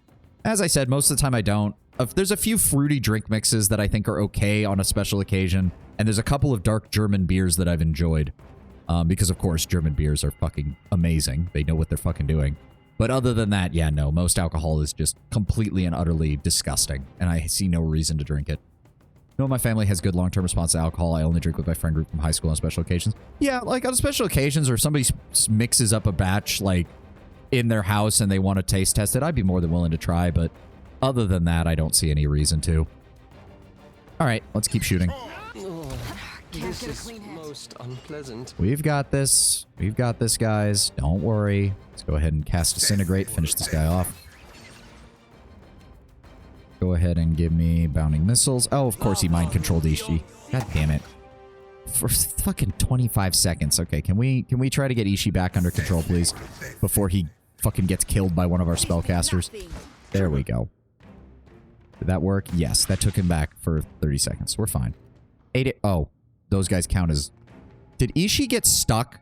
Are you fucking kidding? And now Adair is charmed. God damn it, game! Okay. Fuck you. Go with Necrotic Lance. Go with more Draining. Go with Thorny Roots. Oh, Resistance? Well, Resistance is fine. I just need her to inflict it. Oh my god, Ishii's actually stuck. Oh my god, Ishii. Please tell me. He's actually stuck. He's actually fucking stuck. Oh my fucking god, are you kidding me? You see that, Ishii? Okay, no, he's not stuck anymore. Thank Christ. I was about to have a conniption. People on Reddit are posting about how Alcott are the only ones that made leveling up a terrifying experience with Rogue Trader, and I can't even disagree. Oh, just because of the... I think they're just referring, Lord Brownbear, to how... Because you're saying how intimidating... It's just... The character level up in Rogue Trader is not... It's not very intuitive, let's be honest. And it's because it's not like a D&D style system, like even something like Pillars of Eternity kind of has. It can be kind of hard to tell what you're supposed to get to actually improve your character. Okay. The spores are gone. There's that ancient tablet again. Wait. This is translated. Together we celebrate the end of our work and look forward to new beginnings. A shining horizon where we Ingwithans and our Hawana brethren labor as one for the glory and illumination of all Kith. Tonight, Pokokahara, our masterpiece, sits resplendent, a testament to all that our cultures have striven for that we might gain. And yet, if our calculations are sound, our construction is sturdy, if the machine works as intended, it will be but one small step along the twisting road we must walk together. If we can harness the power of souls and control the cycle of life and death, the journey will be worth it, no matter how arduous or long. So this, yeah, that was the death of Ukaizo. This is an Ingwithan tablet. I mean, it just says ancient tablet. I think the other one was strange tablet. Talents are so many and they're so complicated. They're set up in a bad way, as you can only see a few at a number of times. Yes. The only advantage with the Rogue Trader system is that there are so many ways to make overpowered as shit character builds. So it's not as bad. Just plan to build for each archetype instead of having to read it every time you level them. Yeah. 10 Years of Dawn. Oh, that's the Vorlus book. Book of the Hunt is on Gallowayne. Oh, these are all the gods. Yeah, these are all the gods.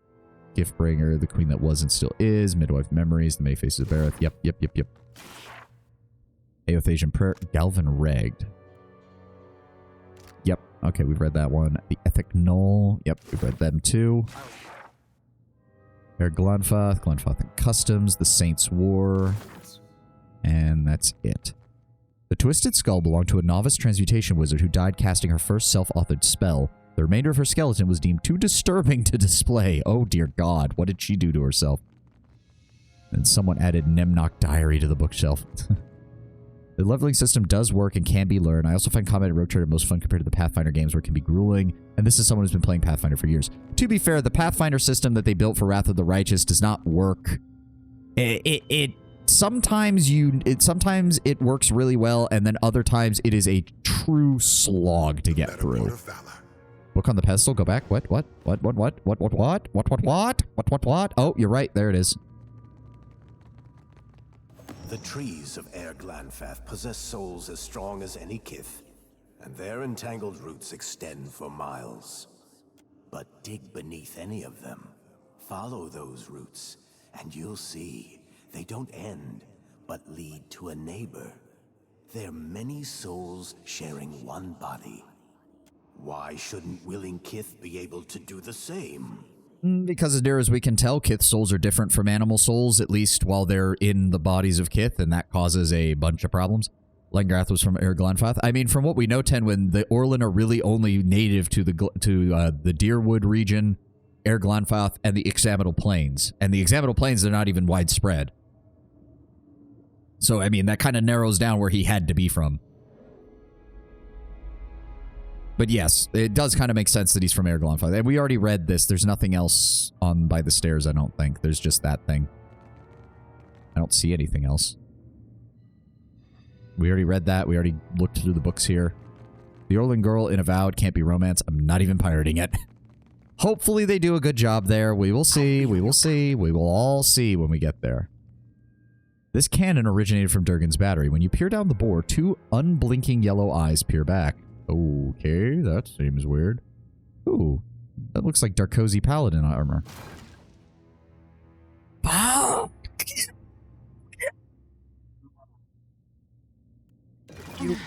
They got me good, Captain. I fucking hate you. I fucking hate you. I fucking hate you, game. I fucking hate you. Yeah, it's fine if they don't want to focus on it. That's actually preferable than doing half-assed romance. That is the soulbound wand that's part of the wizard set. That's great, Tenwin. I just wish the fucking game didn't fuck me. Oh, good. They count as vessels. That makes this easy. Bang and bang, and he missed the second shot, which means it didn't count. Fuck you. I hate you, game. I hate you so fucking much. And of course, minus... Oh, so now it's even harder for her to fucking spot traps because she got the minus perception fucking debuff. Fuck you, game. Every time I think we're making fucking progress, you do something else to piss me the fuck off.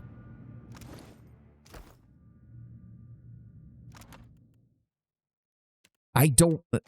Tenwin, I appreciate that, but we only have 5 of them, and they cost over 3,000 fucking gold to make. I don't want to use them just yet. Which romances would be more realistic and represented? Recently, video game romances, everyone just throws themselves at you. Oh, absolutely. You want to rest instead? No, I don't want to do that either, because that would waste my resting bonuses. I just hate this game. I hate this game sometimes. They both have 17. She had a 19 before this, and she didn't spot the trap. Are you kidding me? I fucking hate the game. I fucking hate the dungeon designers. Not the game designers. They're doing fine. The story writers are doing great. The people who individually craft these dungeons, I want to slap them. God. What is this? The construct bathes in liquid so chill it scalds your finger. Oh, so there's nothing over here. Fuck you. Fuck you, game. What even is this thing? Let me see it.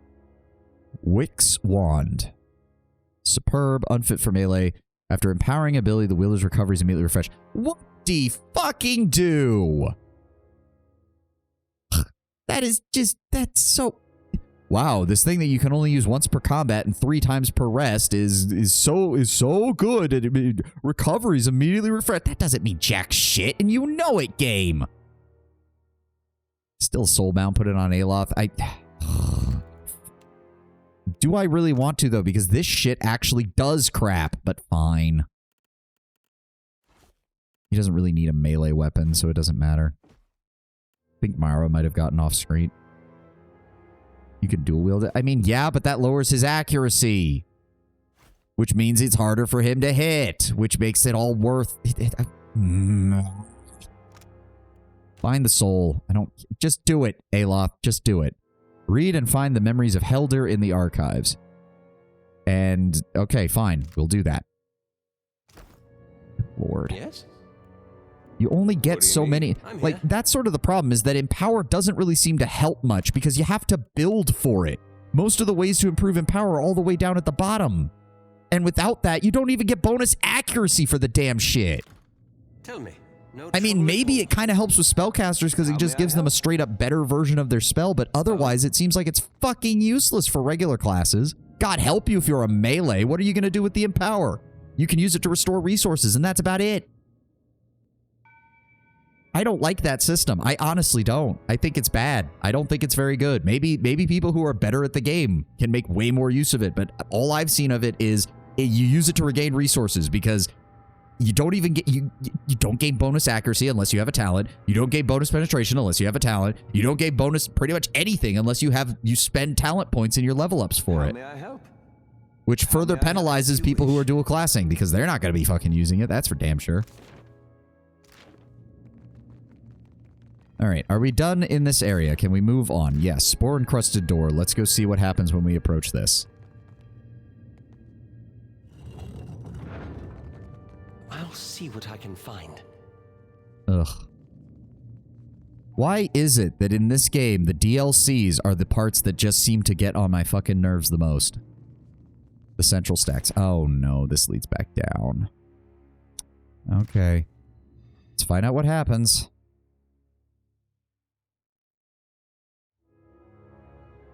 Okay, this is the quarantine section. This leads back down somewhere else. Yeah, I see that. Now we have to be careful, don't we? Because if the librarians see us up here, they're gonna be pissed. Oh, great, more spores. Never mind. Even more bullshit. How close can we get? All right, that's fine. I'm here. Cast that. Go ahead and give me...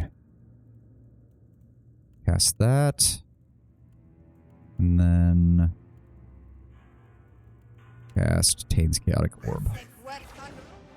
Yep. So we got that. That bounces on them. Hits all of that. You are a fucking asshole. I hate you. Get frozen. Get frozen. Get mule kicked. Get shit on. Give me Ghost Blade. Oh, that's going to hit everybody. Oh, wait, no. Is that foe AoE? Okay, well, that's not what I was looking for, though. Console Hot's Corrosive Siphon. Give me a Necrotic Lance. Maya, if you would please, go ahead and hobble him. I do think that's counting for her. Yes, it is. Good. So we're just going to spam that in every encounter if we can. Ishi, go ahead and hit him. Where's Aloth? There you are. Aloth, give me... Petrification on the whole group. There we go. Maya, go ahead and hit the Luminous Sporling. That's still suffering from disintegration. Good, good, good, good. I fucking hate you. Drop the hammer on him. I don't want to fucking deal with you. Go ahead and disintegrate him as well. They can't afford another How the fuck did Ishi go... Hits Ishi for 79 fucking corrosive damage. Fuck you, you piece of shit. Just die. Thank you. Get hammered, get disintegrated, die in a fire. Onward. Can't get a clean hit. Oh, so he revives them. Fuck you. Ow. You're fine, Adair. Ow. How the fuck? What in the shit? I hate you, This thing game. isn't doing the job.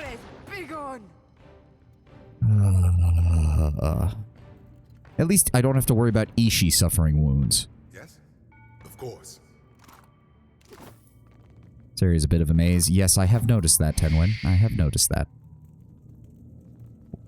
Okay. Do I need... I'm gonna fucking quick save. I'm gonna fucking quick save, because I swear to God, if I open this fucking chest and it says, you have triggered a trap, I'm going to be fucking pissed.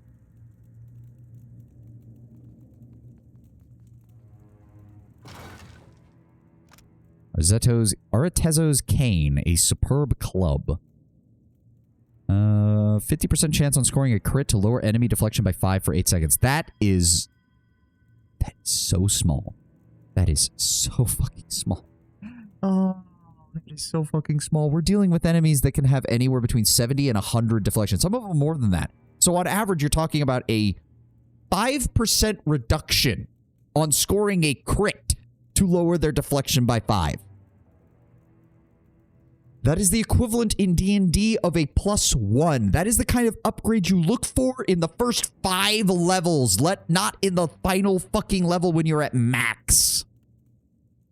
Oh, solid and sturdy, this stylishly accoutrement doubles as a serviceable bludgeon for the sophisticated urbanite. The magician Artezo, a perennial fixture in the courts of Grand Valia, infamously bore this implement among polite society. He set it against all who displeased him, including imps, domestics, apprentices, and grandchildren. An untimely swipe at the Duke of Nagise's brother saw the wizard in prison for 6 months, during which period the cane went missing, likely at the hand of one of his perpetual targets. Haughty, lower, increases with intimidate skill. Okay, that's at least somewhat reassuring. Or increases with diplomacy skill, which, okay, fine. At least there's, again, at least there's something. I shall. Good lord, game. Swings the cane to discipline his child. It crits and splatters him all over the walls. All right, this opens up this over here. Okay, let's take a look what's in here. Oh, would you look at that game? Thank you for not fucking me over. The skull of Zetera, the dread serpent of the living lands, reported slayer of the Watcher Ida in 2694. Take that. Statue looks familiar. Are you shitting me? The remains of the Steward of Cadnua, retainer of the Watcher of Cadnua, 2828. You son of a bitch. The Watcher who now? Watcher Ida in 2694. That's like 100. Oh, shit. Are you... Hold on. Quick save. Are you okay with us being here? Okay, you don't care about us being here. Okay. That's good. That's good. The plaque has been defaced. Interesting. You know, I wish there were more Watcher NPCs to make you feel a little less special. I think that'd be fun. To some extent, like, I think maybe one would be okay. Chief Librarian from 2394 to 2447. Oh, so these are statues of the Chief Librarian. I can't help but notice that they are all completely identical. Identity has been forgotten, right down to the bone. I wonder how they tell each other apart. I don't think they care. Chief Librarian from 2192 to 2336. Wait. Ooh, so that's like 150 years. But that one's only 53. Interesting. Eothas will take what remains of your soul. Oh, god damn it. Hold on. Keep it down. Can we... I want to be saying? careful before they come back. Come on, come on, come on. Go down all the way, all the way. Aha. Incantations of the Hand. This book contains a litany of incantations meant for members of the Hand occult to use in the course of their work. It includes a series of charms meant to attract the evil eye, close doors, and abjure conjured objects, and the instructions for the summoning of a numinous sound that gives the listener a permanent ringing in their ear. Of course, Whale would come up with Tinnitus the Spell. One enchantment of particular interest is meant to be applied to locks. It makes them appear increasingly complex than they, the more they are to become... Makes them appear increasingly complex the more they are tinkered with. Interesting. You were saying? Can do. 2154 to 2192. 1883 to 1982. Interesting. I don't want to disturb these guys. I'm afraid of what'll happen if I piss them off. Nice and quiet. Go back into stealth. I'll handle it. That is Potion of the Resilient Body. Fuck you, game, you piece of fucking shit bag. I fucking hate you. I fucking hate this place. You were saying? Just say the word. Is there another one? Is it every circle in this fucking place? Just about. Fuck you. You were saying? Fuck you, game. I'll take care of this. Okay. Go ahead and take that. Okay, so that... Hold on. We need to... I want to see what's in this side room. House of Whale came with magic item descriptions. One of the items was a robe the keeper wore. A robe of whale that could be activated to shed light, but if you attempted to use it to find a hidden object or person, it would actually make searching for it harder. Yeah, that sounds about right for Whale. Oh I'm my can God. do.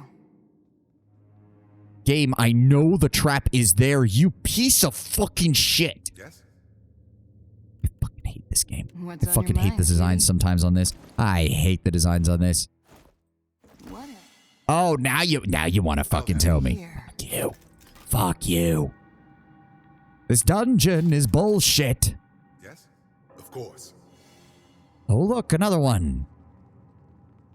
The Lantern of the Boreal Light, ship of Isilt, the Watcher of Yarma, lost at sea in 2767. Fuck you, game. Fuck you. Why do you have Adir doing it? It's not like Adir has fucking points of mechanics, you stupid game. Fuck you. Missile gloves. Who gives a shit? It's got limited uses. All that does is make things worse. Be freaky if the Whispers of Yen... that's impossible, Lord Brownbear, because the Whispers of Yenwood got reforged alongside our other sword into... Where is it? It's in here somewhere. Whispers of the Endless Paths. The Whispers of Yenwood and the Endless Path sword were broken at the beginning of the game, and they were unified into this as a great sword. Yes? That's exactly why it would be freaky. I mean, technically... Fuck you, game. Fuck you. Fuck you, you piece of shit. Stop with the traps. The remains of Lucala, Watcher of Pazala, 2535 to 2572. Wow, that guy was young. Is that a box? That is not a box. Okay, gonna keep moving. So we cleared out that. There's a thing to the restricted section, which is over here, I think. And then there's the quarantine section, which I think we fully explored the quarantine section. So we should be good. And this leads back over here. Okay, so back this way then. You more or less did? What does that mean? Are you saying there isn't? That there, and I did miss stuff? Because that's kind of what it sounds like, Tenwin. And if that is the case, we need to go back there. There was a staircase that you skipped? Okay, so we're going to head back there then. Ooh, that looks like it broke. Deep gouges, dried goblets of slobber, and a fractured lock on this chest suggest several things, all of them unfortunate. What is this? Oh. They said not to go in there. So, oh boy. Did the imps get here? Possible. I doubt it though. Hold on, we're quick saving. If I... Hello. You don't mind... Okay, apparently you don't mind me being up here. I'm kind of confused by that, but okay. Those are priceless. God damn... I didn't say to do that! I did not say to do that! Shut up, Ayla! Shut it! God damn it! I did not say to do that, game, and I don't know why you fucking did that.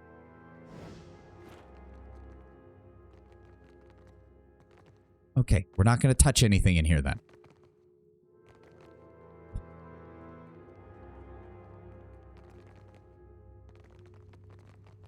Alright, not touching anything. We're not touching anything. Don't mind us. We're not touching anything.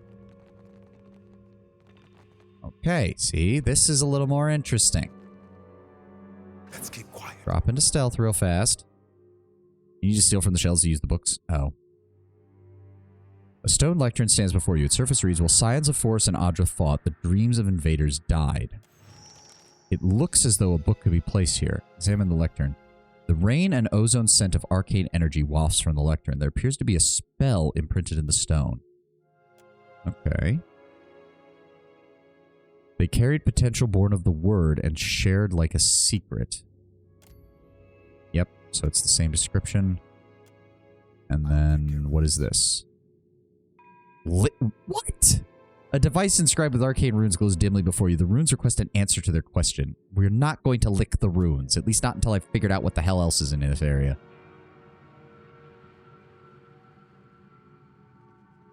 Nothing over here. Oh, shit. Are you okay? Are you okay? Okay. Ooh, God fucking Lord, game. This is why I hate stealth sections. Okay, there's nobody in here. Anatomical dissection notes. Curious specimen, larger than the last one. Bones assume a different configuration whenever I look away. An accurate accounting of its inner workings will prove no small challenge. The organs are knit together in a flexible mesh, which maintains its spongy state despite decomposition. The jaw can stretch open wider than they should allow. I cannot account for how this is possible, but my eyes don't deceive me. The teeth elongate in proportion to how far apart the jaw is stretched, even in death. I recommend the last of this species be interred in the collections. Better to have it cataloged and disposed of than out and about. Yes? Interesting. Of course. Okay. So Maya should be able to dive this and try to grab that. Okay, so hold on. She can switch that back on. And secondly, I think we have... we should have some boots of stealth, don't we? Yes. Go ahead and equip those real fast. And then we should have a cloak that also gives additional...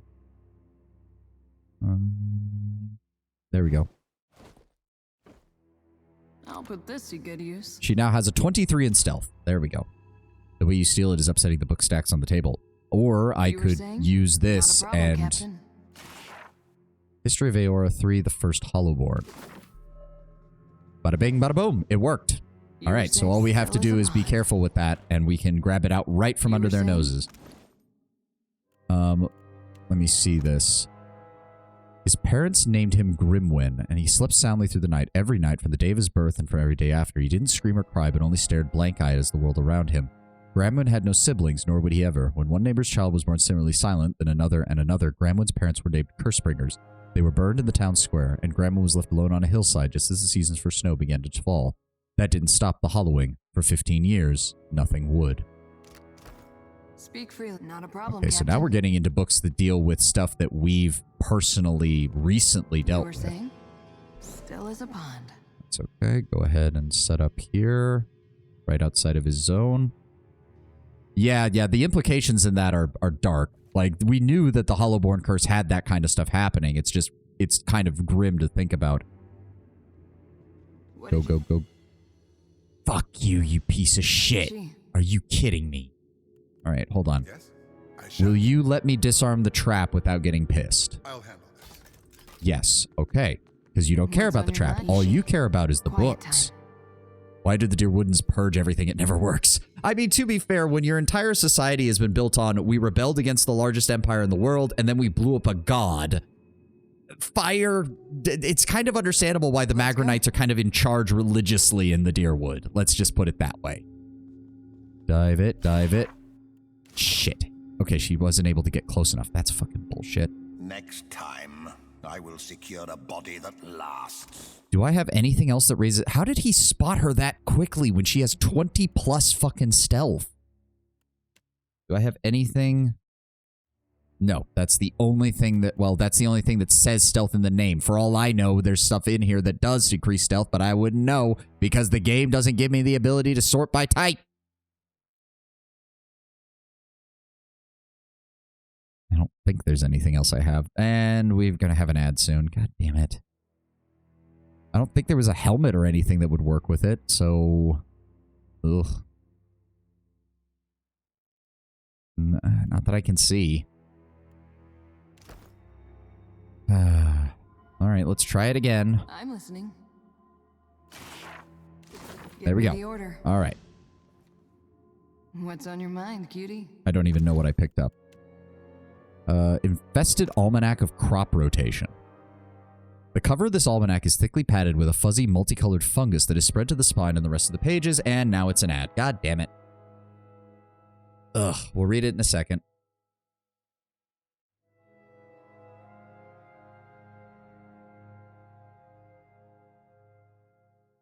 It's the fungus ad. I guess so.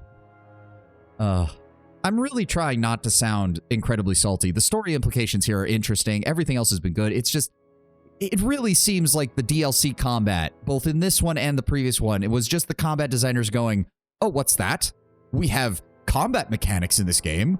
Well, that doesn't sound right. Give every enemy 50 plus damage on every attack, infinite accuracy, and make it so that their penetration cuts through every single piece of armor in the game by a factor of 3. And it's like, what was the fucking point in having all of these designs and mechanics then? Because everyone was complaining the game was too easy? You fucking morons! Who fucking said that? Who was stupid enough to say that? Ugh. It drives me insane. It drives me insane when people do that. Like, we have all these combat mechanics and an interesting combat that seems fairly balanced. What do we do in the DLC? Throw all of that in the garbage and make overpowered encounters that require massive amounts of min-maxing just to even have a chance. Alcat has the same mentality with Wrath late game. Yes. Though at least they have the quasi-excuse of, well, we did give you mythic powers. Ahem. The cover of this almanac is thickly padded with a fuzzy, multicolored fungus that is spread to the spine and the rest of the pages. Only one page has survived in total infestation. Mold has contaminated the ink itself and warped certain words into bulging, irregular configurations. The fertility of the land is a quintessential concern in the success of Hello. A healthy farm is a diverse one, and we cannot rely on favorable are we alone to dictate our fortunes. Just as Kith have yoked the seasons to our bidding, we need to do our part to am I part? Am I a part? Who am I? Will we replace what we take from the life of the land, the precious abundance we so recklessly leech from the why does knowing hurt? Henceforth, it will be our responsibility to not I, we, and share our progress for the song growth love of the colony. This way, the purity of the book will be measured and controlled, no longer a variable outside of our... From that point on, the text has been consumed, reduced to little more than a loam of a thriving fungus colony. Your order? Aye, aye. There's a common complaint after Gorecki Street, you know, in Port Maje, people generally felt no challenge at any point, so people complained. What the what combat mechanics do I not understand that people were literally like, oh yeah, there's no challenge here at all. It's like, how? What are you people doing? What am I missing in this game? That is what everyone else is like, oh, this is not challenging at all. What are you talking about? What different game are you playing? Give me the order. Like, I don't understand. How do you even say that? How? What universe, what alternate universe are you living in? The founding of Aora, history of Aora, founding of Raidceris. The Demogon and Adragan couldn't come to accords. They launched a quiet civil war, and the colonist farms became the front. The Adragan blighted the Aedirans' Vorlus crops with a might native to the deep forests. The colonists, believing themselves under attack by the notoriously territorial Demogon, retaliated by clear-cutting the forest surrounding their villages. Not to be outdone, the Delimgon drained the subterranean aquifers in the Valian settlement. Oh, so... Wow, so Raidceris got fucked, and they didn't even know who was... Wow, that's... I feel sorry for the Raidcerans again. Jesus Christ. You were saying? Okay. I'm listening. Ishi. Quiet time. Let's see. Where can we set up that's the closest to that? I'm thinking on this side. Set up right there. Quick save and dive. Smuggled journal page and a maintenance log. You saw nothing.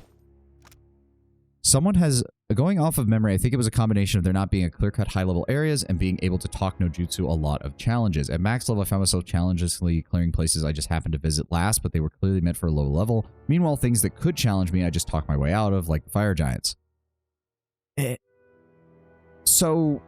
sorry, Lord Brownbear. I know that some people are going to complain about that, but all I'm hearing is, so it was a good CRPG and people bitched about it. Especially funny is most people seem to agree on one thing, that you can virtually do any build and not be punished beyond the average. That I'm not so sure on, Tenwin, given my own difficulties with some of the dual classes, but overall you're pretty like, what are we hating on? Certain aspects of the game design sent. Someone has meticulously logged dates and details pertaining to the operations of a flesh construct monitor device. Some of the latest entries stand out. Found a finger blocking the cogs, asked around, no librarians reported a missing digit. Initiated startup sequence and a bunch of teeth fell out. Operation normal. A new lever grew from the panel today, not sure what it controls yet, if anything, stiff and warm. At this point, the controller's taken on a life of its own. All I can do is interpret its desire. Device refused to initiate normal procedure until I tickled its favorite gland deep and on the left-hand side by a patch of bone. After it shuddered for some moments, I had its undivided attention. This is disgusting work. I love it. Okay, that's interesting. And complaining about it being too easy. Yeah, I don't understand. We may just drop the difficulty for the DLCs. I'm getting kind of sick and tired of having to deal with this, and I'm not ashamed to say it. Admeth sets the forest aflame, they say. Admeth snatched the sharpest fang out of the enemy's jaws, they sing. I know nothing beyond the walls of my cell, but I still have my memories, and I don't recall a single crisped tree on the battlefield. I don't recall being taken. I remember waving the flag of parley and having it answered with a battle cry. Anything they burned later. History isn't written by the victors or the kith who were there. It's written by scribes, and for some reason, Admeth isn't of a mind to contradict their lies. Maybe it's because he's where he is, and I'm where I am. There's history, and there's history. Takes a keen eye to tell the difference. Ooh. That's very interesting. That's dealing with the early Glenfathan wars with the Deerwoodens. Okay, you're moving. That's a problem. That's a fucking problem. I'm still as a pond. Okay, so he moves there. This cannot last, you know. So we need him to be moving that way. Nope. Stop fucking shit. Gonna have to dive past him here. Yep, he's gonna see me slightly there. He's gonna move back. Could also be players don't fight it hard after playing through once, like a lot of CRPGs. Yeah. Go, go, go, go, go, go, go. I think the red popped up before she clicked on it, so we have to wait. Son of a bitch. Fuck. This is with 20 plus... This is with almost 25 stealth. What the fuck? Go. Nah, they fucking popped again. It's because she's on the edge of two of them. Fuck. They don't even have eyes. Okay. No, shit. Go down, go down, go down. Dive in this way, stay... There we go. Got it. Yeah, it was because she was stepping on the sight line for two of them. That was what was getting her. The tribe and people of the deer. The first magic among the people was fire. It's always fire. In every community, among every species, it's always fire. Fire is a balm against the dark, a light to tell stories by. It chases away the cold, lights the path, summons shadows. It was conjured by an old woman who whispered a word at a dying coal and saw it spring to life. She carried that burning coal until her death, then she taught the word to her daughter, who taught the word to her son. The people carried that small flame from their home in the frigid north to the sultry southern jungles, and never once did it go out. The people of the deer. The sultry southern jungles never once... Is this referring to the arrival of the original Glenfathans? Because we saw in the first game that the Glenfathans aren't actually from that region. They came to that region and fought the Ingwithans, and then were conquered by them. Boss of the DLC, I would highly recommend you lowering the difficulty, as I will 100% acknowledge it's bullshit. I'm honestly considering just doing it now. Like, I'm just sick and tired of, like... I'm considering just dropping it to relaxed. Yeah, fuck it. I'm dropping it to relaxed. I'm done playing around with this. I just want to experience the story. I'm tired of combat encounters seemingly being puzzles that purposely fuck up how you're supposed to do them. I'm just tired. I'm just tired. I have no problem with that. I'm just going to do it now. Okay, so there's what? 1, 2, 3 of these in this area. Let's go ahead and grab these ones first, because they'll be easy ones. Structural integrity report. No judgments here. Thank you, Lord Brownbear. I appreciate that. The missive was addressed to an office of the Admiralty in Rauatai, apparently never made the journey. Great Hazanui, your flagship, the Tenants of Iron, has not weathered the journey from the motherland as we had hoped. The sea was fierce, and an aggressive parasite infests the hull. While I sailed for the Dreadfire, you told me that the Tenants must always lead the way, for we carry the motherland's heart. I tell you now that the ship is not battle-ready. Even a meager display of strength could send her to Andra's bosom. You instructed me not to take on a shipwright, for the pride of our armada cannot be seen to founder, nor to enlist the help of the Huana, lest they grow too familiar with our armaments. Yet it is a matter of time before the flagship vanishes beneath the waves. What are your orders? A spray of salt water smudged out the signature. Interesting. So the Tenants of Iron was the ship that got sunk in the first battle between the Rautaians and the Huana. So apparently they were trying to warn the rest of the Huana command, or the Rautai command, that they wouldn't be able to act properly because the ship was taking damage. Downtrod stink pigeons and note on a missing subject. Let me see here. Subject P0706 broke free of its cells and makes slow progress towards other parts of the facility. We cannot cross from one end of our library to the other without spores dusting our robes from an unseen limb of the colony. I've reported the matter, but the chief librarian is characteristically unconcerned. Should that thing cross into the restricted stacks, I hope she remembers who warned her. An addendum is scribbled below. Boris has gone missing, likely infested, digested, or worse. What began as an irritation has escalated to tragedy. I haven't the heart to tell the archive staff to call off the search. Once the dust settled, I'll take it upon myself to find a new library mascot.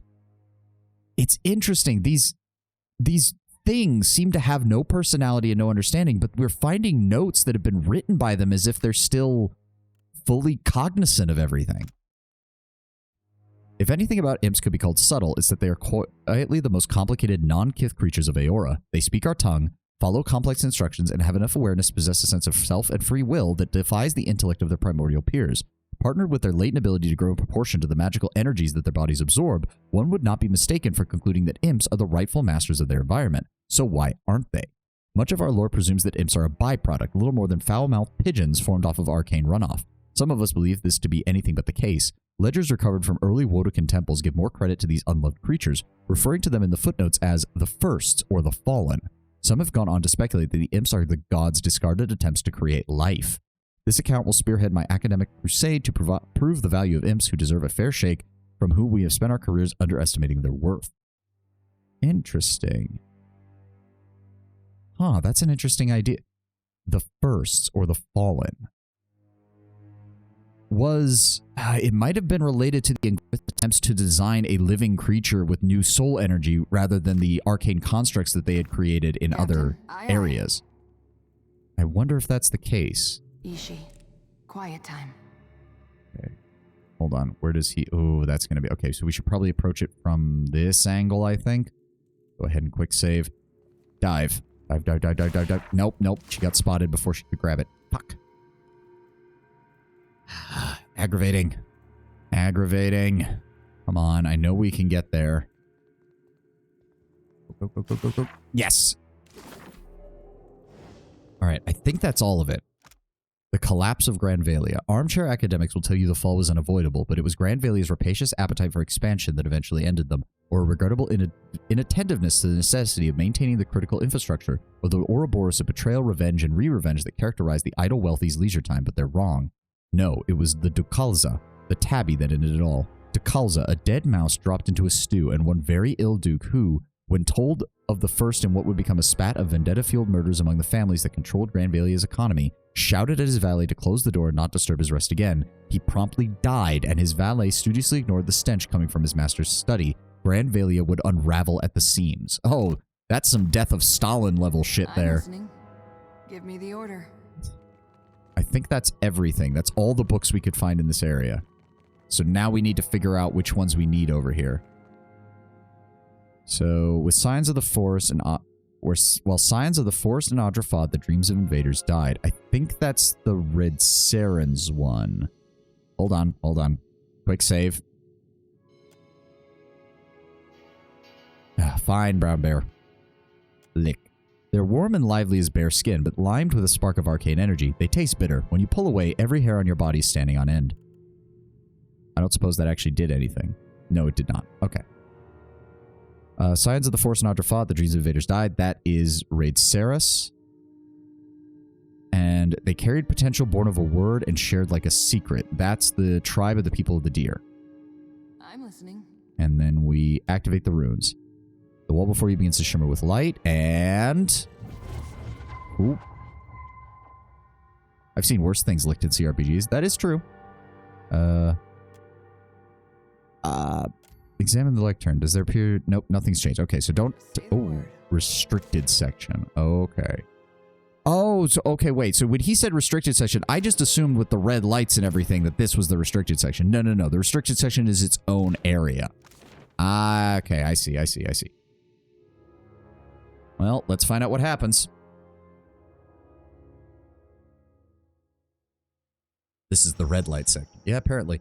Ishi, quiet time. Let's see what else we got in here. The text on these pages appears to have been reproduced by some manner of stamp. Huh.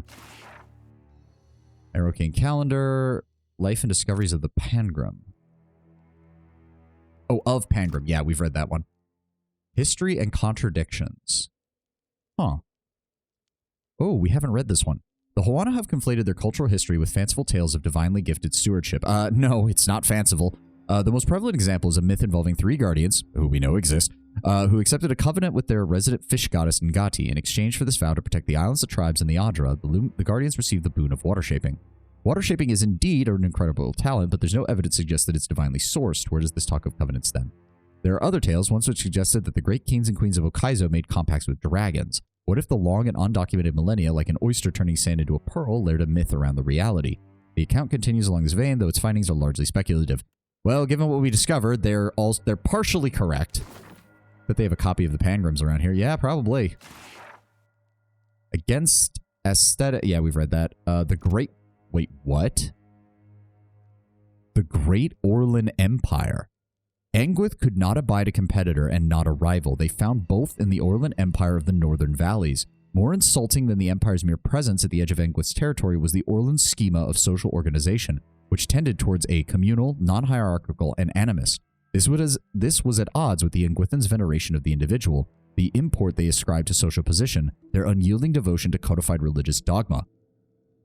So I was right. The Engwith did shatter the original Glanfothans, who were largely an Orlan people. They destroyed them and forced them to abide by the Engwithan style of religious and of religion and cultural norms. Oh, that is interesting. No, not the short stacks. Oh, but that kind of proves what we were thinking, though. That makes sense. It also... Oh, I see. Because we know from the way the game talked about it in the first game, there are Engwithan ruins in Adir and Rauatai. They're just not as numerous.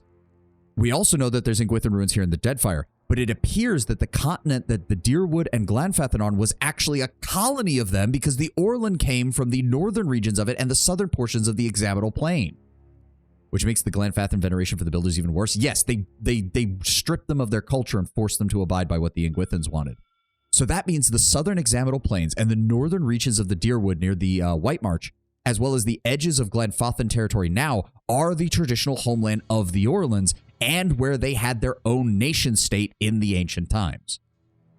America, to be fair, Tenwin, it's every empire throughout history. I mean, the Romans exported their culture all across the Mediterranean and force-converted many groups in order to maintain their cultural superiority. We could even argue that the Nordic peoples did so during the Viking Age for a large area stretching all the way from Russia to portions of southern Italy to portions, of course, of Anglo-Saxon England as well. Like, somebody say America? But no, this is interesting because that proves a lot of the speculation I had in the previous game about why the Glanfothans are the way they are, and this definitively confirms it. Oh, that's good. I like that. I like that. Okay, let's keep moving carefully. We're not. Shit balls. Okay. Fuck. Maya, Not a problem, you're the Captain. best chance we have for this. Let's scout out ahead, please. Ooh, ooh. I don't want to kill any of them if I can avoid it. Good. We dodged him. There's nothing else around here. Ooh. Okay. You're moving there. Then you stop. There we go. Dive. Oh my god. The construction of the Divine Titans. At the heart of all creatures lies two things, a soul and a seed. A soul needs a seed to grow the body to house it. The stronger the soul, the more powerful the body. Even a god needs a physical form to act in the material world. We can't create souls, but we can control them. We can smash them together, tear them apart, and sew them back together again. But we can't grow a body large enough to house the harvest of a god's soul unless we create the proper seed. How do you teach an object its purpose? We can't create souls, but we can control them. But we can't grow a body large enough to house the harvest of a god's soul unless we can create the proper seed. That's why they were experimenting with animals in Gallowayne's little laboratory that we found earlier. They were trying to create larger creatures to form the basis of their god bodies. At least for some of them. I imagine Abaddon went the full route and just decided to create his own after a while, but still. The man who would be Skane. Krytus quickly installed himself as Nua's most favored advisor. Oh, great. So Skane was involved in Cad Nua. Set about tearing the Engwithan establishment apart from within. His lies turned the powerful against one another. His forgeries undermined trade negotiations a decade in the making. There was money to be made in exploiting the Discord, but he didn't line his own pockets. He surreptitiously handed it out among the populace. When his quiet rebellion was eventually uncovered, he was tortured near to death and presented with a choice: put his skills to work for the people he'd striven to destroy, or die at the hands of the Church Inquisitors. And Krytus kept his life, at least for a time. Wait, man single? That does seem to be the implication. It might be that Krytus was the seed, to use the Engwithan term, around which Skane was created. Also, this explains why he was willing to work with Wodaka in the first game, because betraying the other gods is also in his purview. He's more than willing to sell out his fellows to get his own way. Oh, that's glorious. All right, go, go, go, go, go, go, go. those lost in the flood. We've seen the history of the Wilders. Ingwith was not the only empire. It was not even the first. It was just the most ruthless in its dominion of the world. Eora had known other history since the first gods crafted it. Histories wrought not in Adra and copper, but in the epic poetry of scent and song sung beyond kith hearing. Open your ears to the whisper of the free places, and you'll know the tale of the Ogre Queen, of the Vithrak assemblage. Still your tongue, and you will taste the cook fires of the Zarup city that hides from the eyes but extends to the horizon. Look, and you will see. I was right. So the Wilders are the remnants of other people who refused the Ingwithans' plans and outright denied them in godhood. So of course, as the Ingwithans gained more power, they not only pushed the Wilder back, but when they ascended to godhood, outright and actively discriminated against them. All right, pull back. Wait for him to move. I fucking called that shit. Animancy in the modern age, a matter of ethical complexity. Man, I'd like to see you as a player at a tabletop game. You seem to have a very strong sense of intuition. I'm not as good when it's in person because I get a little bit more wrapped up in my character. And I do try to stick more to what my character would know. That's why I usually play... I play characters that don't have low intelligence, but I don't play characters that are super, super intelligent because I also feel like I'd fuck up too many times. The Faded Stone Tablet is inscribed with Ingwithan runes. Much of the script is eroded. A few passage looked past the great curtain, found only an empty stage. More than the disappointment of a lifetime and the disappointment of everything we held. Against the conclusion that there was never anything to begin with, consider that their greatness extends our perception, or we simply lack the appropriate tools to, existed, then who's to say we could not improve upon water flowing in an aqueduct as opposed to an uncontrolled torrent? Even this record shall not endure to recall our... The rest of the tablet is illegible. The other side appears to be a catalog, a series of ethical arguments debating the pros and cons of a decision yet to be made, but any meaning or context has been lost to time. This is them debating about becoming gods, about finding a way to control the wheel. Also, that was a scroll. I didn't realize that. Hold on. Invigorating nightmares. The initiates have been at it again, mixing dangerous stimulants to stay alert during their long shifts. This time, I found them milking the essence of night terrors from our collection guests, and so I had to tarry and watch the results for myself. The concoction backfired rather spectacularly and gave them all a good night's rest. They awoke reasonably efficient, though much disturbed. The recipe is drawn out with simple illustrations. Even an imp could read it. Okay, wait for her to go. This area has been very revealing. Oh. I don't like sending Maya in on her own, but I don't really have a choice. Adir Customs, a very good farmer. Every page of this tome is filled with closely packed writing and illustrations. One passage reads, Sate Wywin pursed his lips and stared down the glowing, glowering visage which peered at him between the stalks of Vorlis. He gripped the wooden shaft of his scythe, slick with sweat from his palms, the hands of a working man, which he was. You're Aothis, then, he said. That I am, said the god. Then you already know what I want, said the farmer, who was Wydwin. That I do. Wydwin unknotted the taut cord which restrained his ponytail and let the flowering locks cascade round his shoulders and rest over the shelf of his bosom. He winked and cleared his throat before winking again. Oh. This is a porno. I've got a candle that hasn't been lit properly. Aothis moved closer and the passage cuts off abruptly with a series of jagged notes pressed deeply to the parchment. Eora is not ready for this. Dear Lord. Somebody wrote fan fiction involving Wydwin and Aothis. Warden contract. This aged, brittle contract details an agreement between an assemblage of Vithrak explorers and the agents of Whale upon the Vithrak's arrival in the halls of the Exurd. In exchange for fresh, ample sustenance and a dry place to establish their nest, the Vithrak agreed to serve as wardens of the collections in perpetuity. Go, grab that. Ooh, this is getting dangerous down here. Jody will love this. If she can get over the, can we read this? The wood and metal contraption bears a superficial resemblance to a guillotine, but appears to be killing the written word. Oh my god, they have a printing press. Oh my god, it didn't even occur to me. We've heard no indication that this world even has a printing press. That's interesting, because they're definitively past the Renaissance, but yes, we haven't had any indication they have a printing press. This is filth. Filth walks away with the book tucked under her arm. Yeah. Okay, we need to... Ooh, this is dangerous. How do we... Ooh, this is... That... Ooh, no, that corner's not even safe. Oh, this is... Oh, this is not good. This is not good. We're going to quick save. I don't think we can get over there fast enough. We might be able to sneak past her when she's over here. That's a hell of a twist. Yeah. Go. Go, go, go, go, go, go, go, go, go, go. Fuck! Okay, nope, nope. I don't want to slaughter because I don't want to fight the librarians. But every book we found here has been something interesting. Also, no, Maya. We need to talk to... Can't hide from me. Oh, what the fuck? What the fuck? What the fuck, Amy? She hadn't moved the entire time we were in here. What the hell was that? I mean, I could try the sparklers, maybe, and try... I think I have some of those. Let me see here. Distraction. Distraction. Where are they at? There we go. Spark crackers.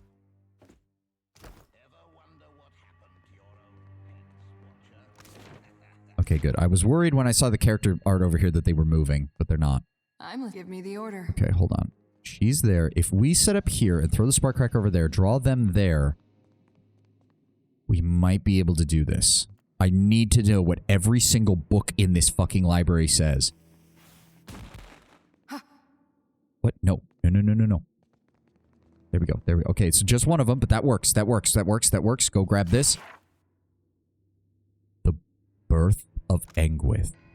In the time before Kith invented time, or mathematics, or architecture, an insular tribe of goatherds dwelt at the bottom of a steep mountain valley.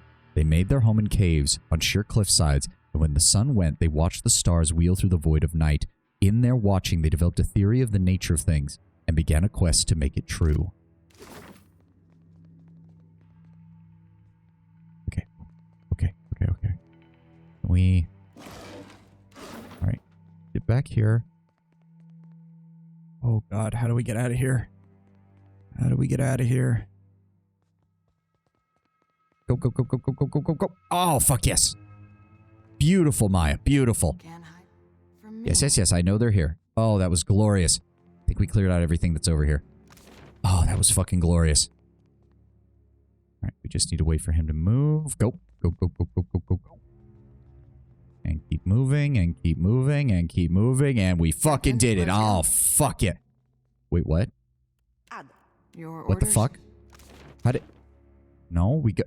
What the fuck? Did I forget to... What? Notes on a vanished Orlan.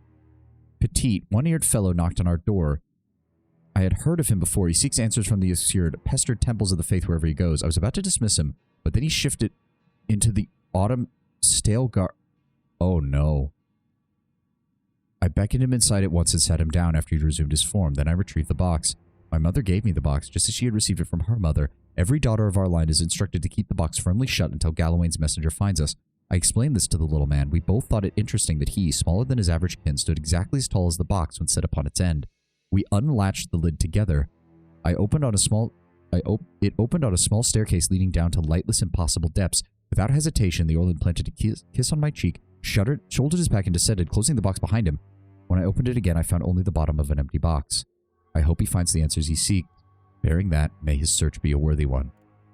Oh, man. Paravius. There's a... Oh, God, of course. I tried to push him away from Whale, worried that it's going to worry him, and Whale had a plan for it all the whole time. Oh, God damn it, Whale. If you killed my friend, I'm going to be pissed. I'm already pissed. Who am I kidding? Poems from Erglanfath, Dunreed Row. Did we already read that? Yes, we've definitely read that. Wait. Yeah, we've read that. And there's an ad, of course. Well, we'll read this when this comes back up, because I don't recognize this one.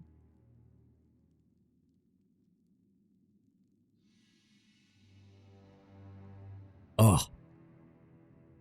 Oh, the lore implications of this place have me literally, like, I can feel chills. I can feel chills.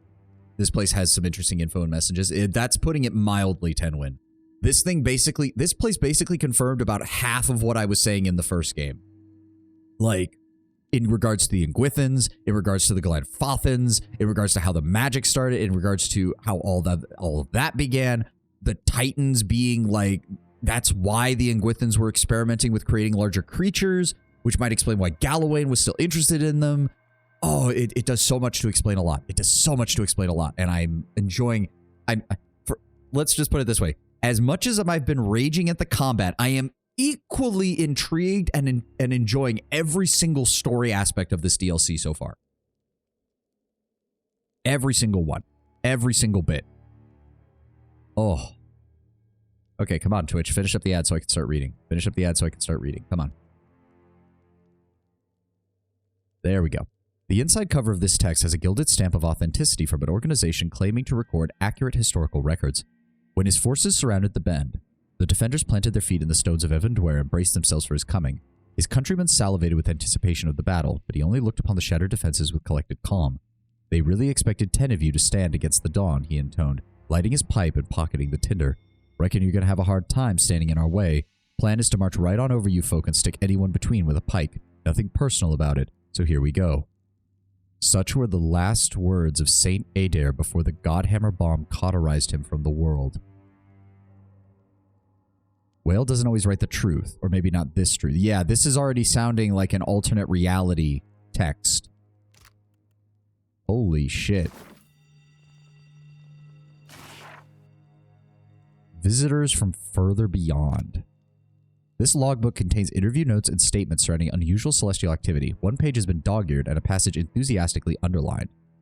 Subject followed the descent of a falling star. In their testimony, they asserted that angry spirits patrolled the impact crater. Subject narrowly escaped and later complained of dizziness, loss of memory, and headaches. Our resident animancer confirmed our suspicion that subject had lost a significant sum of their essence in a ragged pattern, almost as if it had been chewed away. Recommend permanent interment in one of our kith habitats. A few words inscribed in the margins read, territorial, hungry, sacrificed by self or proxy. The lower half of the page shows an artist's rendition of a fallen star. The three-body agreement.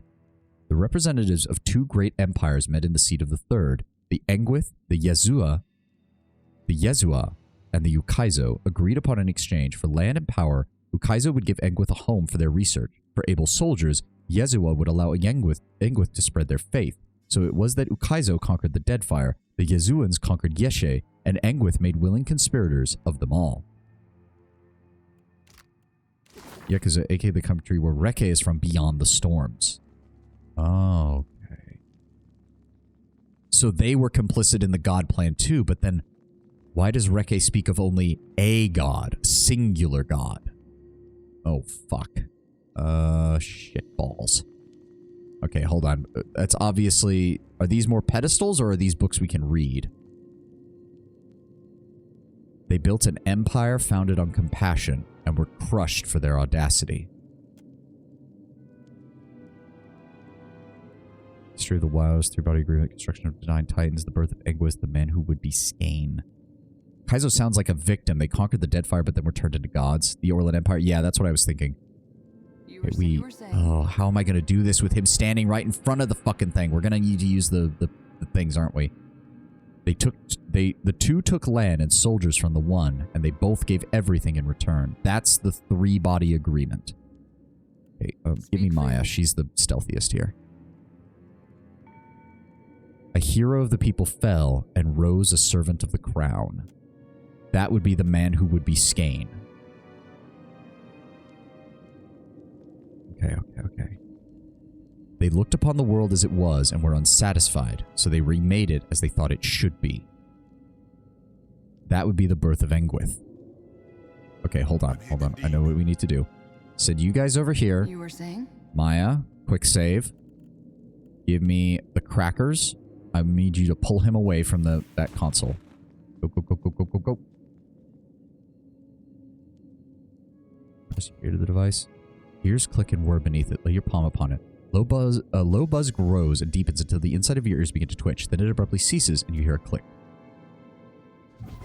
Oh dear. Okay, come on, game. Come on, game. I don't know if he's going to start moving during the cutscene. Let's go. He moved during the cutscene. That's exact. God damn it. It set him off. Fuck. Well, Maya's in trouble. Shit balls. Steel-clad construct, flame marauder, steel-spine soldier, and an ancient vampire priest. Oh, fuck you, game. Fuck you for summoning something like that. Switch to the gun. Try to shoot the priest first. Actually, no. Shoot the steel spine soldier first. As long as we get 2 hits, we should be good.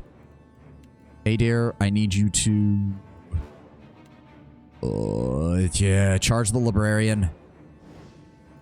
Facina, give me... This is not good. This is not good. I need you to move closer and prepare to use the death ring. There we go. Go ahead and death ring. This is faux AoE. Yes, yes, it is faux AoE. Okay, hit him with everything you got. Okay, good. We managed to shoot him. Now we're going to go for the priest. Aloth, give me... corrosive damage to the next target the wizard attacks, weakening, converting its life force to the caster. Go ahead and give me a console hots. Wait, it counts as a melee attack? That sounds stupid as fuck. Why would anyone ever use that? Well, I guess melee wizards. Mule kick. Hit him. We're going to go ahead and disintegrate the steel construct.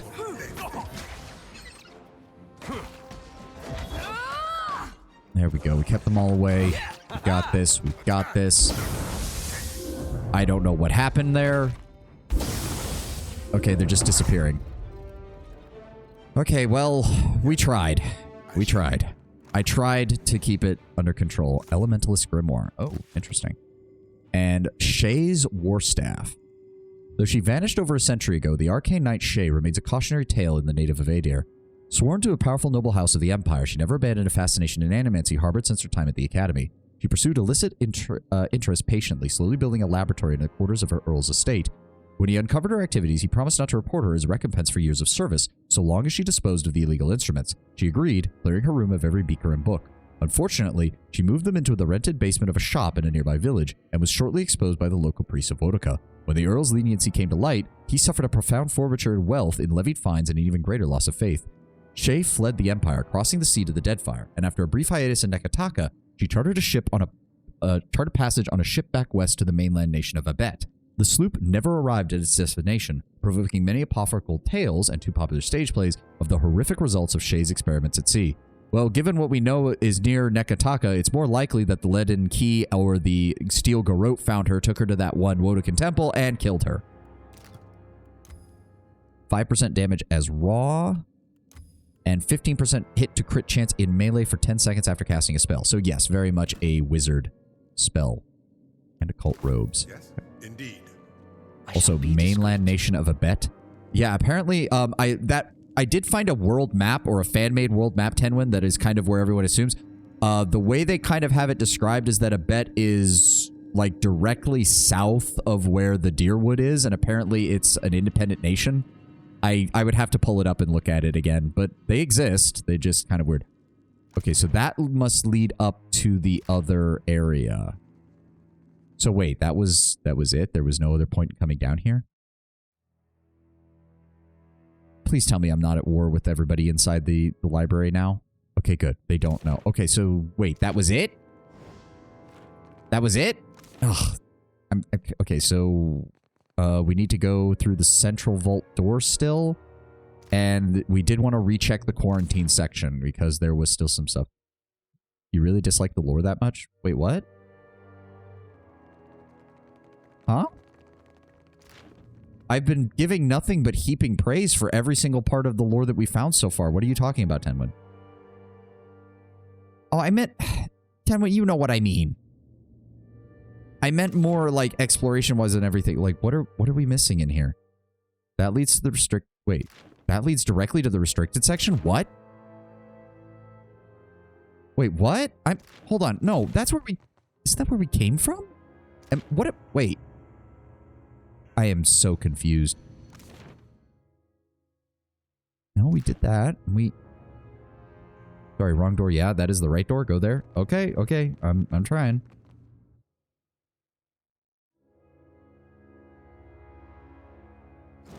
Oh. Okay, yeah, somebody came through here. I will hear no further argument on the matter. You are the one who permitted that chittering loudmouth to roam the collections freely for your amusement. Now that it has escaped, you are responsible for fetching it back. Locate the pilfered artifacts. The Oracle warned us twice about keeping magic away from imps. On the bright side, this will prove a capital opportunity to test our milking procedure on a swollen imp. This will be good practice for subduing Nemnock before his devoted following grows beyond our ability to control. Of course Whale was involved with Nemnock. Why am I not surprised? Fucking bitch. Into the burrowed hole. Yep, this is... Oh, great. It's going to be another imp in here, isn't it? Yep. This assortment of junk is slightly damp and reeks of imp effluvia. Not knock. Oh, dear God. What you do here, eh? This my realm. How quaint. Another imp with delusions of grandeur. Well, he wants to attack, he wants to fight us. So that does not appear to be the case. And he has Lemgrass Reflection. Oh my fucking God, I hate you, game. Immunity Mind, Immunity Ground. Okay, fine. Charge him, Adair, if you would please. I'm just going to go ahead and disintegrate on you, because there's no point. Conjures roots from the ground. Unfortunately, that means it's a ground ability, which means it's useless. Alright, what do we have buff-wise that we can actually cast that won't cause them to fuck it? Okay, we can summon up the tentacles. Those will be good. We can... Nope, don't cast that. No, do not cast Substantial Phantom. That would be a horrible idea. We're gonna... Wait for it, wait for it. There we go. Weather the Storm. Go ahead and shoot you. There we go. We summon those up. What else have we got? What else have we got? Garden of Life isn't really going to help. Arcane Reflection isn't really going to help. Wall of Force, Malignant Cloud, nope. Relentless Storm is just going to get reflected. We can throw down Form of the Demogan to buff everybody, which is not bad. You see that, Ishi?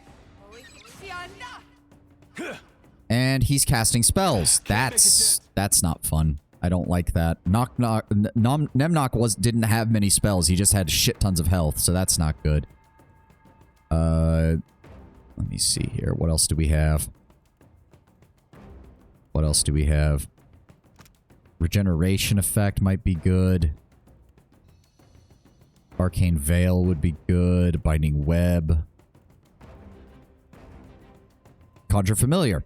Well, no, that's... I don't think that's going to be very good, unfortunately. Oh, fuck it, why not? There's a wallop kind of stuck over.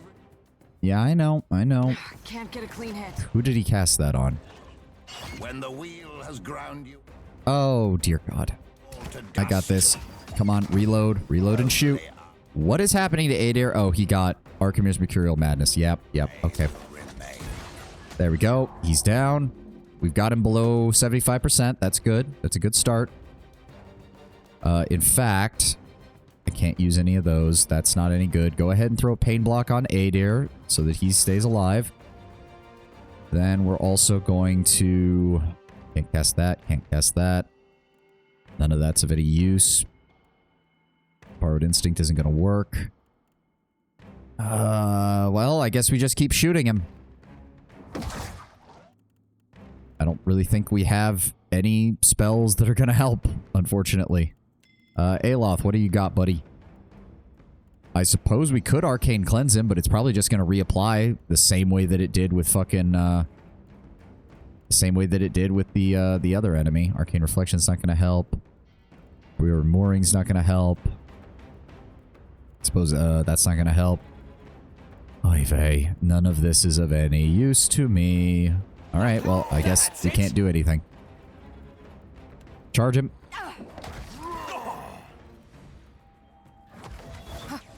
There we go. That got him. He's almost at 50%. Go ahead and hit him with the Confounding Strike. There we go. I think he missed. Did you seriously miss? You missed. God damn it, Adair. Alright, fuck it. Try something else. Let's try... Devastating Blow, because he's at 50%.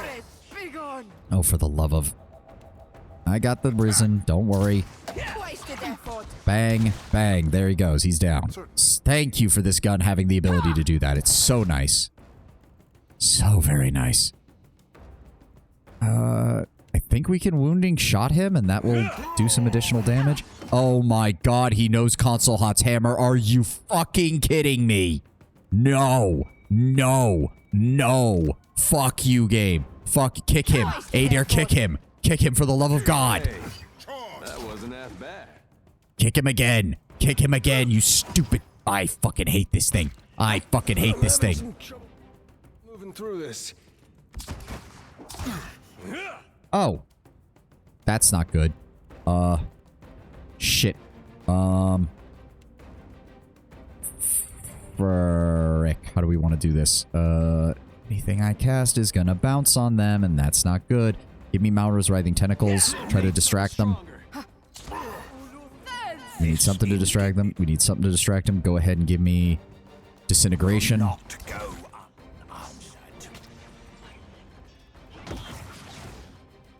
Okay. Facina. Necrotic Lance. No, that's... He's got disintegration. That's pointless. Never mind. Necrotic Lance on them. And then Aloth, go ahead and give me... Crushing Hammer on the other. Need something stronger. Adair, just keep kicking him in the balls. Keep kicking him in the balls. Knock him down. There we go. There we go. Got him. Oh. Okay, that could have gone so much worse. Yeah? What does he have? He has nothing. He has nothing. Will take what remains of your soul. What is this? More Imp's Trickster. The Midwife's Memoirs. We've seen that. The Alchemy of Imp Spray.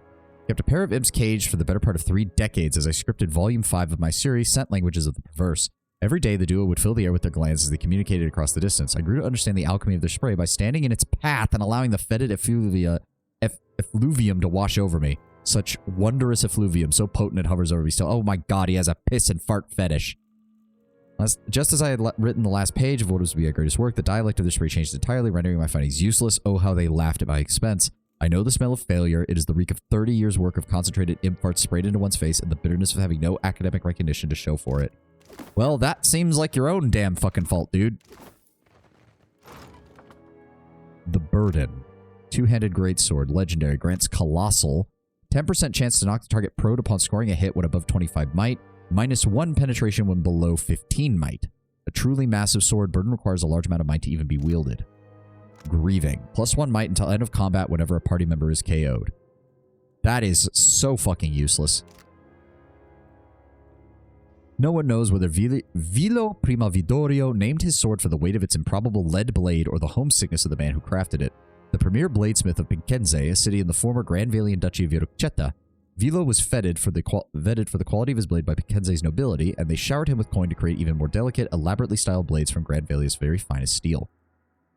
Colossal's a neat ability, though. I mean, it's a neat ability if you can get it above 25 might. 10% chance to knock the target prone on every hit is actually pretty solid. Good luck getting above 25 might for anything more than like 5 seconds. His work caught the eye of Pietro Palchezza, the estranged brother of Contessa Lina Palchezza and Picenze's ruler. The Contesse and Pietro were fiercely competitive, and they quarreled over everything: money, renown, lovers. Vilo expected Pietro's advances and denied the Contessa's, and in a fit of jealous embarrassment, the Contessa had him banished from the city. Vilo wandered from nation to nation, but never found a home that bestirred his muse as Picenze had. He settled at last in the Deadfire and set to crafting Burden, his final work. He never revealed the method by which he trained the lead blade to keep its edge, and he died the same year of a fever in his blood, so he never will. Denial is +1 might and -5% hostile effect duration till end of combat whenever a party member is KO'd. Again, largely worthless. And guilt, +5 beneficial. Oh, so it's even more widely fucking useless. God damn game. I got it. Again, I'm sure there's a build that could take advantage of that, but it just seems so goddamn bad. What? Okay. It's doable if you build for it, but yeah, I mean...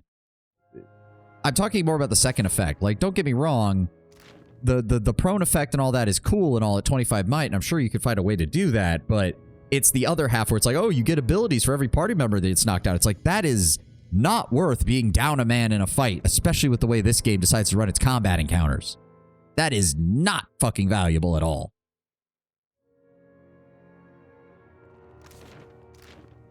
Okay. I guess we can... I think that was everything. So I guess we can head back to the main entrance. It's weird. We didn't find Maura at all. Where is she then? I see the fungus has made itself at home. Yeah, I don't suppose... Wait, Chief...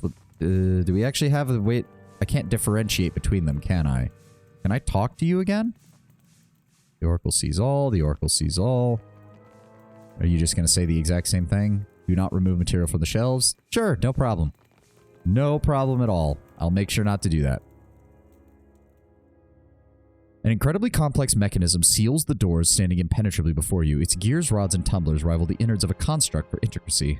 You're not even sure where to begin the process of breaking this lock. Examine the incantations. Aloth stretches to better see the engravings. Seems to be the emblem of the hand occult. Alright, alright. Examine the mechanism. No mere lock. The device seems to work of a madman. Some of the components seem thoroughly redundant, while others display dependencies on workings that are in turn dependent on them. No mere lock. This vault door presents a puzzle, a labyrinth of the mind. Kick the door. You stub your toe. Ha ha. I swear to God, if that causes me to have an injury, I'm gonna fucking kill the person who designed this guy. I'm going to kill in Minecraft the person who designed this dungeon, because that's just fucking infuriating. I'm pretty sure the picking the lock does not work. We even read that if you try to pick the lock, it just gets even worse. So we're just going to recite the incantation. The intricate mechanism seems to fall away, sinking into the floor until it's entirely flat. Mere shallow etchings. Only a lever remains, and pulling it sets the door in motion. Going to fart in the designer's soup. That's a good way to put it, Tenwin. Gonna fart in his soup. Please don't turn hostile for me opening the door. We can trust nothing we see, and see nothing we trust. Cheap tricks. Saw the same thing in a hall of mirrors in Takoa. Oh, well, there's definitely somebody here because there's more bodies. True Stories of the Living Lands. Yeah, we've seen that. Getting dizzy just looking at it. The Oratory of Whale. Atreus, dude, the hype for Avowed is fucking killing me. I'm looking forward to it. It's why we're desperately trying to finish this game before it comes out.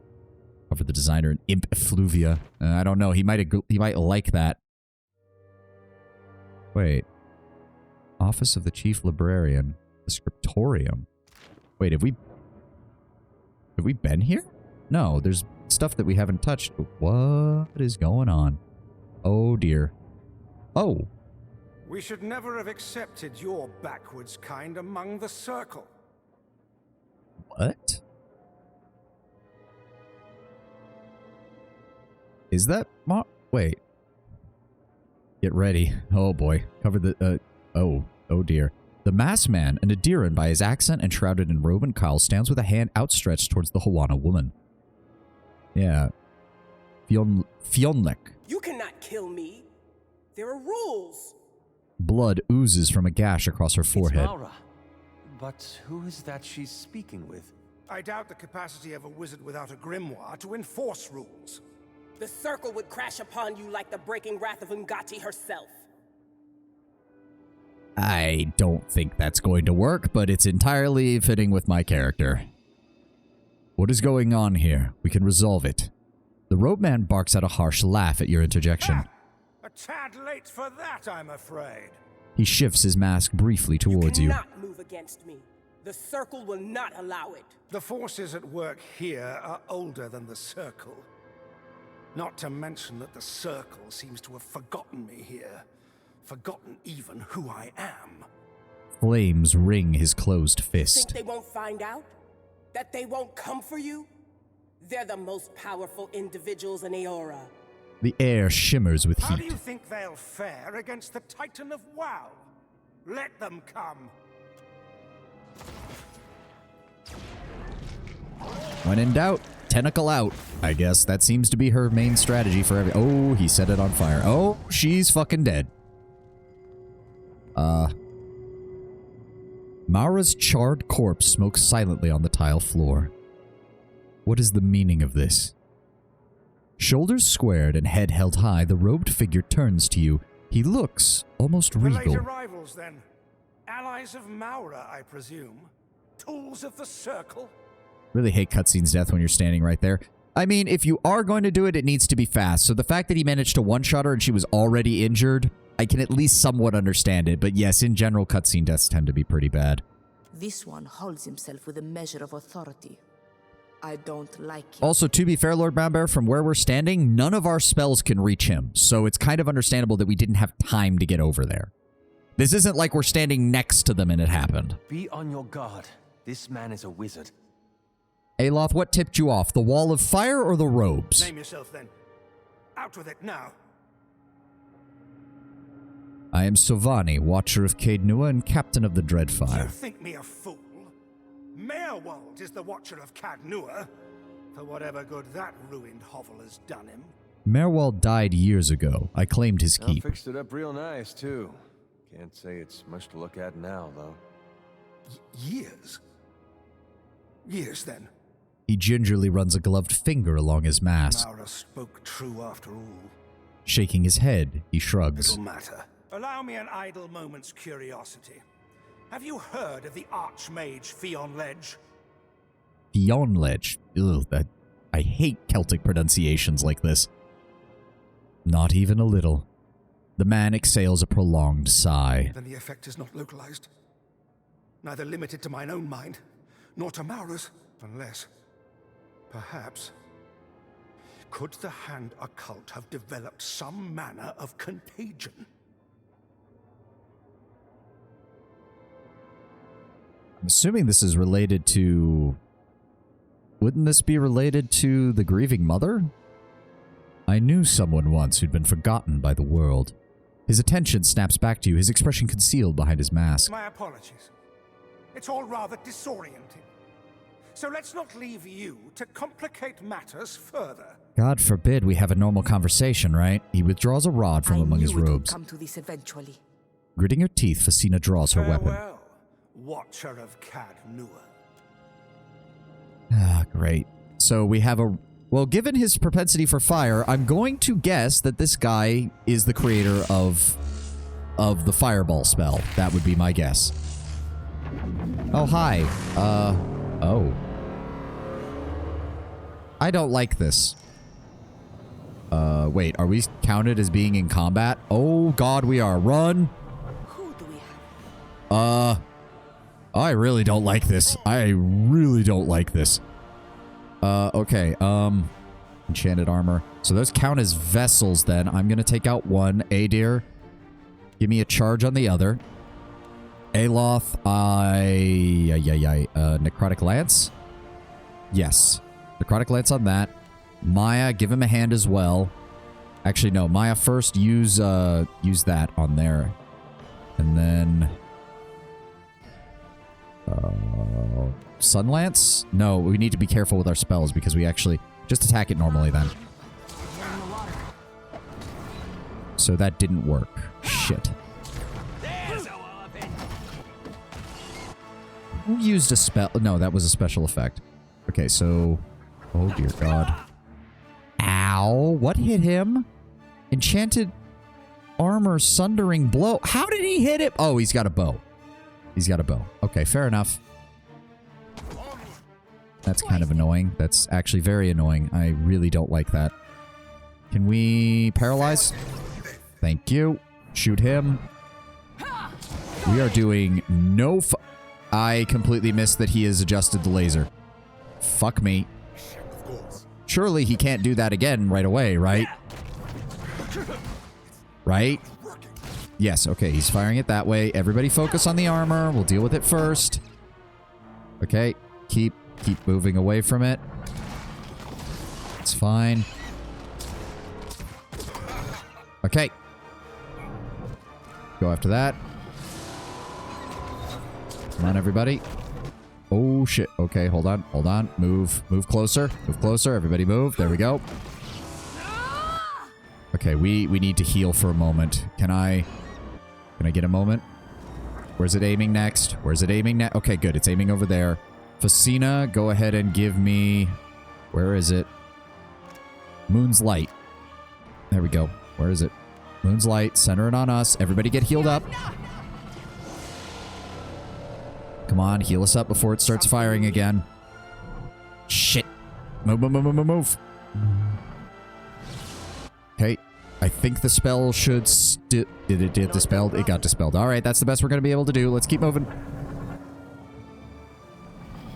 Oh, I did not even realize that we had an ad playing. I will pause here for what's left of the ad, and then we will continue. My apologies.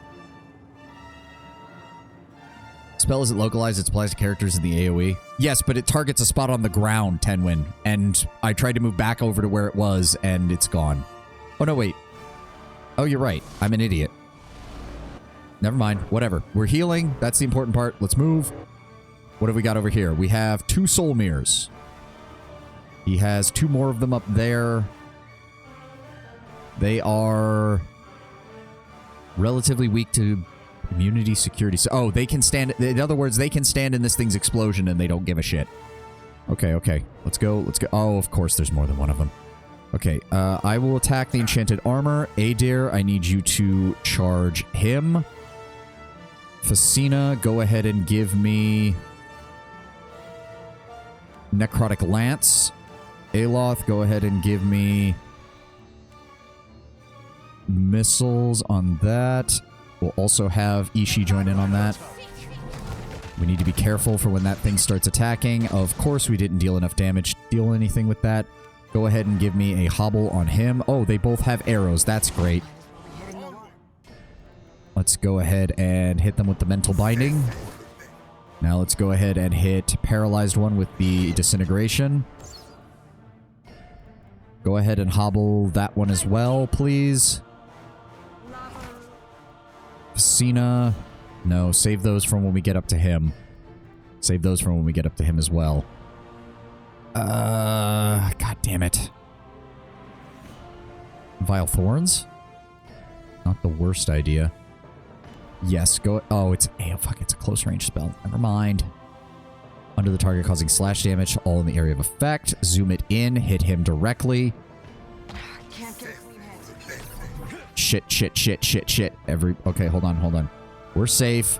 Get Aloth and Maya out of there. Move. It's fine. They're doing that. We're still shooting them. Give me another... They're mobilized and paralyzed. He's disintegrating. That's fine. Go ahead and disintegrate the other one. Adair, if you'd be so kind. I want to save some of his abilities for when we get into the mage, because that's going to be a pain in the ass. Aloth's starting to take damage. We need to deal with this. Can we please kill that one? Thank you. They're about to fire again. Everybody move. Get moving. Aloth, give me another one of these. Actually, nope. Disintegration's going to finish him off. Cast it on the other one. Ishii, keep attacking. Can you take down combo? Yes, go ahead and do that. Adair, come on, finish him off. Cena, give me Talon's Reach. That's not really going to have a high chance of hitting, but I'll take it. Come on. Oh, shit balls. Okay, hold on. Ishii should still be fine. Everybody else move out of the way.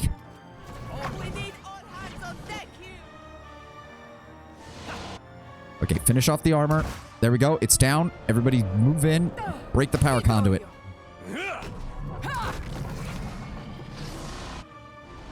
Where's it going? Okay, it's firing off that way. We're good. Come on. There we go. Oh, he teleported down. Okay. I wasn't expecting that. Okay. Let's see. Really resistant to mind effects. No surprise there. Fairly low armor, though. So let's see what we can do here. They have Wily Step and no other benefits. So we need to... Faux AoE. Yep, let's go ahead and do that first. Concentrate it. Wait for them to move closer. There we go. Concentrate it there. Adair. Charge in. Hit him with what he got. Aloth, I need you to drop Consul Hot's hammer on his fucking head.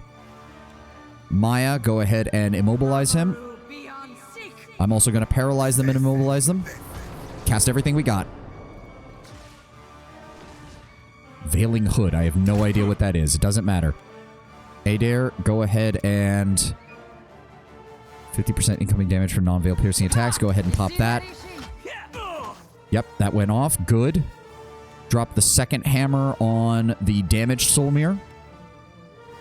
Give me Tane's Chaotic Orb on him. Maya, go ahead and throw down that on him. And I'm going to go ahead and disintegrate Fikonig. Fionledge, whatever the fuck his name is. There we go. There we go. Ow, ow, ow. Oh, shit. That's a high-level spell. Get out of there. Get out of there. Get out of there. Oh, fuck. Oh, okay. Okay, we got this. We're out of range of that. Everybody focus fire. There we go. Oh.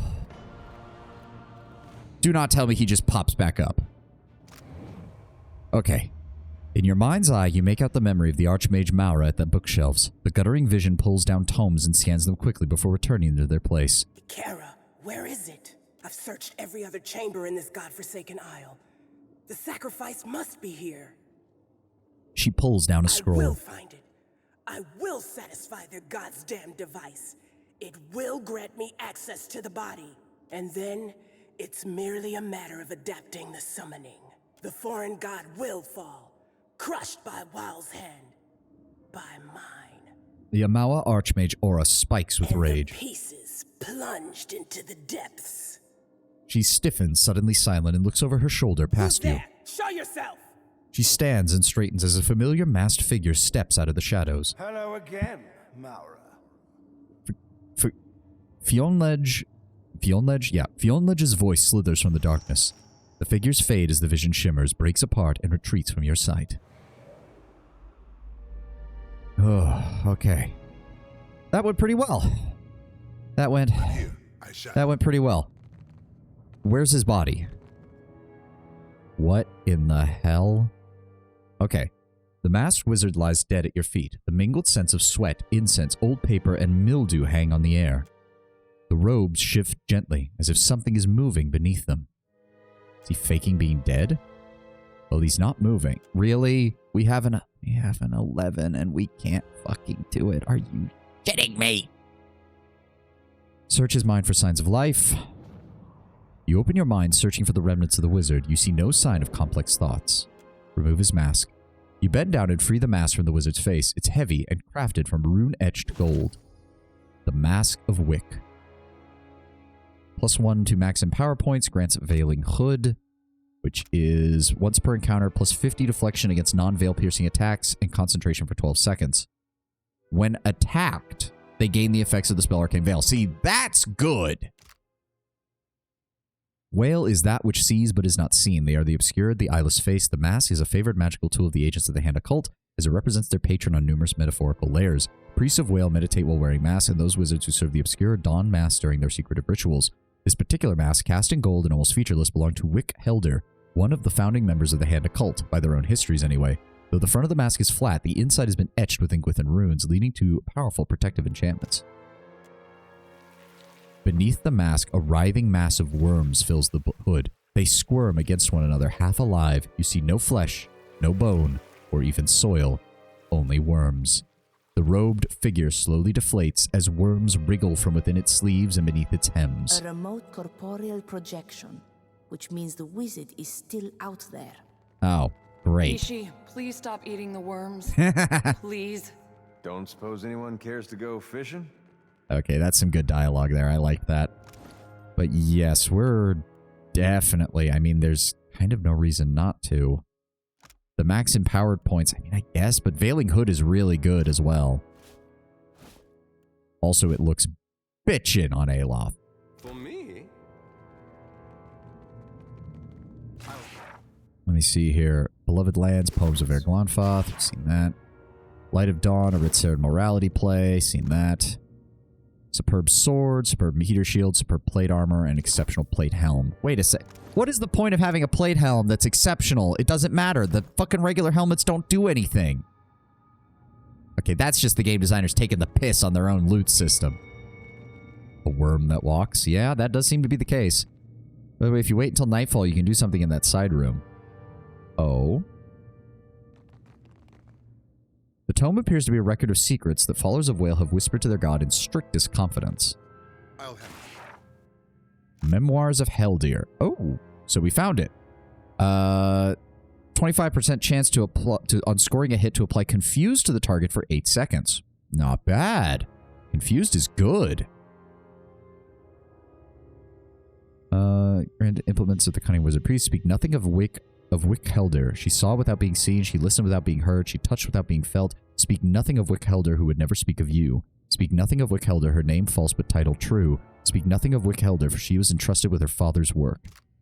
Ooh. For this intellect affliction requirement, that's not a bad idea.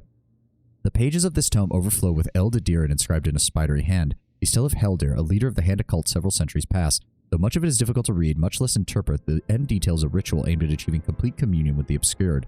The memoir suggests that in order to become one with Whale, an individual must entirely erase themselves from history. To exist obscured is to have never existed at all, not even in writing. I'll take care of this.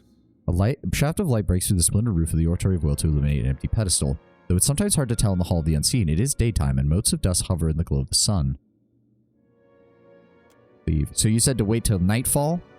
And also, let me see what this... Switch to Maura's Grimoire. Do we have Maura's Grimoire? I thought we... Oh god, I have to... There we go. Elementalist, Biparas, Lich, Menzago's, Risen, Grimoire of Disruption, Spellwright, Regular Grimoire, Journaws, Book of Storms, Leofwin's, Vaporous Wizardry, Lengrass Martial Masteries, Archimere, Ekkas, Zendouths, Spinegrin, Spindleman, Weathermage, and Vampire Sage. So yeah, we have to wait till nightfall and do that. No. Just waiting. Just waiting. Wait till midnight. Candied nuts? Pardon me as I... Sometimes hard to tell. This beam is tinged with silver from the glow of distant stars. Place Bekarna's Grimoire in the light, bathing its cover in bindings in cool starlight. Bekarna's Grimoire twitches with anxious pent-up energy. The book snaps open, its pages suddenly laid bare to the starry sky. Blank parchment fills with text as if by an unseen hand, and runes, once faded, flare to brilliance. The grimoire pulses with energy before going still, its pages ruffled by an ethereal breeze. Any nuts candy does not fit in your mouth. Yes, unfortunately, Lord Bramber, we've made that joke like half a dozen times at this point. Bekarna's Celestial Grimoire. Weathermage Grimoire. Where is it? Where is it?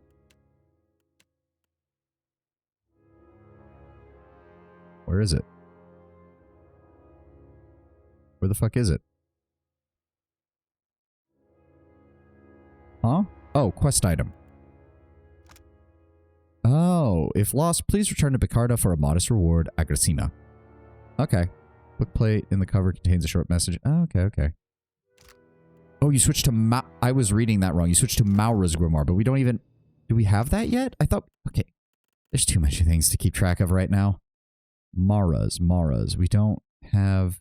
I don't remember seeing Maura's either. What? Infested? Not seeing...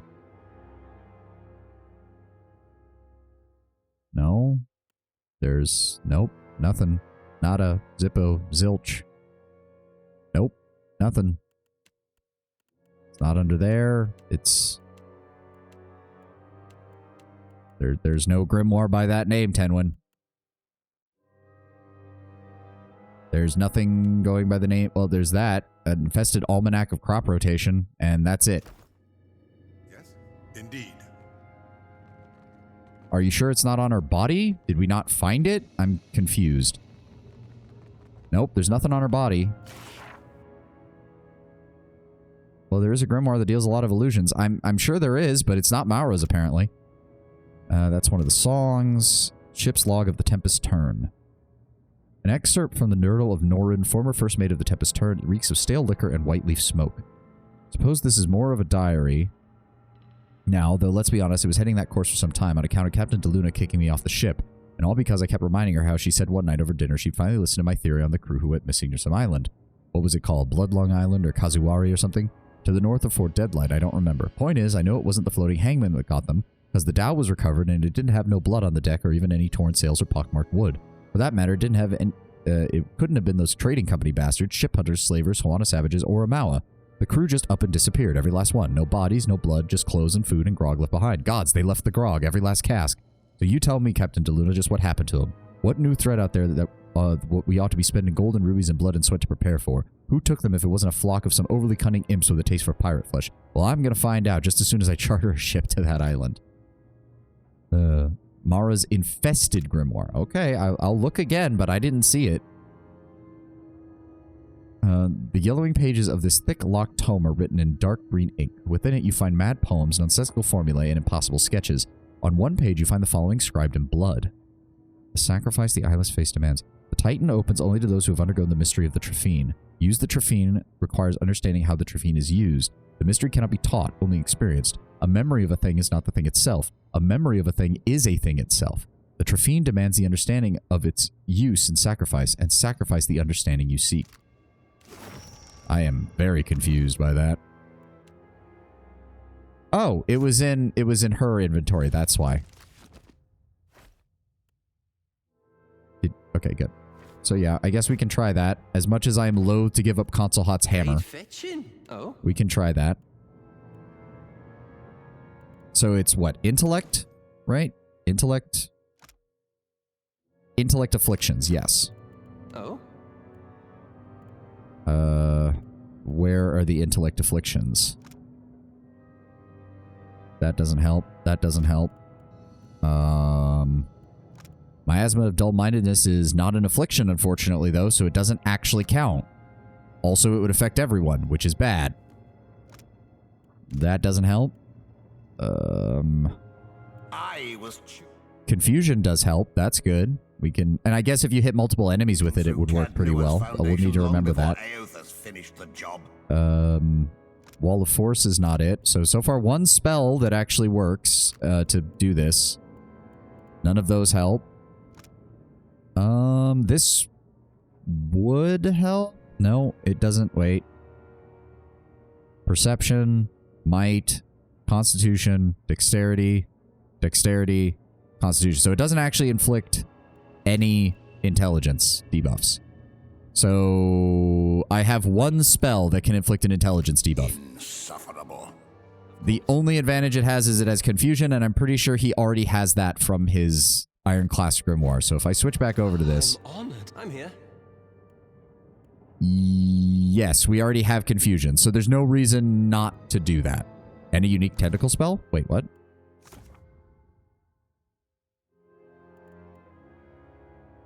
No. Mara's writhing... Oh, Mara's grasping tentacle. Summons a single massive tentacle that is immobile but deals corrosion damage to nearby characters and can grapple Kith enemies. Okay, there we go. Well, if that's the case, might put that on her then. Let me just give it to Facina real fast. Yeah, that gives her Grasping Tentacle, Substantial Phantom, Tain's Chaotic Orb. She keeps Death Ring and Gaze of the Adragon, which is great. Malignant Cloud, Form of the Hapless Beast, also good. She still has Writhing Tentacles and Confusion, nice. She's got Noxious Burst. Not the best, given that it's an AoE like that, but it's still okay. She's got Deleterious Alacrity of Motion. She's got Necrotic Lance still, Fetid Caress, which is a nice debuff. Miasma of Dull-Mindedness, which is again good. She still has Ghost Blade, Slicken. Yeah, okay, that works for her. We'll keep that on there. Don't push me, Amika. Adra next, the scroll, and some potions. Okay. Now that we've actually made some progress here, I guess we go down to the Scriptorium. That was everything that was here. Oh boy. I got a bad feeling about this. I got a very bad feeling about this. Arkamir's library is a footnote to the glory of this collection. That is an eye. Is it just me, or are those eyes following us? I mean, they're not following us right now, but they're definitely alive, and they're definitely looking at us. Oh god, there's more than one of them. Well, apparently the librarians don't care about this one. 10 Years of Dawn. Wait. Say why one's supposed to... Did we already do... Yeah, we've already seen this one. That is palm slats. Those don't matter. Note on regretful sabotage. At your request, I paid a visit to our friend S and adjusted his chart. Your suspicions were correct. He was on the verge of a breakthrough discovery. I hate to spoil a man's career like that, but the greater good demands that certain islands remain uncharted. Oh, they're talking about their... Oh, man. The poor map maker. Smart fellow. If we felt so inclined, we could turn him to our side, though he might think twice if he knew about this little setback. His dog is friendly as ever. Aww. I suppose I should have known that they would do that. The plaque on this display reads, Helder's Inheritance. Interesting. Hi. Hello. Greetings, visitor. Oh dear. This is the scriptorium.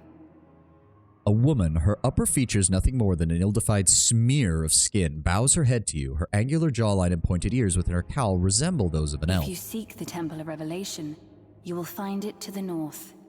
Quill in hand, the Skelterfolk, if that is what she is, makes a quick note in a small, leather-bound tone. I came for answers, not directions. Are you the abomination in charge here? The librarian does nothing beyond adding a quick line item to her leisure. What did you just write down? Worried it was about you? More worried about what she is writing, Adair. I noted your arrival. Oh, suppose it was about you. Why do you think I'm going to the temple? Because you must. It is entry and exit. Alright, fair enough. Do you mind answering a few questions? Ask what you seek. Your people here seem a bit preoccupied. The scriptorium was recently breached by one of the subjects from the collections. There is nothing to be concerned about, but it might impact the demeanors of those present here. How else might I help you? The escapee you mentioned from the collections, I don't suppose it was a masked wizard. Perhaps. If the wizard has procured a mask for himself, did you encounter him? Briefly, could you tell me anything more about him? I'm afraid not. The woman jots a few more notes in her The journal. individual in question's record has been expunged. He no longer exists. Oh, that's disturbing. A wizard of his standing is not so easily removed from history. Much like a tumor, bits of him are no doubt everywhere. Aloth, I appreciate the sentiment, but we literally basically saw him do everything but declare that he was an archmage, and even you and Maura didn't know who he was, so I think these guys are being pretty thorough. Bostinago, it doesn't work that way. Records, ledgers, all of this is just scribbles, an expression, not the thing itself. Do you know what Lady Maura was trying to accomplish? I'm afraid that I did not ask her. She was working at the Treffine. She gestures towards a strange device to the She south. respects our work, so the Oracle allows her limited access to the archives and scriptorium. They have established an accord. You hear this? Never trust an archmage. They will conspire with anyone or anything if it serves their interests. Who is the Oracle? The Oracle of Well. They manage the halls in the name of he who sees and is not seen. May I speak to this Oracle? If the Oracle wishes to commune with you, they will do so. Are you in charge of this place? Of the scriptorium, in a manner of speaking. Of the halls obscured? No, that would be the Oracle. Then may I ask you some questions about this place? I will provide what answers I can. What do you do here? We record what occurs within the halls. She gestures to her own scribbling Whereas scribes. the wings contain those things redacted from the world above, the scriptorium keeps the history of the halls themselves. So much has happened down here that ought to be forgotten. So much has happened up there that's worth remembering. Sighing, Maya bends down to stroke Ishiza's crest. What can you tell me about the The archives? archives contain the sum whole of the historical record of Aora, both the original drafts and the edits. Take care that you do not confuse the two. I have my doubts about the quality of a blind librarian's record keeping. Oh, that would explain the Saint Adair record that we found. Further, they contain a number of unusual and interesting artifacts. I believe that we are in possession of one of the warrior Riona's boots. What is the purpose of the collections? The collections store those individuals and creatures determined to be detrimental to Aora and the work of the gods.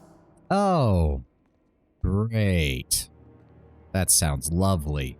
Can't wait to find out what Whale thinks is not allowable. Rather than allow the redacted materials to go to waste, we revise and anthologize, occasionally releasing amended texts. Is this the center of the Hand occult? A womb, perhaps, but not the fetus. The Hand occult no more possesses a center than Well does. Ah, but you see, I've already read some of your Ingwithan texts, and it does say that their bodies and souls had to contain a separate seed, so there is a center to Whale, he just doesn't like to show it. Even their organization has tentacles. No matter how many limbs we cut, there is always something unspeakable to grow in its place. How long has Maura been coming here? Decades. I would have to consult the records to provide a more precise answer. Her interest lay in the arcane applications of the Titan. The Oracle has determined that her studies benefit Well. This Oracle would not have approved of Maura unless she had something to exploit. Basina narrows her eyes. That is hardly comforting. Aloth chews on a knuckle and frowns. Back to my previous question. How else might I help you? The growths on the walls, I assume that that's connected to the body. The Titan rests beneath the facility. Its ties to the halls obscured have grown extensive over time. Is it dangerous? Of course. As are you. As am I. Okay, come on, you know what I meant. Those of us who can see where we're going have a slight advantage over you, Sere. Farewell. What is this? The squat device before you hums quietly, except that it's entirely silent. The humming sensation, you realize, happens not in your ears, but at the edge of your mind. Activate the device. No obvious mechanism announces itself as the method by which this machine is to be made active. Breathe on it. Your breath fogs, but nothing else occurs. Press the panels. You push against the different colored pieces, but nothing changes save the addition of a few smudges. Alright, we're not going to bang on it. The last thing I need is to set off a combat encounter in here. Okay, they don't want us touching that. They don't mind us reading this one. Was the hand born here? Is this its truest form, or has the womb gone cancerous? Interesting. On. You're walking that way. You come back Captain, over here. Give me your orders. If you'd be so kind. Quiet time. Nope, she's gonna walk back this way. Wait for it. Wait for it. Quick save. The Titan is still alive. Why? That's a good question. Nothing is lost. The search for a Paizo. We've got that. And we took the scrolls. Thank you. Can do. Okay, yeah, now the eyes are definitely watching us. Now that eye is definitely watching us. And then it stops. Interesting. Whether it's sealed by machinery or magic, there's no moving its door. Okay, we can there. That leads back up to the temple. This leads over here. You were saying? Ishi. Quiet time. So he moves between those 2 points. You have only delayed your death. Here, get over here. For him to move. Recently written note. Everything shook. How long have I been down here? Too long and long enough, yet that has not occurred before. Now things move in the darkness, things watch. Something has changed. Oh, move out of the way of his sight. He's going to move again here in a second. There we go.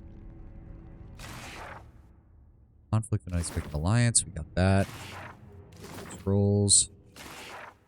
And Book of the Hunt. Yep, seen that one too. You were saying? Aye, aye.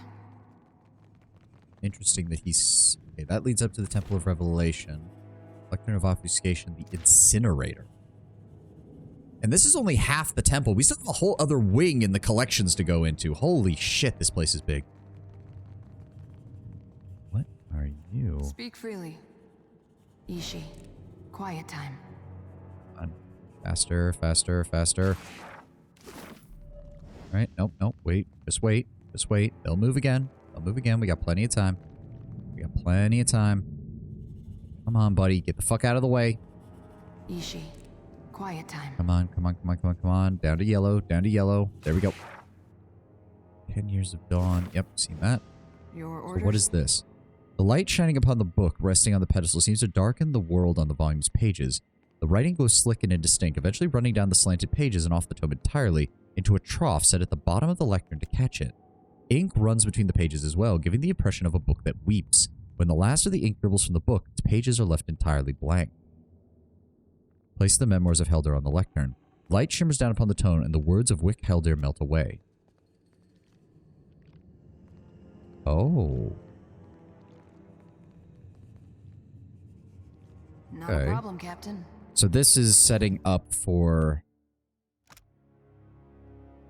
This is setting up for this thing. I'm assuming then that that means this will be how we find the armor version of this. And there's an ad. Where's the imp? I need some snowcap after this. You and me both, Lord Brown Bear. You and me both.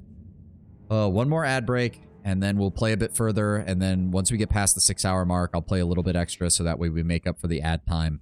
And then we will be done for the day. God, this place is huge. Wow, this place is huge. Oh, stretch. Stretch. Stretch. There we go. Oh, that felt good. Holy crap. Whew. This is very interesting. I want more of those books. Like, I'm pretty sure most of those books were just for the area that we went through to find the puzzles and all that, but I'd love some more lore revelations while we're here still. I feel like there's got to be more. Maybe once we get down to collections and we see what they've kept hidden there. That would be very interesting. That would be very interesting to see what they've got down there.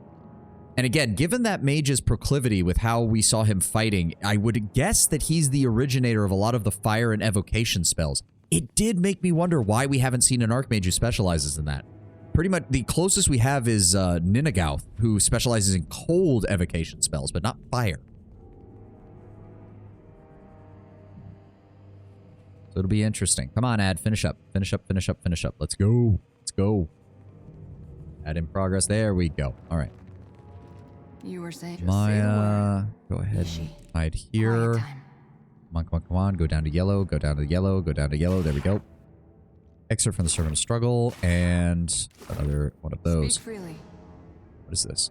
The heat from this brazier seems far more intense than you'd expect from its size. Huh. I thought that would do something. Why is it marked as something if it's not going to do something? And a dark opening in the fleshy monstrosity below permits the support pillar.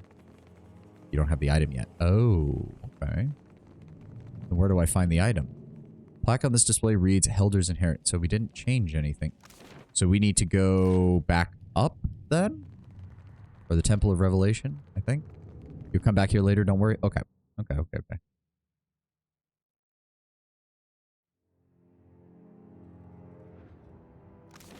Oh, this leads back. Okay, so we cleaned that up. That's... Oh. Oh, they sealed off that part of the archives now. Ooh. Something knows we're here. I don't like it, Sita. Lengrath, how you guys doing in here? Oh dear, they're arguing again, aren't they? We are not finished here, Tane. Do you understand? Smoothing her robes with short, angry movements, Lengrath turns her back to her colleague and rounds on you. The imps report you've taken care of the fungal infestation in the archives. That's one less concern on my mind. Who do you think caused the shaking? I mean, Lengrath was sorting out her robes when we came around the corner. Maybe her and Tane are a little, it might be a bit of an interesting relationship there. Have you made any headway in locating our wayward archmage? Lengrath leans forward, eager for news. I'm afraid that Maura is dead. She was a brilliant wizard, but always so reckless with her life. I wish... She shakes her head and sighs. Suggest that to her. See what happens. First of all, I don't think the game developers will have thought of that. And two, I already know that that's a horrible idea. Thank you very much. Well, I pray she grows wiser on her next turn about the wheel. Lengrath's usual stoicism falters for a moment and she turns away, a frown of deep concern etched into her face. How could this have happened? Does the name Ficonledge mean anything to you? All. You're saying this Fionledge is responsible for Maura's death? Gets upset, tell her to calm down. Oh yes, that would be great, Lord Brownbear. We all know that would work. Would 100% laugh and then be annoyed. He's yet another concern for us to keep in mind, then. While you were on Maura's trail, we've learned a bit more about our unusual environs. Certainly not from exploring them himself.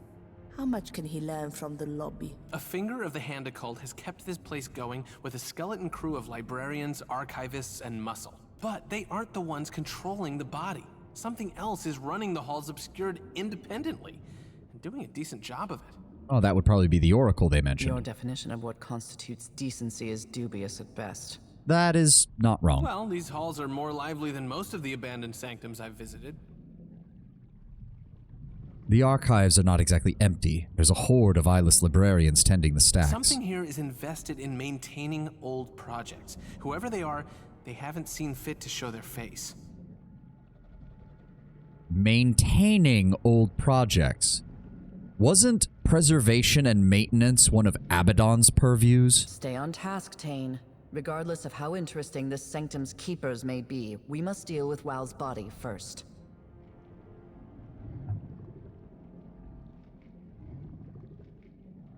Stay alert. We still have a rogue archmage to worry about. Concerning Wrinkle, yes. We don't know yet what role this madman plays here, so I suggest you stay out of his way for the time being.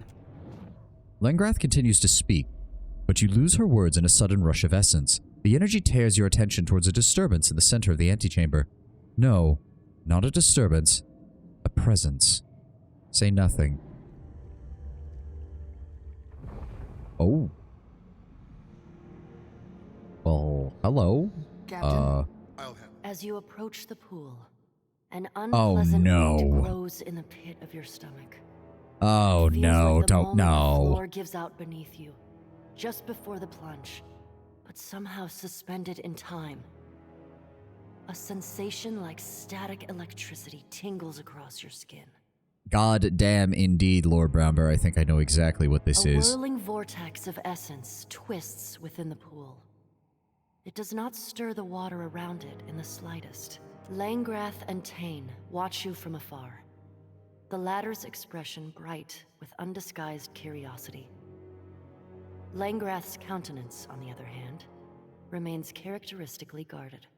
I don't suppose any of you know what this is. Looks like water to me. Tane reaches in and splashes you, oblivious to his hand disturbing the vortex. Unusual arcane energy emanates from the pool. If the Watcher can see it, I suspect it's some form of window into the divine realms. Lengrath seems more experienced with Watchers. I mean, she was able to use soul magic on us in the first game to rip out some of Consul Hutt's information that she didn't want getting out to other people, so it kind of makes sense. That was my second guess. Tane smiles at You Lengrath. see something there? Then it must have to do with the fabric of reality. Or else you have eaten something which did not agree with you. Lucina I shrugs. think maybe it's the soul of some fish? Hey, Watcher, fishes got souls, don't they? Everything living has a soul, dear, fish included, though most animal souls are quite simple. Yeah, of course they do. Well, easy to forget that sometimes. Good to be reminded, though, of everything we're fighting for. Examine the It vortex. roils with a cold, dusky energy, a point of intersection between the material realm of the living and the ephemeral realm of the soul. You identify the anomaly as a vertex joining the here and the in-between, not unlike yourself. You've no idea what might be causing it. We were on a multiple week-long hunt for a soul that was stuck in a deer after all. Yeah. Stag, deer, whatever. Reach out to the It anomaly. reaches back towards you, tendrils of soul energy interlacing with the prodding edges of your own spirit. The coils of essence tighten, grasping at your soul, pulling at you as you've pulled the souls of others. Your vision blurs as the in-between leaks into your perception of the here. The walls, the pool, everything of the Temple of Revelation runs like water, sloughing away and melting into the empty blackness of the in-between. Not quite empty, no. The fleshy, undulating tendrils of the body of Wow remain, almost aglow in the darkness. God, please don't tell me that this is Whale making a house call. Oh, dear God. The entity's presence presses against the edge of your mind, of your soul, resolving into a soundless voice in the back of your head. You see, but are also seen, as is your trespass. You think you can see us? Adair, now is not the time for jokes. External screaming. Ah, another involuntary invitation to another world. And I'm to assume this eyeball is to blame? Aloth, please do not insult what is probably a messenger of Whale who probably is holding more power than the rest of us. I don't want to get into a fight yet. Oh, this is new. I'd offer to take the first shot, but I'm not sure it'd do much good. Maya balls her fists at Do her not listen side. to this walking nightmare. It is an illusion baiting us to lunge at shadows. What are you, interloper? That could work. You'd be surprised how often I get that. Because we're a godlike. Yeah, that would do it. Interesting that the Honest One does not use our name. I am a Watcher, ship captain, killer of monsters, and finder of treasures. Obviously, that is not the knowledge we seek. Well, maybe you should be a bit more specific with your questions then. You intrude upon the resting place of WoW and soil these collections with your filthy fingers. We would know. Are you one more wizard in pursuit of unearned power? Or something other? I am many things, but I am no wizard. Yet you travel in the company of wizards. I mean, they're useful, and they're my friends. Thus far you have respected these halls, but your trespass remains unwelcome. Yeah, I imagine if we'd killed more of her librarians, this meeting would be a lot less friendly. Also, that is a dog made of tentacles over there. That is a dog made of tentacles. I did not need to know that existed. We can no more allow you access to the body than we can the redacted Archmage. You should leave this place while you remain cognizant of the option. Access the body. Are you saying that mage is trying to get inside of Whale? It will not be allowed. We've restricted access to the body. Not being allowed and not actually happening are not the same thing, as I would imagine an ancient being of your immense intelligence should probably know. We came here to prevent Mauer from doing something dangerous. No reason remains to fear her. These halls will consume you, body, soul, and history alike. Oh boy, more reasons to dislike Whale and his purview over these things. They will cleanse you. The entity's tentacles shift beneath it, curling into small semicircles at their extremes. Farewell, interloper. Oh, for the love of... I'm just trying to have a conversation with you people. Oh, are you... Jesus Christ. Why? Don't tell me. Don't do it, game. You okay there? Looking a little rough around the edges. I think I just met the one who's running the place. Lengrath's eyebrows shoot up in an expression of genuine surprise, but she quickly stifles it. Suppose I should have expected Wal would leave something behind to guard this place. For now, you must investigate the collections. So long as a rogue mage runs loose in this place, Aora remains in grave danger. So that other Archmage was here for too long? That seems to be the implication, though I think it's more than that. I think he's not only been here too long, but he did something while he was here that purposely erased him from history. It's very obvious that he thinks he's still an Archmage and that everyone should know who he is, but he's only really realizing what's going on now. What you want, Ground Stink? Drowsy Puke dabs its finger to the Petzel and tastes the concoction. I found this recipe for something called an invigorating nightmare and thought of you. Dumb Gravel Stink need new drugs. Something stronger. Something uglier. I will talk to her. Hold on, Tenwin. Squinting down at the parchment, Drowsy Puke nods and begins combining ingredients. He sprinkles the mixture onto the nose of a passing rat and chuckles merrily when the creature stiffens into a ball and dies. New drugs ready for sampling. Sleep well, idiot. Drowsy Puke leans in and gives you a kiss on the forehead. Oh, okay. Invigorating Nightmare, 1 rest, resistance to resolve afflictions, deep slumber, plus 10 will, 5% resistance to spells, and 10% max health. What does he actually sell? Just some drugs and some food. Okay. Oh, but he does give me access to swapping. Chewing through Cadnua's foundation Shut up. long Want before baubles? You give me coin, you get all the baubles you want. He sells lobster. I mean, he sells 1 lobster, Tenwin. 1. Like, calm down. I found this book about imp spray. Could you do anything with it? The imp snatches the book from you and starts flipping through the pages, starting from the end and working its way to the beginning. Can't read, dumb Ground Stink. You forget? Eh? You forget? Yeah, they're super rare. Okay, fine, fair enough. The imp strains with both claws to rip the book in half, but only succeeds in warping the binding. You want imp spray? You want it so badly, eh? Here, you collect it. Squeeze your eyes shut and pray for the best. You aim the lip of the bottle just in time to intercept a blast of hot imp effluvium. It smells of rotten eggs and lamp oil dusted with a pinch of cinnamon. Mercifully, it misses your face, but a fine layer coats everything. You feel moist and unwell. Fetid Spray glances back wearing a grin. Spray, Ground Stink. First one's free. Lots more where that came from. Vetted spray gestures to a sack bulging with corked vials. Thankfully, as a death god like, you don't get anything in your eyes. Yeah, thank fucking god for that. Stunned for 0.5 seconds every 6 seconds for 15 seconds. I mean, I guess that works. So the spray was already for sale and you didn't say anything. Didn't know Groundstink Watcher loved imp spray so much. Yum, yum. Sprinkle on eggs for tasty spice, eh?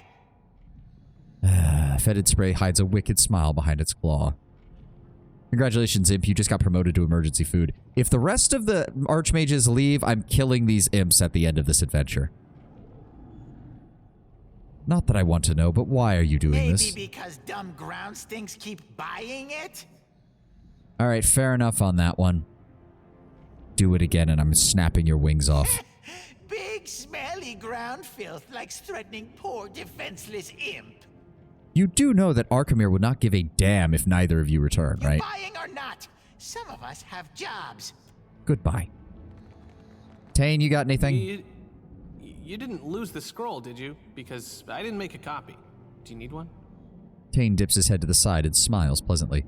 So the Hand Occult is the ones who manage the halls, correct? I'd be surprised if most of the Hand even knows that this place exists. They want the world to think they write travel guides and circulate pamphlets of local history. It gets shady when you read past the margins. Things don't always add up. Not even the Hand could tell you which facts they edited for convenience's sake, which ones they spelled out, and which ones they spelled wrong. And this could be where it all happens. So then how do we separate facts from the Hand's version of the facts? Is a head scratcher. Tane scratches his head. I suppose the solution is to be skeptical. You have to ask yourself, how much do you trust anything in a book? Does a story become more true because someone paused to write it down? I should really charge for discourse this engaging. No, you shouldn't, Tane. No. You couldn't pay me to listen.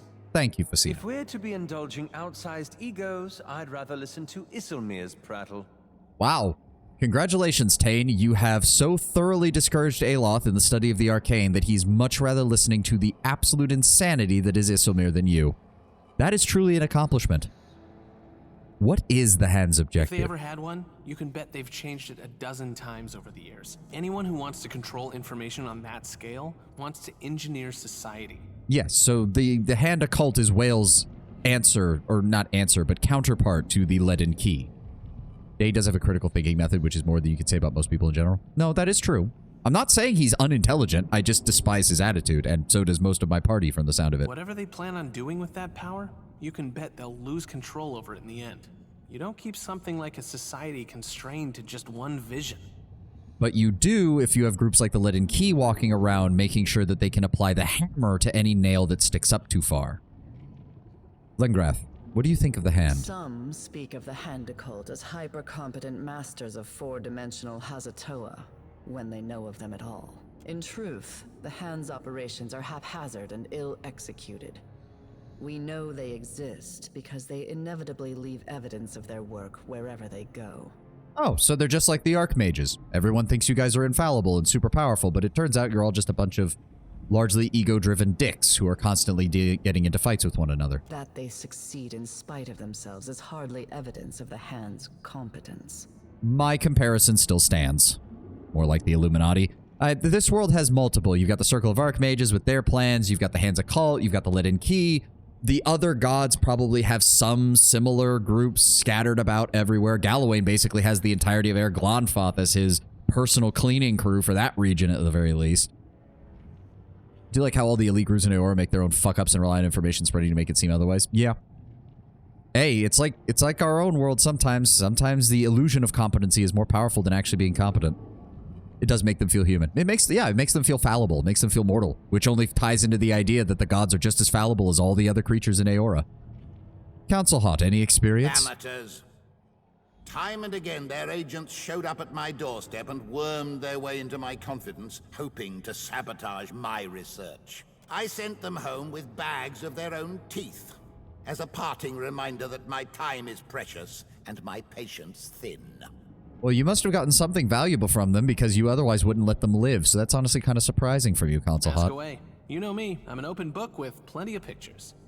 That's enough. Let's talk to Lengrath. Tane has asked something of you. Lengrath beckons you forward with a discreet wave of her hand.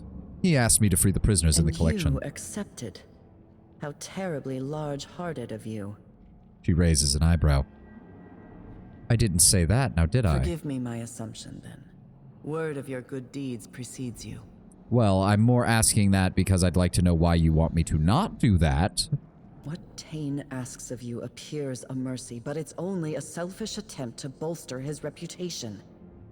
But if it saves people from mindless, quite literal insanity, how is that a bad thing? He's a devious child who delights in making the rest of us clean up his messes. A quality common to archmages, it seems.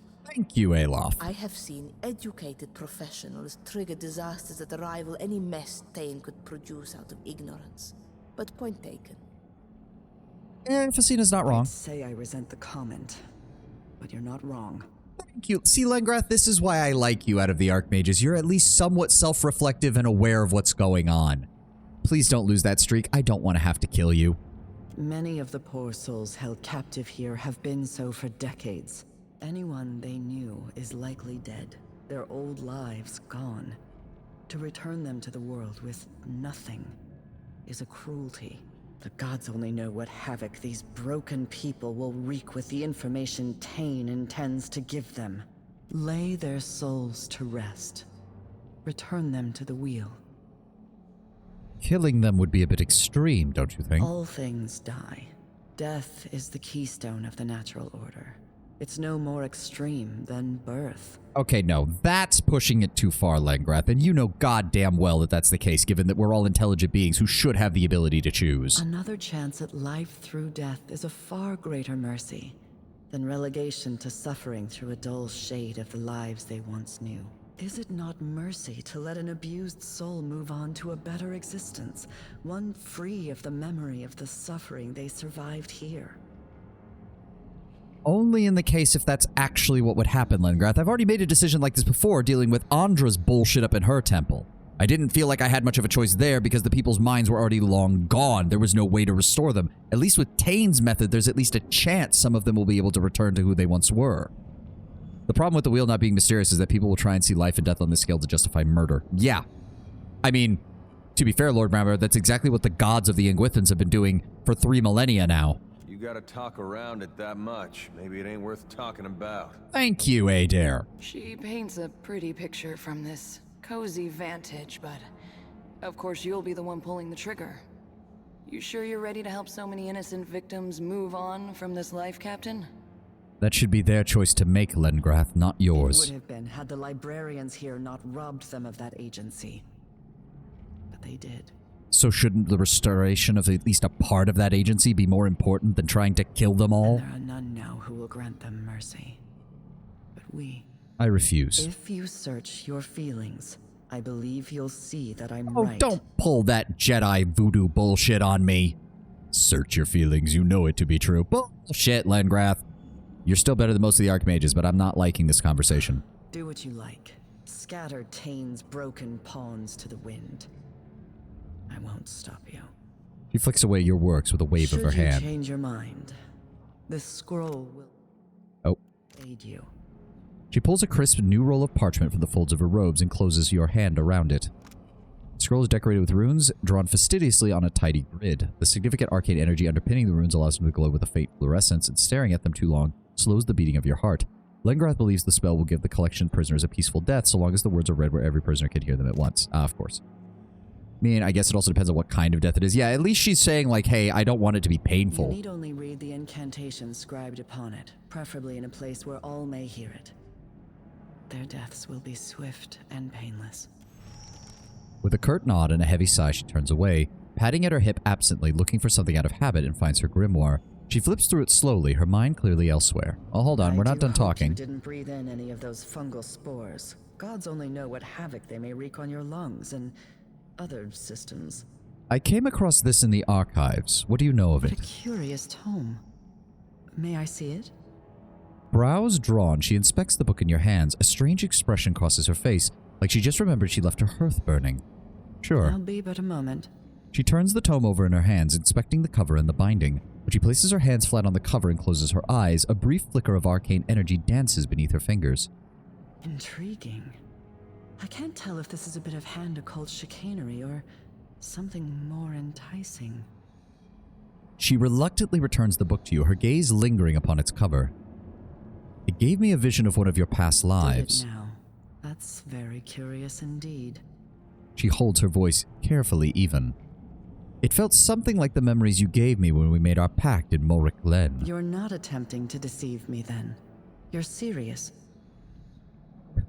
Okay, I know people, they like Facina and whatnot was talking about Lengrath, like, oh, be careful what she says. I think Lengrath is of the same mind, where Lengrath is so used to all the other archmages not giving her the truth that when you actually just are upfront and honest with her, she's honestly surprised by it. She blinks several times, clearly caught off guard. A distressing thought. Could it be that a shard of the essence of my mentor, of his memories, is held captive in this book? This may explain.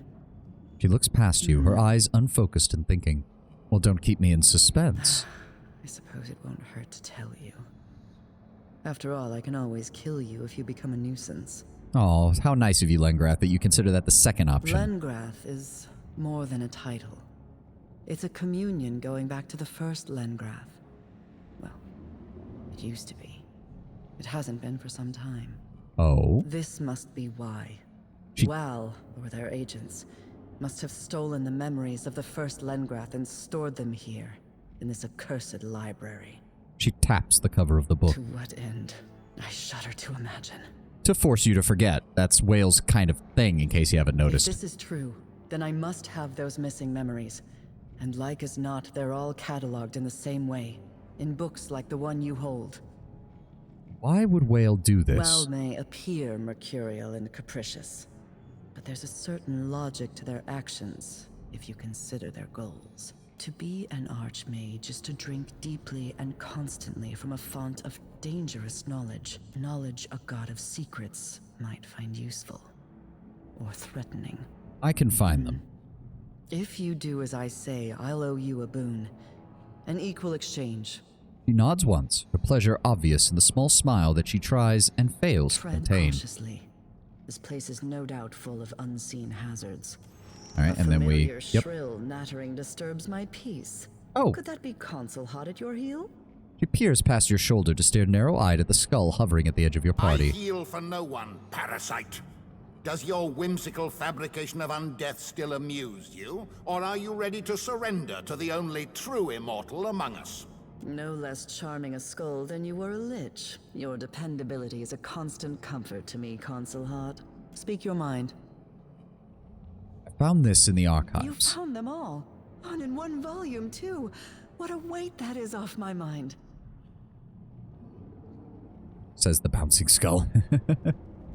Before I give this to you, I must ask, did you know Lengrath is a parasite? You refer to the first Lengrath. Yes, I know. Her eyes But I narrow. wouldn't call him a parasite. Perhaps a fever then, or a virus. It's nothing so dramatic as that. Our arrangement is cooperative, not predatory. From generations of mentors and apprentices, he gets eternal life, or something near to it. He gives us knowledge in exchange. Does he speak to you? Is he listening to It us? doesn't work like that, I'm afraid. She gives you a Though pained in smile. my lonelier moments, I sometimes wish it did. You should count yourself lucky. Honestly, as long as it's...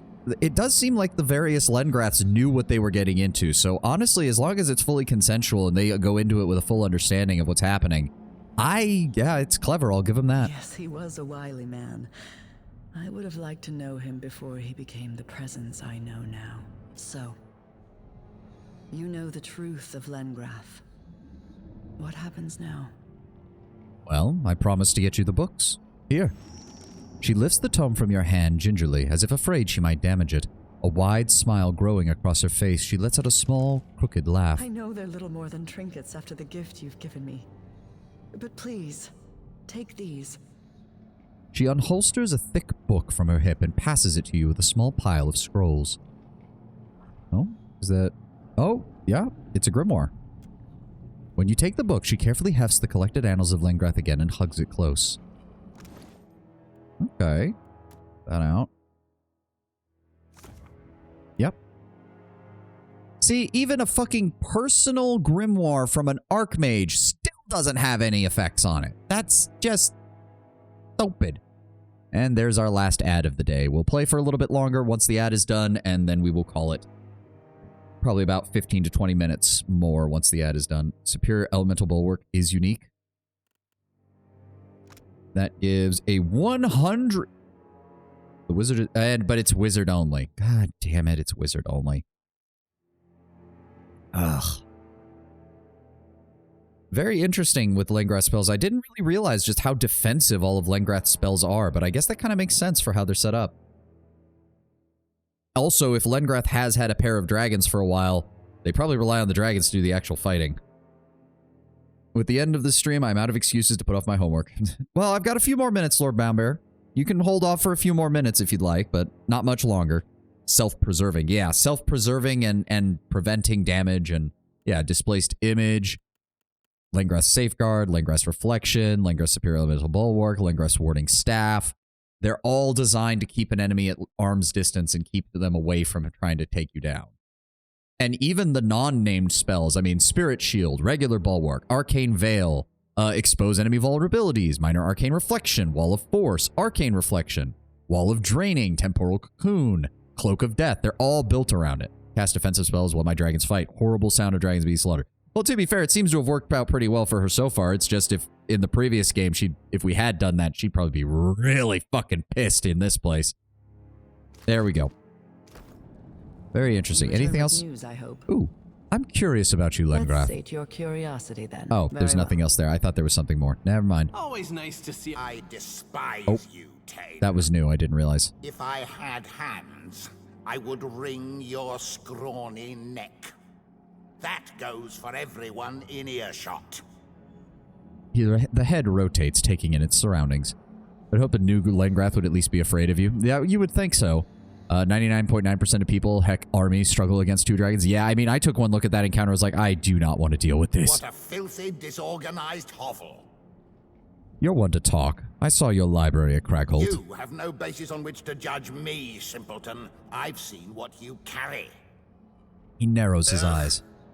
I have forgotten how much I detest mortal company. The stench alone is unbearable. I've beaten the Lengrath fight at least once. Yeah, I was just, let's be honest, Lord Boundbear, I was just sick and tired of the DLC's combat by that point. I was like, if they're going to give me an out of this fight, I'm taking it. I have some questions for you, Consul We have Hawk. nothing to discuss, you insipid pustule. I have found more competent sea captains floating face down in watery graves. What would you like to know? Oh, you're actually willing to answer. Consul Hut narrows his eye sockets. What do you know of Whale's body? It will swallow you like a piece of half-chewed gristle, depositing you where you belong atop a divine dung heap. Beyond that, I know little. Would you look at that? Consul Hot, the all-knowing, finds a blind spot in his education. Underestimating me would be your greatest mistake, apprentice. One that I will not stop you from making. Any thoughts on where we stand right now? Our mission? If you presume to imagine that we have similar goals, allow me to correct your catastrophic error in judgment. Oh, fantastic. You've wound him up again. We have only one thing in common. We both want you to die. That's a little harsh, Consul I Hawk. am indifferent to your existence, but you clearly desire a worthy end. Isn't it obvious? The way you launch yourself into peril at every turn? These are the actions of one who has lived too long, wandered too far, and willingly climbs to the precipice of oblivion. Self-annihilation is the most natural ambition a sentient mind can achieve. And when you find yours, I will be there to cheer you on. Hey there, get the hoop. That's all for now. I will be listening, Watcher. I always am. And when my time comes, you will pray for the indignity of bobbing in my shadow. No, yours will be a more horrible fate.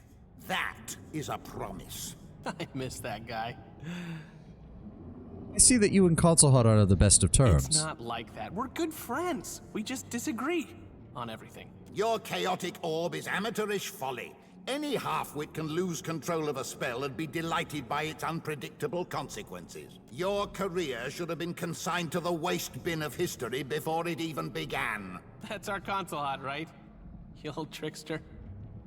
Don't tell Tane about language. You're probably right on that, though. Still, Tenwin, yeah, Console Hut is good at burns. He is. He is. I don't think there was anything else. That one doesn't want to talk to us, so all that's left is heading down, down, down. That is a Vithric. This is a final reminder not to disturb the subjects while they hearken to the music of the pit. The wretches have grown protective of our benefactor's song and will attack those who damage the organ's apertures. If any subject experiences a moment of clarity, kindly guide them away from the pit and back to an aperture where they can rejoin the others in blissful indifference. We'd like to minimize the suicide rate. May this also serve as a notice that we have exhausted our supply of earplugs. Overseers are authorized to distribute hot candle wax until someone can venture topside for supplies. A greasy smear on the floor and soot coating the wall suggests someone had a lamentable encounter with a spell. I'm guessing the Archmage guy blew this fucker away with fire. The featureless statue bears the Iguithan legend, the honest mind is an empty cage. Potion of mental prowess, potion of focused mind. Interesting. I don't like what this sounds like. It seems like we're gonna run into bullshit down here. Oh dear. Well, we usually have pretty good terms with the Vithrex. Surely we'll be able to talk our way through this. Oh fuck. The music. It calls me. I'm free. Oh dear. And oh. No! I don't want to go back. I remember nothing. Only the anthem. Okay. Seriously though, can we talk to the Vithric? I'm usually pretty good with them. They usually, you know, we can actually come to an agreement. This whole sanctum is a factory of screams. You're not wrong. The chorus appears to be coming through this tube. I'd say I wonder where it leads, but I'm certain we'll find out eventually. The echo of prolonged shriek never entirely fades. Okay, can we go this way and not trigger a fight? Oh no, he doesn't like us being there. Okay. Look there. Where are you going, buddy? The pages of this book are scrawled with the same phrase from cover to cover, always screaming, never sleeping. Oh, shit. Okay, well, let's see if we can maneuver around here and see what happens. Seriously, could we talk to the Vithric? I'm usually pretty good with you guys. You guys were fine when we found you in the underground. Oh. Oh, that's not good. Echoing Madness, minus 50 will. Holy shit. Oh, that's going to make fighting the Vithric a pain. The hand took me from myself. There exist no other words for it. Pieces of me, the me I am before, they're gone, vanished into the screaming maws. Are they still there? Can I retrieve them? Or have they been drained away into unknowable depths? I'm assuming... I can't remember his name. Can we... Okay, so there... Hold on. Quick save. You all are not hostile, and... Oh... No. Oh, shit. Keep it down. Fall back. Fuck. Oh, shit. Fuck, damn. Fuck, shit, fuck. Ah, I'm not gonna have much of a choice, am I? Speak free. Aye, aye. Let's send Maya in to scout. You all are fucking... Oh.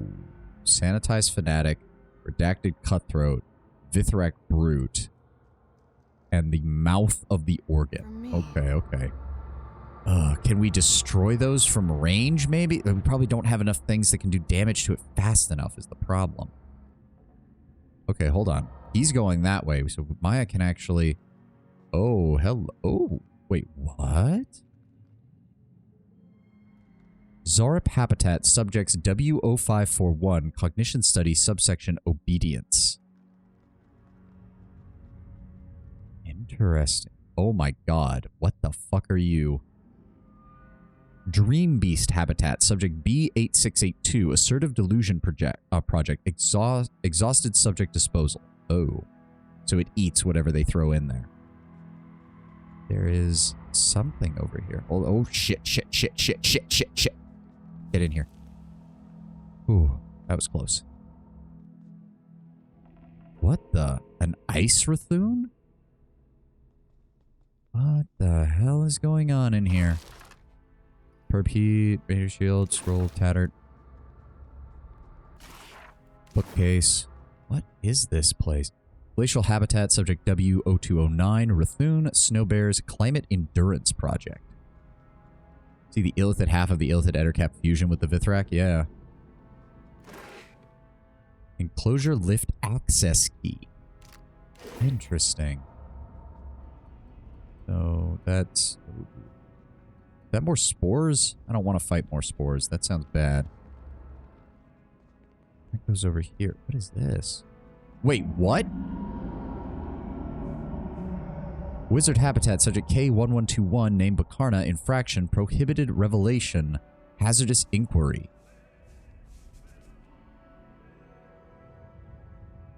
Maritime Habitat, subject K0908, assorted Valiant crew, mutiny project.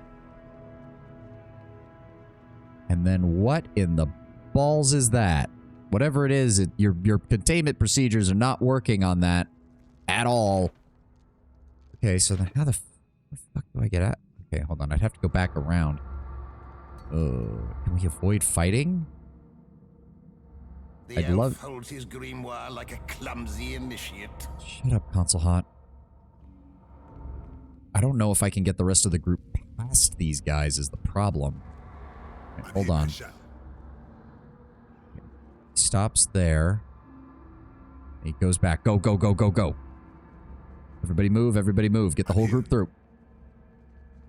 Okay, let's go talk to Bakarna. Ishi, quiet time. Be quiet here because there's a doorway here. They might see us through that. Insufferable. Shut up, Console Hot. Can we talk to her through the bars? No, we cannot. Okay, quick save. Open the door. Stars are all wrong up there. I have to make them right again. Stars shooting past on all sides, weaving across the great void. The wizard furrows her brow as she studies the space around her, focusing on nothing and yet everything at once. Casita, I know this prisoner, Bakarna. She presented her research to the Circle, but of course they laughed her out into the streets. I think you're right, Tenwin, though to be fair, it's a mage, so for all we know, she's just using magic to float. Facino winces at the memory. She tries to grab something from the air by gently cupping it with both hands. When she opens her palms and finds them empty, she covers her eyes and starts quietly weeping. Here, take this. You place the gemstone in her palm. She stares down at it, eyes wide in disbelief and gratitude. She shakes her head and then gently passes you something in return. Kindness is so rare in this place. I don't know this sky. It doesn't have my stars. She points up at the ceiling and sighs, craning her head back to observe. Can you help me find the sky again? It's related to those notes we found of her, because she said she left a note to herself saying to look for these specific signs. She swallows and touches your arm imploringly. Her mind is broken. She cannot speak in plain terms. But her grasp on metaphor seems pretty sound. Will this help? She touches the cover of the book. Her features twitch with momentary recognition, but confusion swiftly replaces it. Those are my words, but not my stars. Wrong book, I think. Maybe something with charts and pretty pictures will calm her down. I thought... But we found the book in the archives, didn't we? And we put it under the starlight and it changed. And we also have her notes from her observatory. By sky, you mean what exactly? This sky. Bakarna points to her head. She nods as if her meaning should be clear. The stars are all wrong up there. I have to make them right again. So you need me to fix your mind? This prison hides understanding. Words are chained down. Clutching either side of her head, Bakarna shakes in frustration. I'm wrong inside. Only the stars can make me right again. Can you tell what happened to A you? big hand snatched me away. She gets on her tiptoes and makes a grabbing gesture like she's plucking an egg from a bird's More nest. metaphors. I can think of only one hand that fits the description.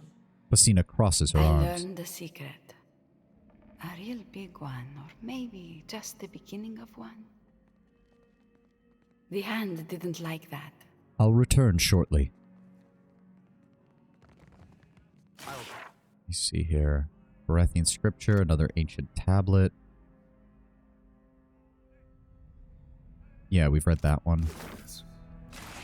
Some more scrolls. Nothing? Okay. Before we end, I want to see what happens if we go in here. Hello? You guys don't care? See me a shark with 3 mouths. Sharply written note. Never in all my years among their number asked a single thing of the circle. One would think that the vanishing of an archmage would merit their attention. But then when was the last time anyone spoke with Kitzel? Okay, so... Sailor... really, there's no captain or anything? They're just... Why can't I navigate by these stars? Welcome to the crew. You don't say anything. What is...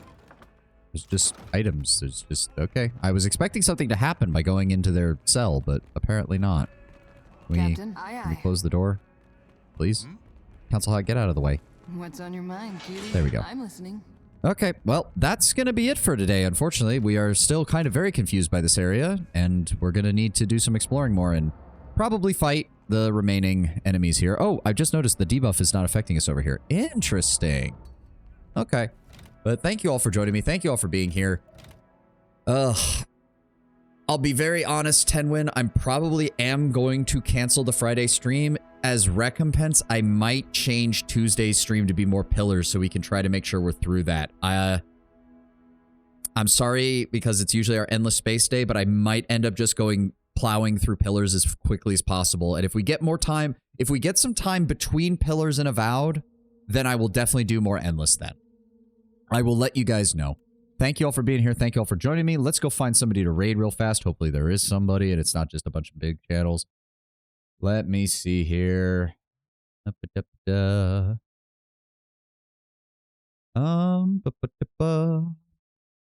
Seeing a couple of big things. That would just be... I don't really see... Oh, WB... Oh, there we go. Yeah, we've rated them before. Well, yeah, we've rated them before. Let's do it again. Sorry. WPPL, the Black Pants Legion, their resident VTuber is currently playing Elite Dangerous right now, so we're going to go ahead and raid into them and give them a hi. Their Bunny Boy VTuber. He apparently has a spacesuit now, which is kind of cute looking. All right. Thank you all for being here. Thank you all for that. And I suck at outros, don't I? Thank you all for being here. Thank you all for joining me. I hope you all have a glorious rest of your weekend, and I will see you all tomorrow for more Pillars. Hope you have a good one, guys.